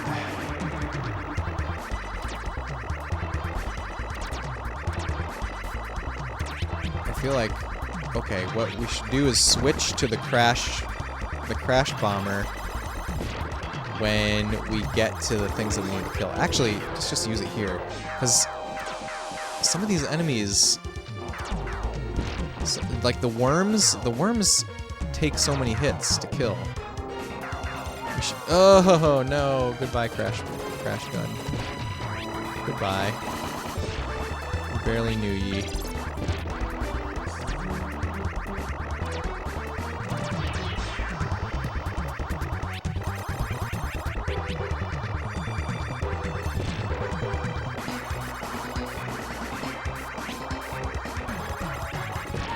Oh, what? You found it in a tiny video game store in rural Oregon almost 3 years ago.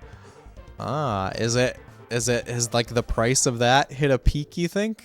Is there a reason that you're selling it now as opposed to any time within the last 3 years? Or is it just like this is how long it's taking you to get to listing it?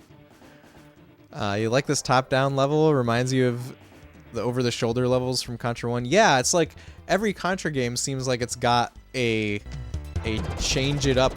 It's like an alternative style of gameplay that it introduces. So yeah, Contra 1 has the over-the-shoulder levels. Super C has top-down levels that are just like kind of normal top-down gaming.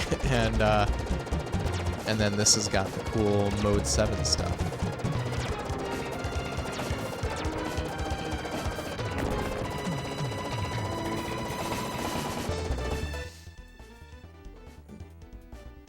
Gotta figure out dinner, gonna lurk, enjoy dinner spec. Since you're probably gonna move soon, you've been going through your game room, seeing what you don't really need. Gotcha, that makes sense.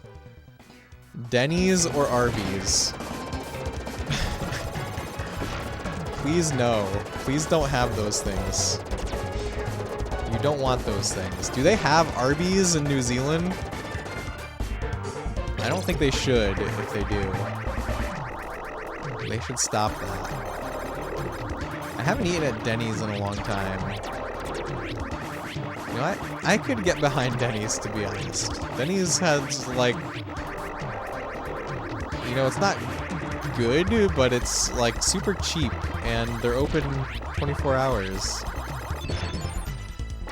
Except, let me tell you guys, when I recently went to Florida, I was on a trip for work. I stayed in a hotel that there was a Denny's like right there, right next to where I was staying. And behind the Denny's, there was a really sketchy nightclub that was just called Midnight. And it was kind of funny. I have not checked if I could do the spin thing with other weapons. Oh no. I've only done it with the laser. Haven't seen Arby's, but you have seen Denny's. I think I remember you posting a picture of Denny's. Came into some decent used ones recently. That's cool. Thank you for ban egg roll. For bringing up Arby's. You will not be frequenting. In a place like here, there's so many better places. Yes, when you're traveling, you should not go to Denny's. I agree.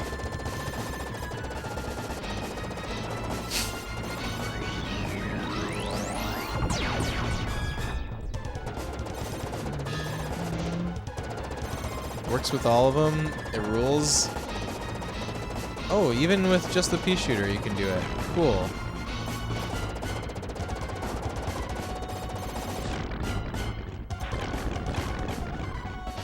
Oh, crash gun though. We need that.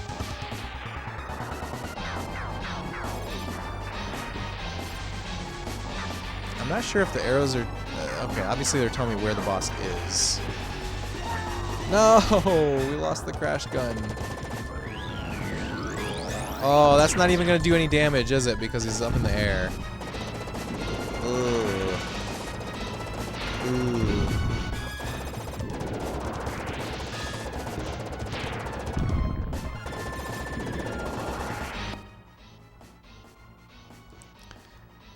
Let's see. Excuse me, thank you for what? For the music in this game, though? The music is really cool. The music is great in this game.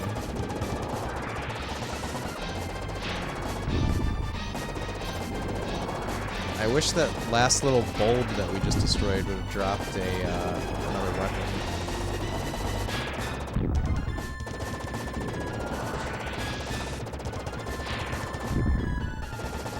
It's better in hardcore? Hardcore music is better, you think?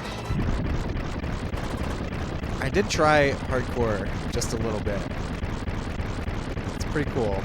Maybe we'll do hardcore someday. kind of intimidated by hardcore though, because everyone says it's so difficult.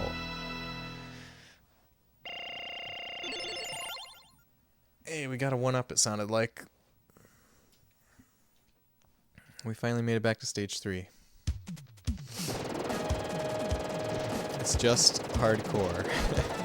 Yeah, they did a good job naming it, huh? But I think before I play hardcore, I want to play Gunstar Heroes. I think Gunstar Heroes is a higher priority than Contra Hardcore.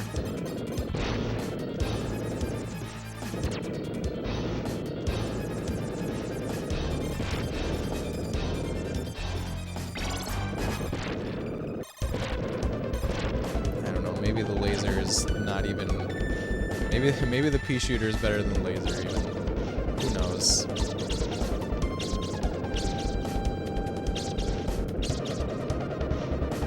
Okay, this method of just jumping and holding the fire button works very well. Just play the patched version. I don't know how I feel about that, Fabian. I don't know how I feel about that. I think I want to play the actual US version. Now I know that like there's an argument that the Japanese version is the way that the game is intended to be played, but I don't know. No! What the heck? Gunstar Heroes is awesome, but that game is hard too. It's so fast.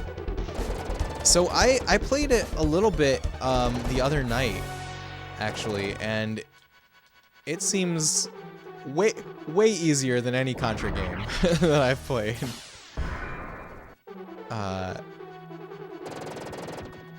Yeah, but I only played like one level.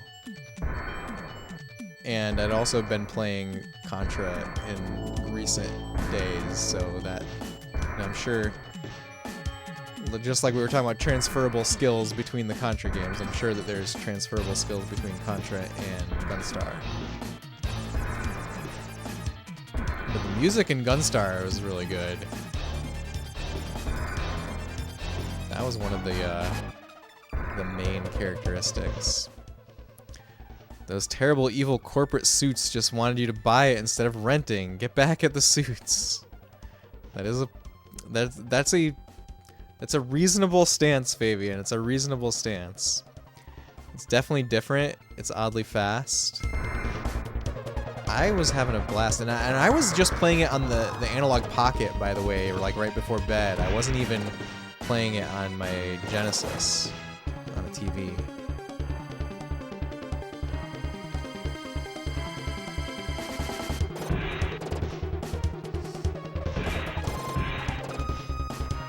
Oh, we can use the laser for this. Laser seems reasonable here.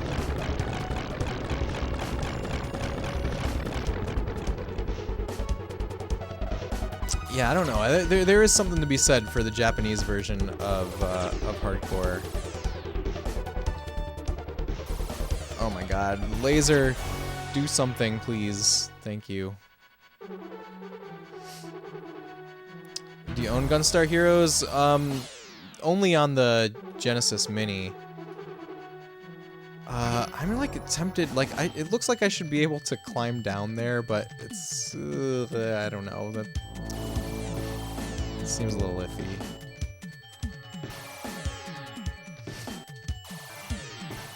Yeah, I only own it on the Genesis Mini, and actually, I don't have the physical cart of this game.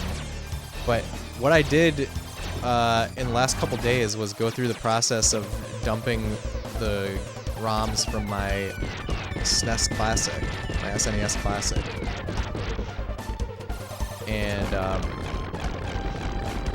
I'll probably do the same for my Genesis Mini now, because it feels really fun to like play my actual copy of the game on original hardware. And you know, I know it's like a very silly kind of thing. Like there's no difference, no measurable difference, but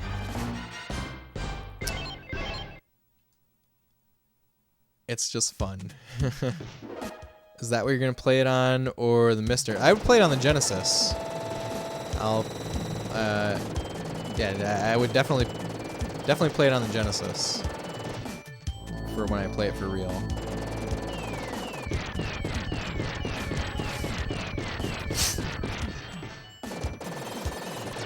You have this cart, Hardcore and Gunstar Heroes. Cool. I definitely want to get a copy of this physically. I've been looking at it.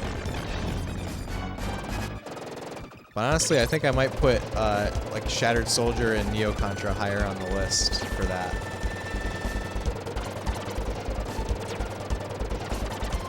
Just because, you know, I got this. I got my actual SNES mini ROM dumped. Got lucky with Hardcore. Got it at a flea market before COVID prices. Nice, nice. Yeah, Hardcore is. I mean, it's like one of the more expensive Genesis games, but it's not like out of the realm of possibility to get a copy of. But I don't know. I'm much more of a collector for Nintendo consoles than Genesis. Like, I think that I have more modern released Genesis cartridges than I do original cartridges from the 90s. Like, I have more Retrobit games for Genesis than I do actual Sega produced cartridges. These guys take a lot of hits. Nobody, they're not even dead yet.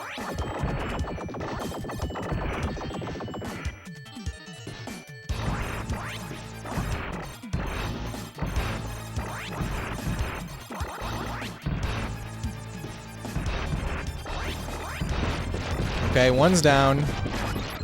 Whoa! Oh, he's not down. What? They're torsos now. Okay, now they're dead. Whew. It's no rule of rose. That's true. Oh God, we're not out of the frying pan. I mean, we're not out of the fire. Out of the fire into the frying pan. I mixed several. Whoa! Several things. Ah.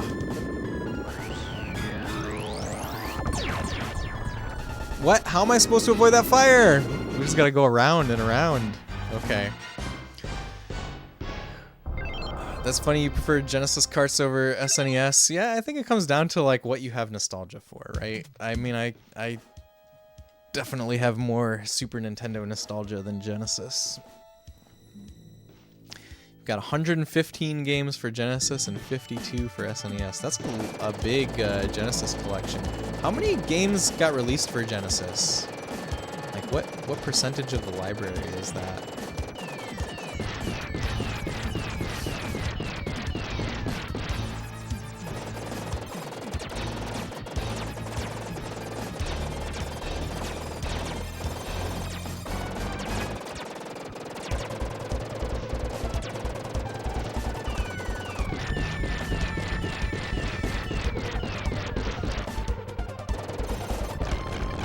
I had so many hits to those two enemies that we're about to fight with a special weapon, and now I have no special weapon. Oh, there must be a drop before we get there, though. Ah! That scared me.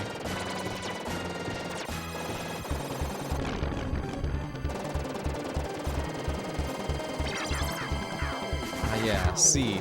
Maybe I want to save my C until we actually get to that boss again.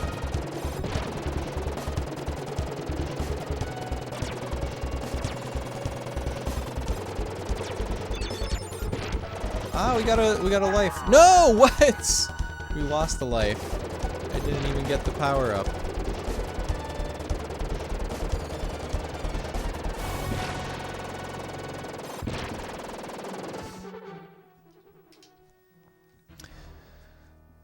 Let's see.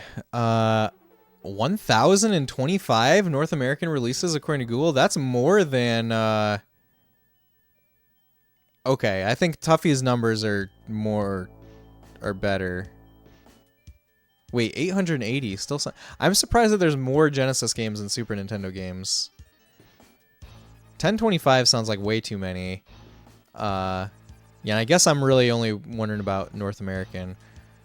1749 sounds like a huge number too. That sounds like it's counting North American, PAL, and Japanese games like 3 times if it got released in 3 regions. That would be my guess for where the 1749 comes from.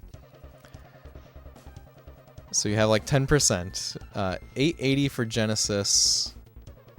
1749 for SNES. 722 were North American only. Was that 880 North American Genesis releases? Or is that like Genesis and Mega Drive releases in all regions? Super Nintendo. Okay.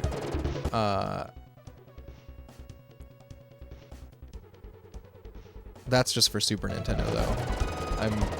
Like the 700 something number I have like in my head, to be honest.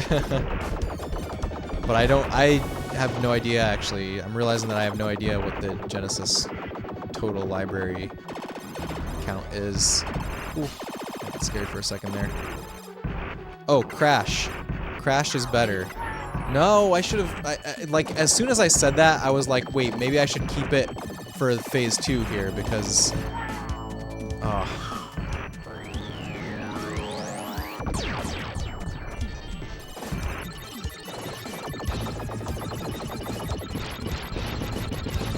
Okay, deal with the torsos. Here we go. The system supports a library of 888 games created by Sega and Wide Array. Okay, so that's counting Master System games. So that's not like that's not a good number either. Doesn't give an exact number for Genesis, just over 900 including ROMs. Yeah, it's I mean, for sure this number is somewhere. Oh, immediate death.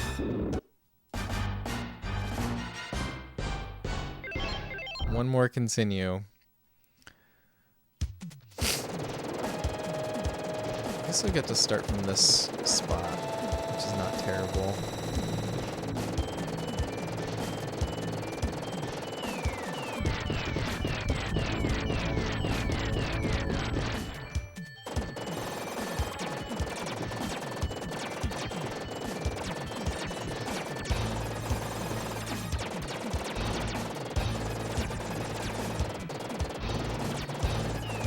At least this mini-boss is like super safe.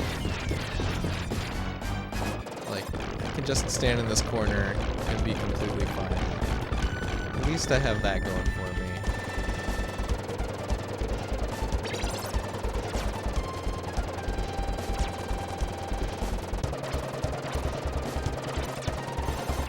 I guess I should utilize the barrier when I get it.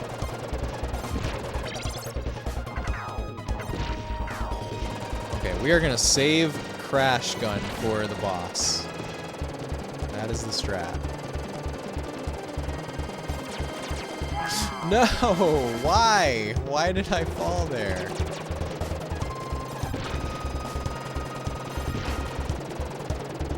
What?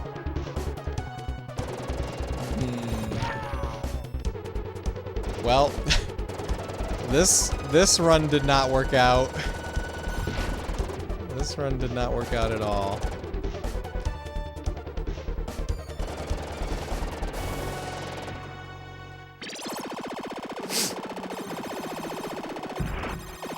Okay, well, we can't save it because we have 0 lives. I don't know why I'm mashing the button. I don't need to do that. Ah, that's it. Did.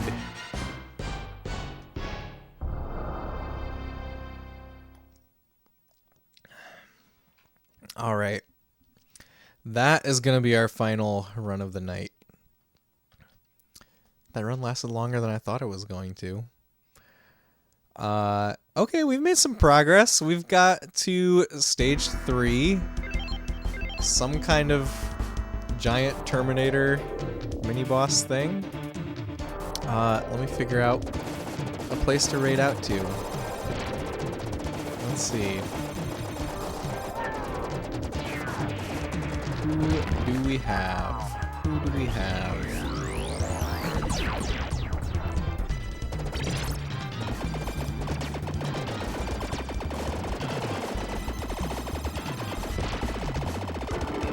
Oh, the raid train is still going on. So we are definitely going to be raiding that, the Uplifting Women Unite raid train. Which is a raid train that is in honor of International Women's Day. There's a bunch of awesome women streamers on it, a lot of my friends, and they all deserve to be uplifted. So we're gonna raid into that, and I need to figure out where it's at right now. Thank you for congrats on Zelda 2, Eggroll. Let me see. It might take me a second to find the raid train schedule. If anybody knows where it's at, can you let me know? Momo Pokemon 95. Okay, cool. Thank you, Eggroll. We are raiding Momo. I've been in Momo's streams before. She's very cool. It'll be a great time. Let's do it. All right, give her a follow when we get over there. Oh, our raid message is this.